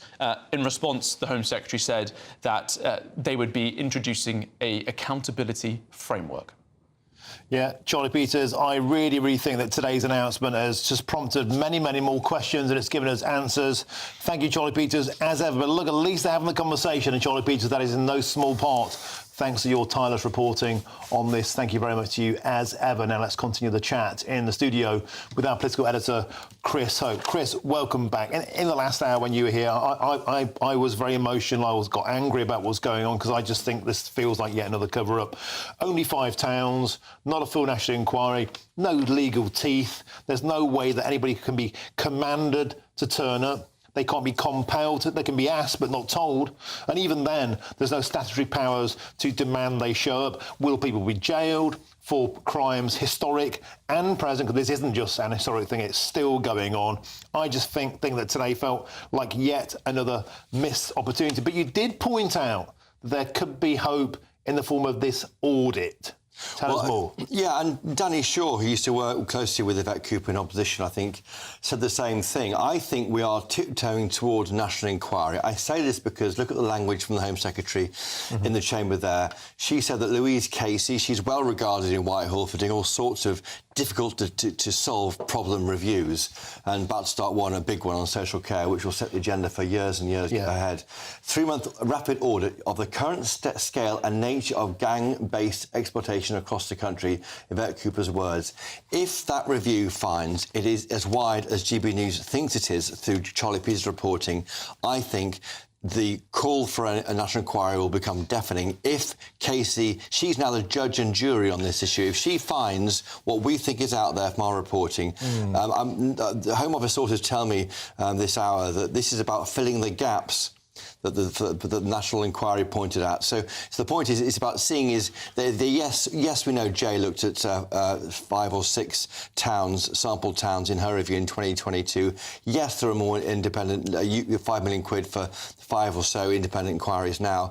But without the powers you described correctly. But by the way, if you bring those powers in, you radically increase the cost of inquiry and the length of time. Well, so what we have now, I'll tell you who cares. If it goes on for 7 years, the victims get no justice and it fills the pockets of lawyers. No, I mean, the reason why you're doing it. If it's expensive to put people in jail, who cares about the cost? This is about my point to you. What price justice for survivors? But the inquiry won't put people in jail. It will hold people to account, but not jail them. The inquiry they want to do is look at the scale of it, and if the evidence comes out of wrongdoing in public office by some people, then that might lead to case inquiries, as it is with maybe other inquiries too. All right. So just sort of put a finger on this. So the Louise Casey 3-month rapid audit. Yes. If that finds that at the end of that, then it is time for a full national inquiry. That might give political cover to the Labour Party. Say, OK, fine, Louise Casey says it, so it appears they're not being bullied by people like Nigel Farage or GBNews. Or Kemi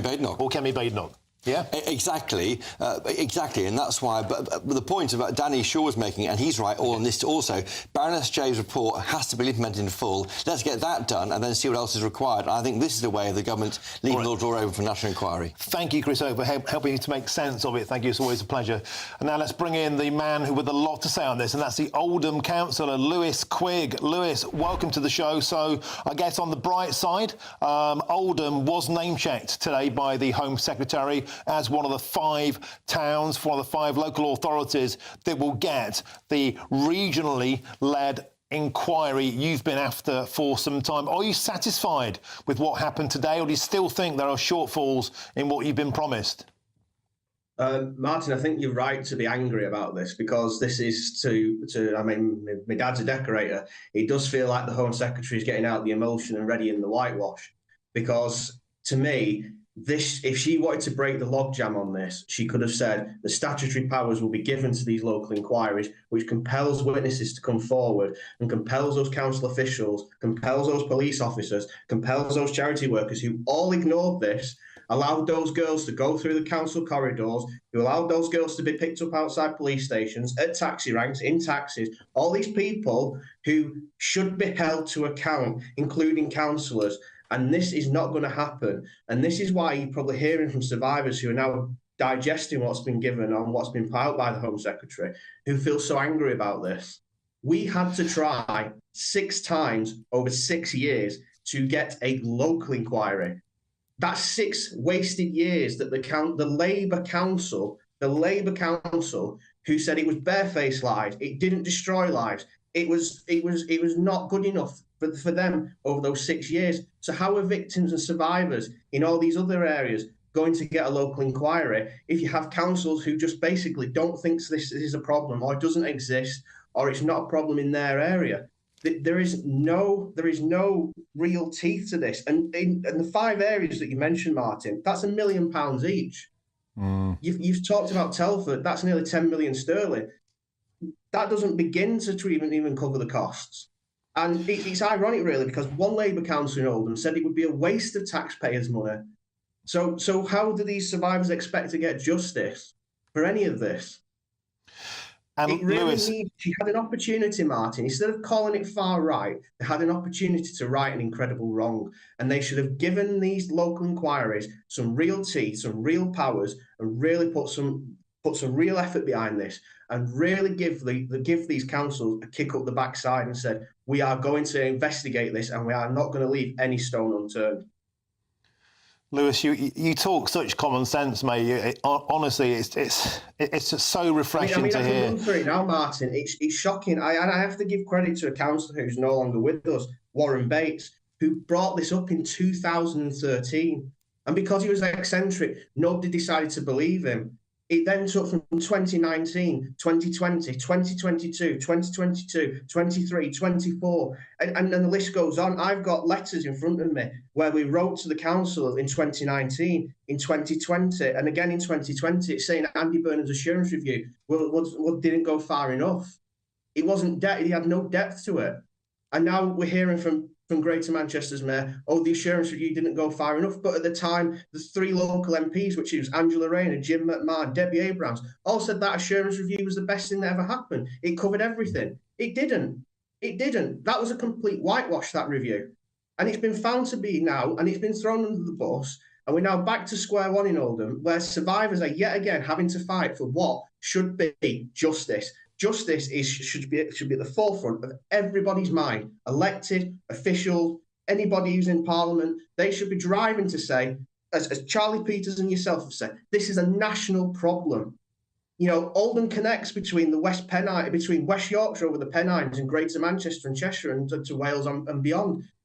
Are we saying that things didn't happen? That things that happened in Rochdale stopped at the border in Oldham? It didn't go from Oldham to West Yorkshire and to Kirklees and beyond. I just can't believe it. This should have been the opportunity for Yvette Cooper to set this record straight and right an incredible wrong. And they have missed the goal and they have missed an opportunity. And let's not forget, Lewis Quigg, if I could give you a standing ovation, I would. And what you're saying is so powerful. And let's not forget that Oldham Council... Martin, it was pensioners in 2019 in Oldham Council. It wasn't the far right. Nobody had skinhead haircuts and leather jackets and jack boots and decided to go to a council meeting and disrupt it. They were pensioners. One of them was a former deputy leader of the council, again, who's no longer with us, who stood up there and asked the question, why are we not investigating these allegations? Why are we not starting something? This is in 2019, Martin. We're now in 2025. And to have Danny Shaw, who came on earlier, and I did listen to what he said, to give the political cover, show some political brass, and actually make a decision, Home Secretary. That's what you're there for. OK, Lewis Quigg, we have to leave it there. But look, we have to get you back on the show. I think this conversation is just getting started. Thank you so much for your passion and keep it on pushing. And we're going to do all we can to keep the light shining too. That's Oldham Councillor Lewis Quigg, clearly not satisfied with today's announcement. Now, Labour bows to pressure to announce new grooming gang inquiries, but is it good enough? I'll speak to an Oldham landlord and a councillor, the man who forced this inquiry next. I'm Martin Daubney on GB News, Britain's News Channel.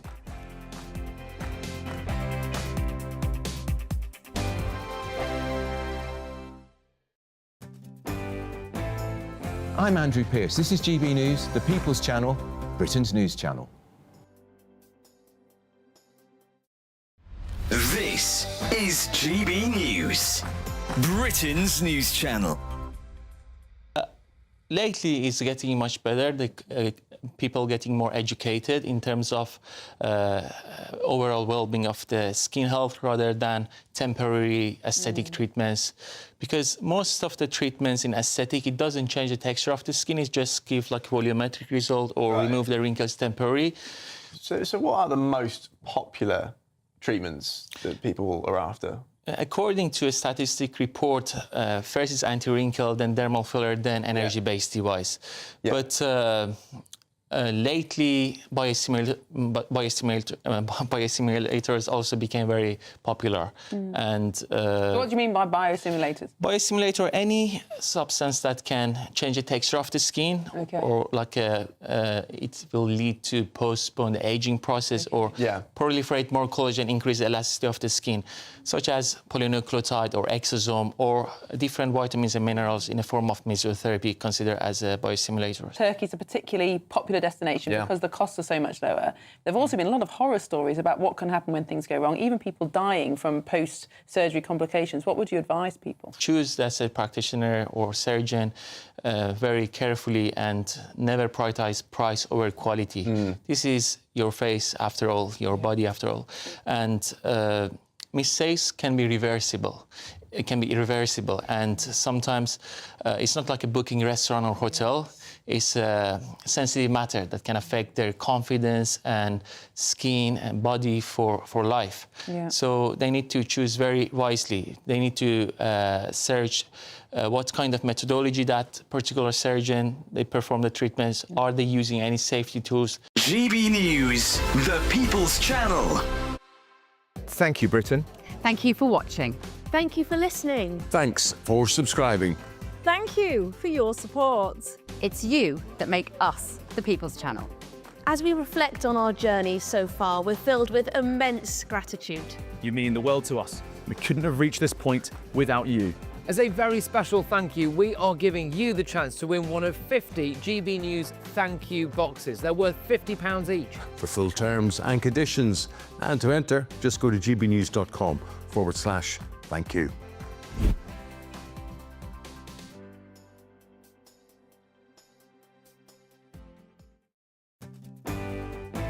I'm Bev Turner. Thank you for joining us on GB News, the People's Channel, Britain's news channel.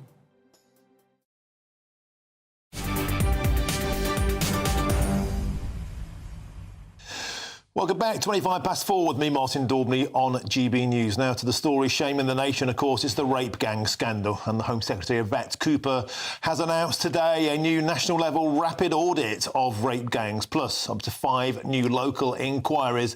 Is this any good? But one of those councils is Oldham. And I'm now joined by Brian Hobin, who is a landlord in Oldham and also an independent councillor and one of the voices calling for that inquiry.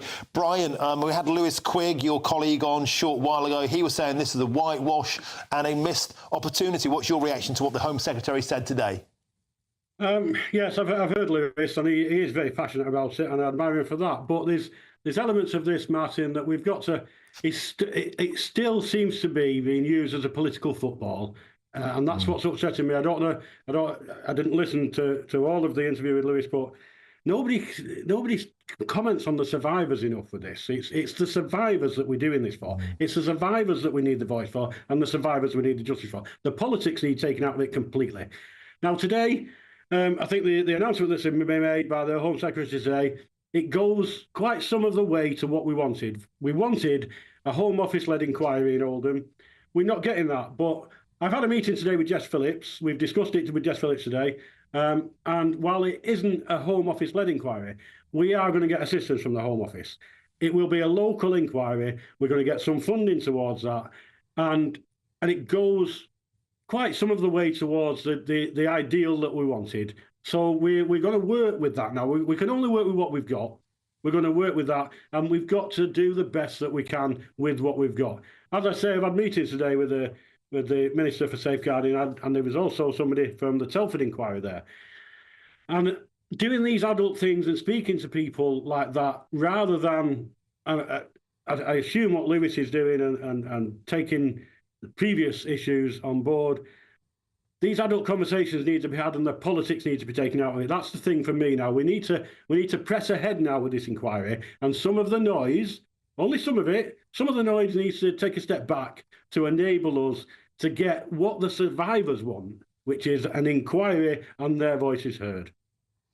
Brian, I'm a huge admirer of your glass half full attitude, and you're a mature, calm voice on this, and that's very, very much needed. May I ask you, did that meeting take place local to you in Oldham, or did you come to London? Because there are a few people saying at the Home Secretary's announcement today that Jess Phillips, the safeguarding minister, perhaps should have been in chamber, but she wasn't there today.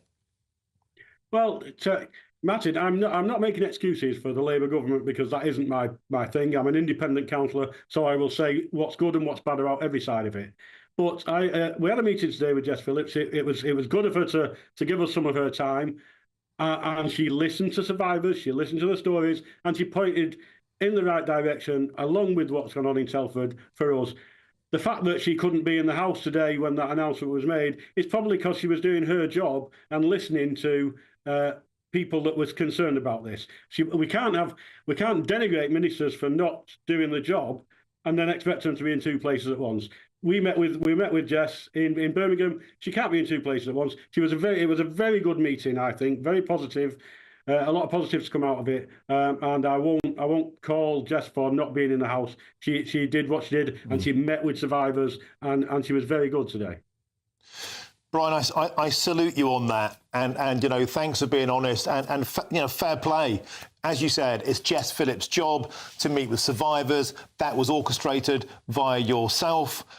Again, Excellent, excellent work. Can I ask you to one specific point, though, one specific point about today, that Sarah Champion, I thought, by the way, Sarah Champion was the most effective cross-examiner, questioner of the Home Secretary. She pointed to a key point, and that was this. In Telford, there were no powers to compel witnesses to turn up. They could be asked to turn up, but they didn't have to turn up. There was no legal power to get people to show up, and there's no legal power to jail people if the evidence is found to be damning in their favour. Is that something that you would be hoping for in an inquiry in Oldham? Because let's not forget, one of the great shames of Oldham was that Oldham Council actively employed a rape gang leader. It's an astonishing case, Shabir Ahmed. I don't need to remind you about that, but the viewers may not know. A guy who was jailed for 6 years for actually leading a rape gang.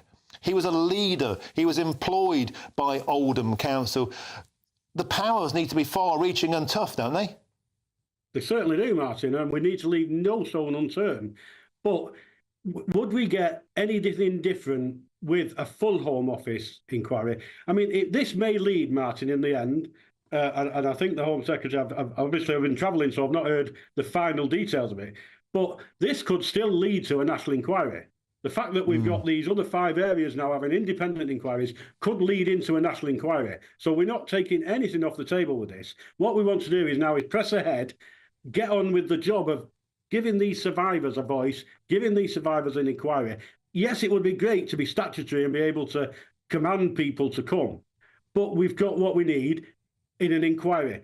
Let's work on how we now deal with that inquiry and the scope of it and the schedule of it. That's what we need to work on now. We need to back off from the politics, and we need to now get on with the job of giving these survivors an inquiry. And we'll make the best inquiry that we can with the tools that we've got, and we hope that we'll get justice and their voices heard. And then from there, who knows, Martin? We could do an Oldham inquiry. There could be these other 4 inquiries that the Home Office that the Home Secretary said. And at the end of these, because we don't want long inquiries, we want proper inquiries, but we don't want it to be taking too long. But then they could feed in to a national inquiry. I believe the Casey review, that could lead to a national inquiry as well. So it's no good us turning this opportunity away now of having Home Office assistance and a bit of Home Office funding just for the sake of the very small nature of who's doing what. Let's get on with providing these survivors with what they want, the voice and the justice, and then who knows where it's lead. Let's hope we dig deep enough and it does cause further inquiries. But as long as we're doing the right thing for the survivors, that's what my aim is. Brian Hobin, can I thank you for your tireless diplomacy, your calmness, your rationale, you're meeting with Jess Phillips, you're getting stuff done behind the scenes. Thank you, mate. Thank you very much for what you're doing, and thanks on behalf of our viewers and survivors out there. Brian Hobin there, meeting with the Safeguarding Minister today with survivors, trying to push forward. That's excellent to hear. Now, loads more still to come between now and 5 o'clock, including Labour bows to pressure to announce new grooming gang inquiries, but have they gone far enough? But first, here's your headlines with Sam Francis.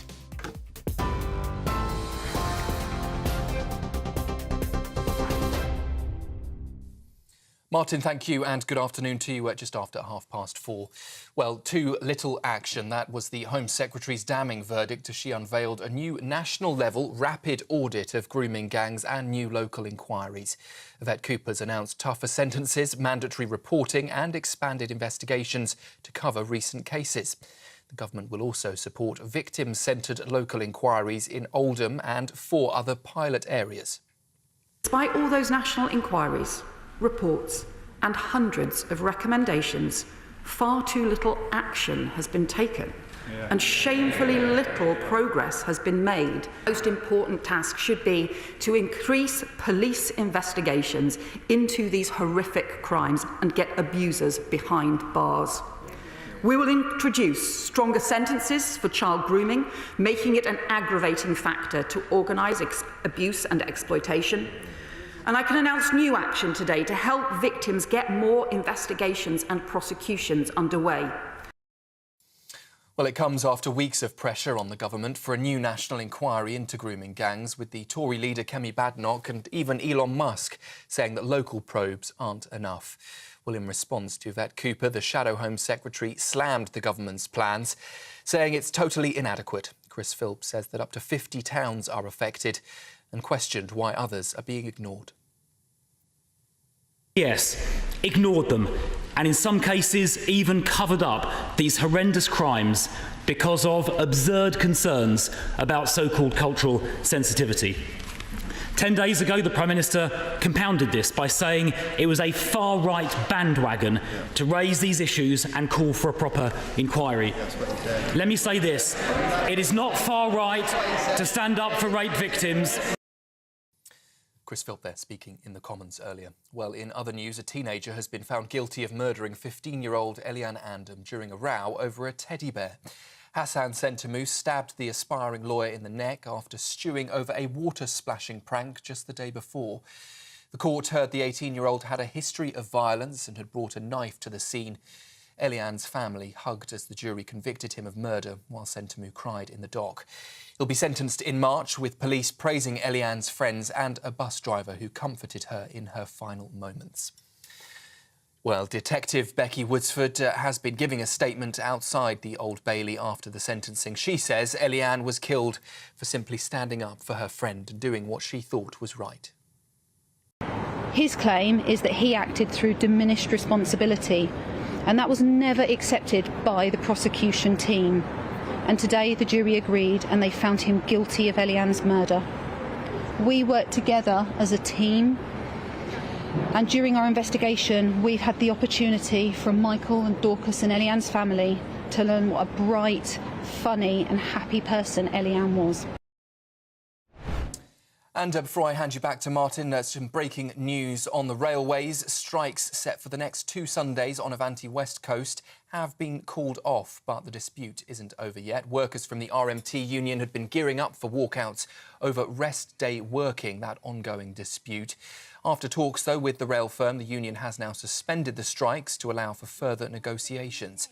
RMT says the suspension does show their commitment to finding a resolution, but that future strikes are still on the horizon. That's the news on GB News. I'll be back with you at the top of the hour. Now, though, it's over to Martin. For the very latest GB News direct to your smartphone, sign up to News Alerts by scanning the QR code or go to gbnews.com/alerts.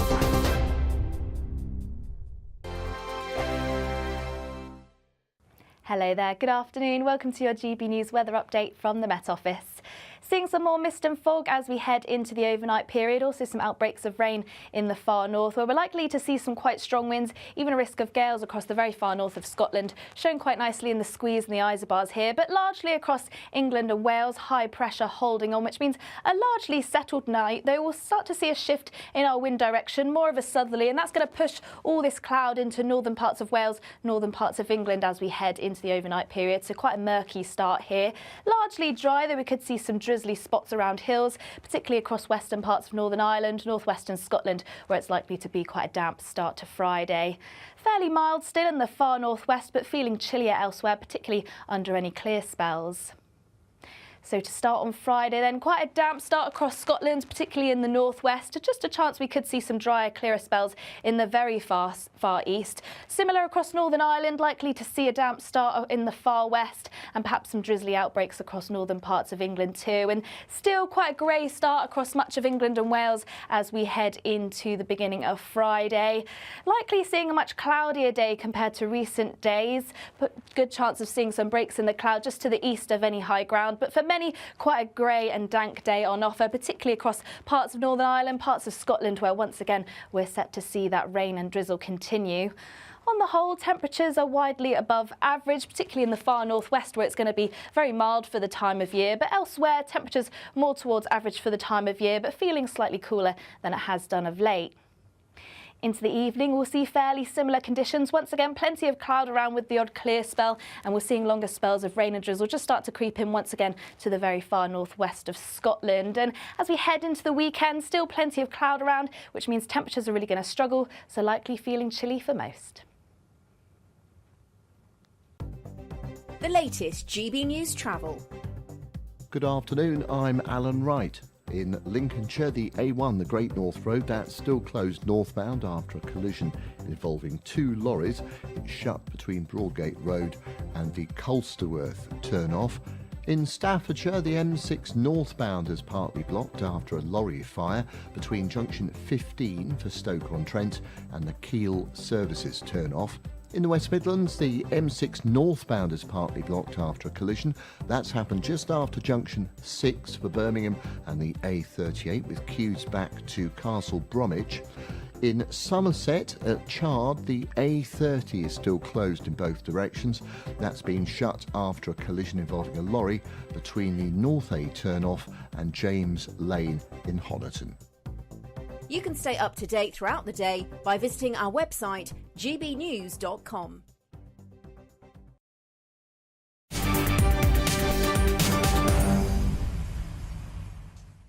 Welcome back. It's 20 to 5 with me, Martin Daubney, here on GB News. Now to the story shaming the nation, and of course, is the rape gang scandal. About an hour and a half ago, the Home Secretary Yvette Cooper announced a new national-level rapid audit of grooming gangs, plus up to 5 new local inquiries. And let's remind ourselves of what she had to say. Despite all those national inquiries, reports and hundreds of recommendations, far too little action has been taken. And shamefully little progress has been made. The most important task should be to increase police investigations into these horrific crimes and get abusers behind bars. We will introduce stronger sentences for child grooming, making it an aggravating factor to organise abuse and exploitation. And I can announce new action today to help victims get more investigations and prosecutions underway. OK, well, Robbie Moore, the Conservative MP for Keighley and Ilkley, joins me now fresh from the Commons. Robbie, welcome to the studio. You, of course, were there. You had a ringside seat. Give us your take on what the Home Secretary said. There's been a great deal of criticism, certainly, from GB News viewers and survivors. Well, this is an issue that I've been campaigning on since getting elected, to have a rape gang inquiry on grooming, on child sexual exploitation across the Bradford district and indeed Keighley itself. So I welcomed the fact that the Home Secretary has finally said that they will enact all recommendations from the ICSA report. I think that's important. That's what I've been also advocating for. But the ICSA report did not specifically look at gang-related grooming, which is why we need that separate national inquiry. The Home Secretary therefore then said today she will have 5 pilot areas to look at where she will have a local-based inquiry. Now, this is not going far enough and is not doing the level of justice to any of the victims, survivors or those families that I've been speaking to. And the reasons why is because this will not be statutory binding. It will not have the obligations for those inquiries to compel witnesses to come forward to provide evidence. And, of course, the funding that the government is allocating to this is about £7 million, which is nothing for an inquiry that needs to go into the in-depth detail that all of us are expecting. In fact, it was pointed out by Sarah Champion, Labour MP for Rotherham, that the money was just nowhere near enough. In fact, the Telford inquiry cost £8 million.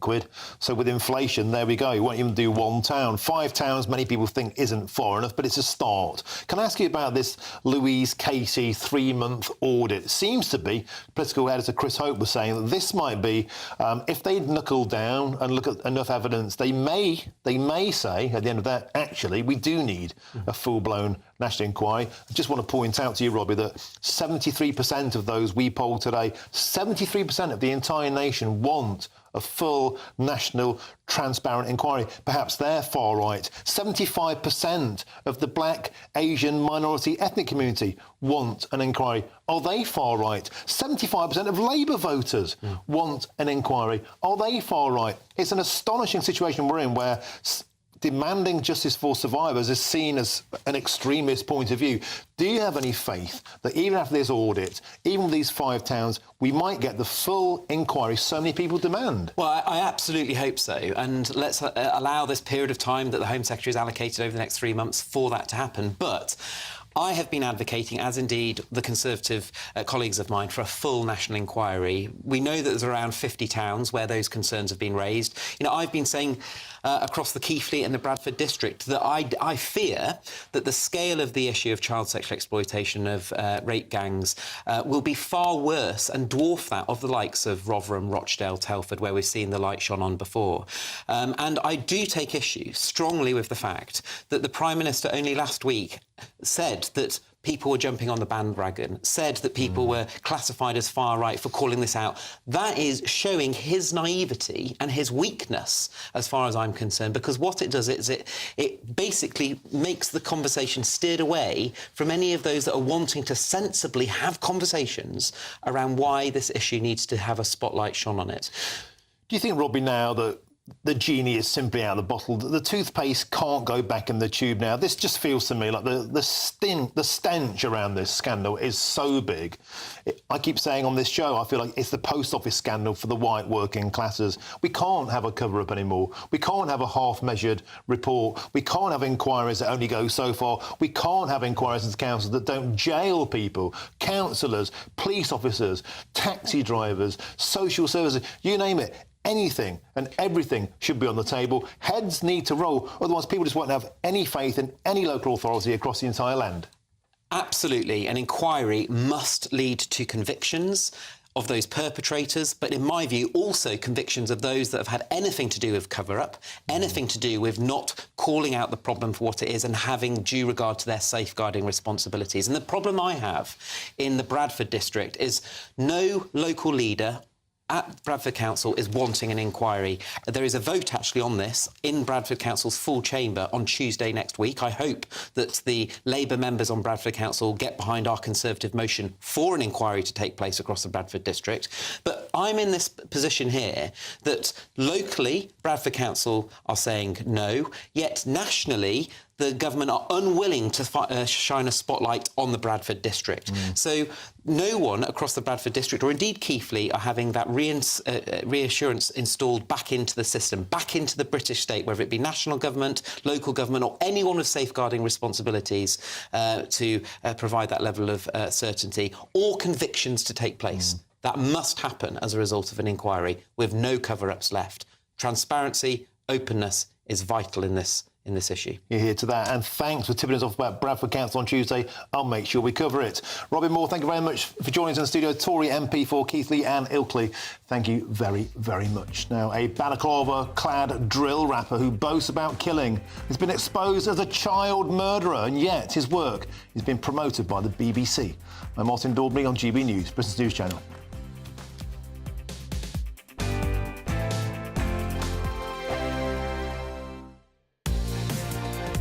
Mornings don't have to be tiresome, especially if you have the right company. Wake up to news as it happens, opinion and debate, and of course, a little bit of entertainment too. Because when the kettle's on, we're on. That's Breakfast on GB News, a show worth waking up for. Every morning from 6 a.m. Only on the People's Channel, Britain's news channel. We'll spread the news, you spread the word.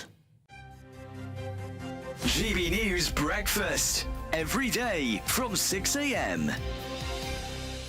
Underestimate what you did, because to do it in their backyard as well, I bet they weren't happy about it, were they, Brad? No, definitely not. Well, it makes it all the more sweeter. So they're usually pretty dominant in a two-man event, but four-man's usually where we can challenge them. And yeah, we managed to do it yesterday and put down 2 solid runs. And yeah. So yeah, funding was a big issue for us in the last quad, but because of our results recently, we've picked up a lot more funding from UK Sport. So we're well funded now, and but yeah, the Bob is in the back of the van behind us, so we're driving it down to St Moritz as we speak. So yeah, that's how it all works in the background in bobsleigh.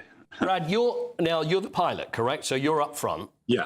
Now, what happens? I always wonder, because I remember seeing John Noakes on. Do you remember John Noakes on Blue Peter when he fell out of the Bob and he ended up showing the back of his backside on TV because he had a big scar on there? What? So you've got the brake man. You're at the front. So where are you then, Aaron? Are you what number are you? So I'm number 3. Yeah. Right. So what do you do there? Is it just a matter of it's the running power is what it's all about to get off to a good start, and then you can sit and enjoy the ride? Yeah, that's it. So for number 2 and myself, number 3, it's all about getting that bob off the line and then just zipping it up to as high a speed as we can, basically. Getting in, staying low, having good aerodynamics and staying still and let Brad do the work. Yeah, it's definitely not a comfortable position for them because we're bending them and twisting them into quite an uncomfortable position to get as aerodynamic as possible. And when you've got 6 times G's pushing you through that is not... Yeah, not definitely fun. stiff back this morning, that's for sure. Because I'm just thinking where me and Eamon would sit. Is it 2 and 3, or would he go at number 4? What do you fancy? I would be too frightened to do that. GB News, the People's Channel. Good Afternoon Britain isn't just about us. The wonderful thing about this programme is it's about everyone watching. It's an interactive programme. Well, there absolutely is something to see here, and we're going to be talking about it more. Whether it's breaking royal news, Will, please bring us up to date. or indeed a particularly punchy speech in the House of Commons, Very, very curious. we bring it to you live, and then we bring you live reaction as well. That's Good Afternoon Britain, weekdays from midday. Only on GB News, the People's Channel, Britain's news channel.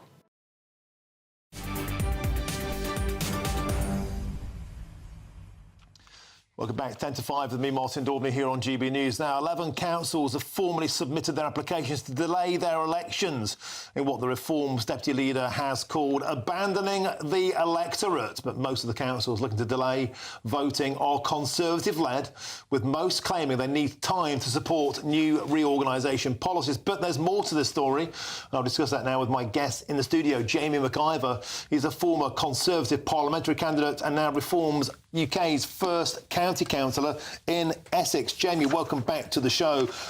You were very upset 9 million votes have been kicked down the road. Yes. That was on Friday. There's an extra element to it today, and some astonishing data has come out for the Centre for Migration Control. We've got Rob Bates on in the next hour, showing there's a link between those who've had their elections cancelled and the astonishing increase in illegal immigrants living within the areas. Essex, where you are, is the top of the pops. There's been a 712% increase in illegal immigrants living in Essex this past year. The elections have been cancelled. Is that a coincidence? Well, I think, first of all, what you've highlighted is really important that we discuss and that people are able to discuss it without being labelled. And actually, what I think is very clear to me is both the Conservative Party and the Labour Party are failing when it comes to this conversation about illegal immigration. And I think it's no surprise that Essex is one of those counties where Reform can expect to do very well. And the number one issue on the doorstep when you speak to people, they are concerned about the rate of illegal immigration in our country. You only need to go and speak to people on the streets in Essex to hear this. And the figures are astonishing. In the 12 authorities calling off their ballots, there's been an average 344% increase in people being shipped in. No say for the locals, no vote, no chance to kick back. Except that was meant to be in May. Do you think that the issues like this on the doorstep are resonating? And do you think it would have given the establishment parties a good kicking?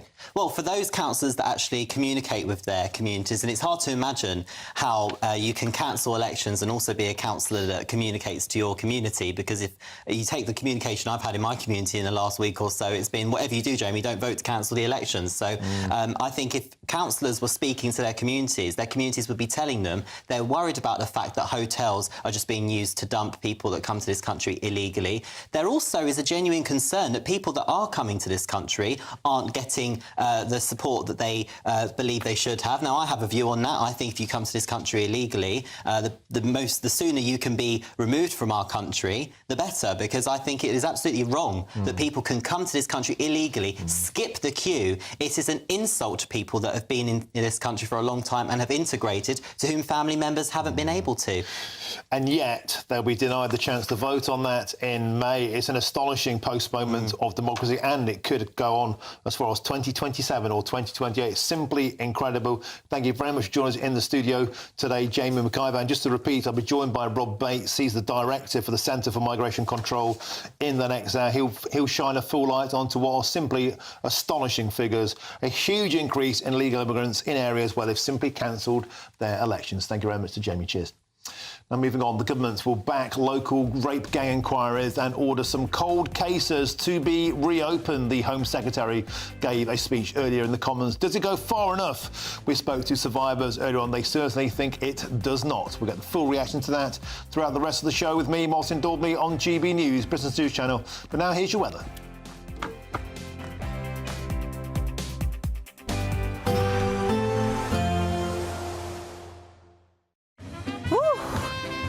Chilly start will give way to a lovely, warm afternoon. Boxed heat pumps, sponsors of weather on GB News. Hello there, good afternoon. Welcome to your GB News weather update from the Met Office. Seeing some more mist and fog as we head into the overnight period. Also some outbreaks of rain in the far north, where we're likely to see some quite strong winds, even a risk of gales across the very far north of Scotland, shown quite nicely in the squeeze and the isobars here, but largely across England and Wales, high pressure holding on, which means a largely settled night, though we'll start to see a shift in our wind direction, more of a southerly, and that's going to push all this cloud into northern parts of Wales, northern parts of England as we head into the overnight period. So quite a murky start here. Largely dry, though we could see some drizzly spots around hills, particularly across western parts of Northern Ireland, northwestern Scotland, where it's likely to be quite a damp start to Friday. Fairly mild still in the far northwest, but feeling chillier elsewhere, particularly under any clear spells. So to start on Friday then, quite a damp start across Scotland, particularly in the northwest. Just a chance we could see some drier, clearer spells in the very far east. Similar across Northern Ireland, likely to see a damp start in the far west and perhaps some drizzly outbreaks across northern parts of England too. And still quite a grey start across much of England and Wales as we head into the beginning of Friday. Likely seeing a much cloudier day compared to recent days, but good chance of seeing some breaks in the cloud just to the east of any high ground. But for many, quite a grey and dank day on offer, particularly across parts of Northern Ireland, parts of Scotland, where once again we're set to see that rain and drizzle continue. On the whole, temperatures are widely above average, particularly in the far northwest, where it's going to be very mild for the time of year, but elsewhere temperatures more towards average for the time of year, but feeling slightly cooler than it has done of late. Into the evening, we'll see fairly similar conditions. Once again, plenty of cloud around with the odd clear spell, and we're seeing longer spells of rain and drizzle just start to creep in once again to the very far northwest of Scotland. And as we head into the weekend, still plenty of cloud around, which means temperatures are really going to struggle, so likely feeling chilly for most. A nice bright morning will generate a lovely warm day, right through to the evening. Boxed Solar, sponsors of weather on GB News. The latest GB News travel. Good evening, I'm Johnny Ratner. Long delays continue heading south down the M6 through Lancashire from junction 31 to 29 as you head towards the M65 near Preston.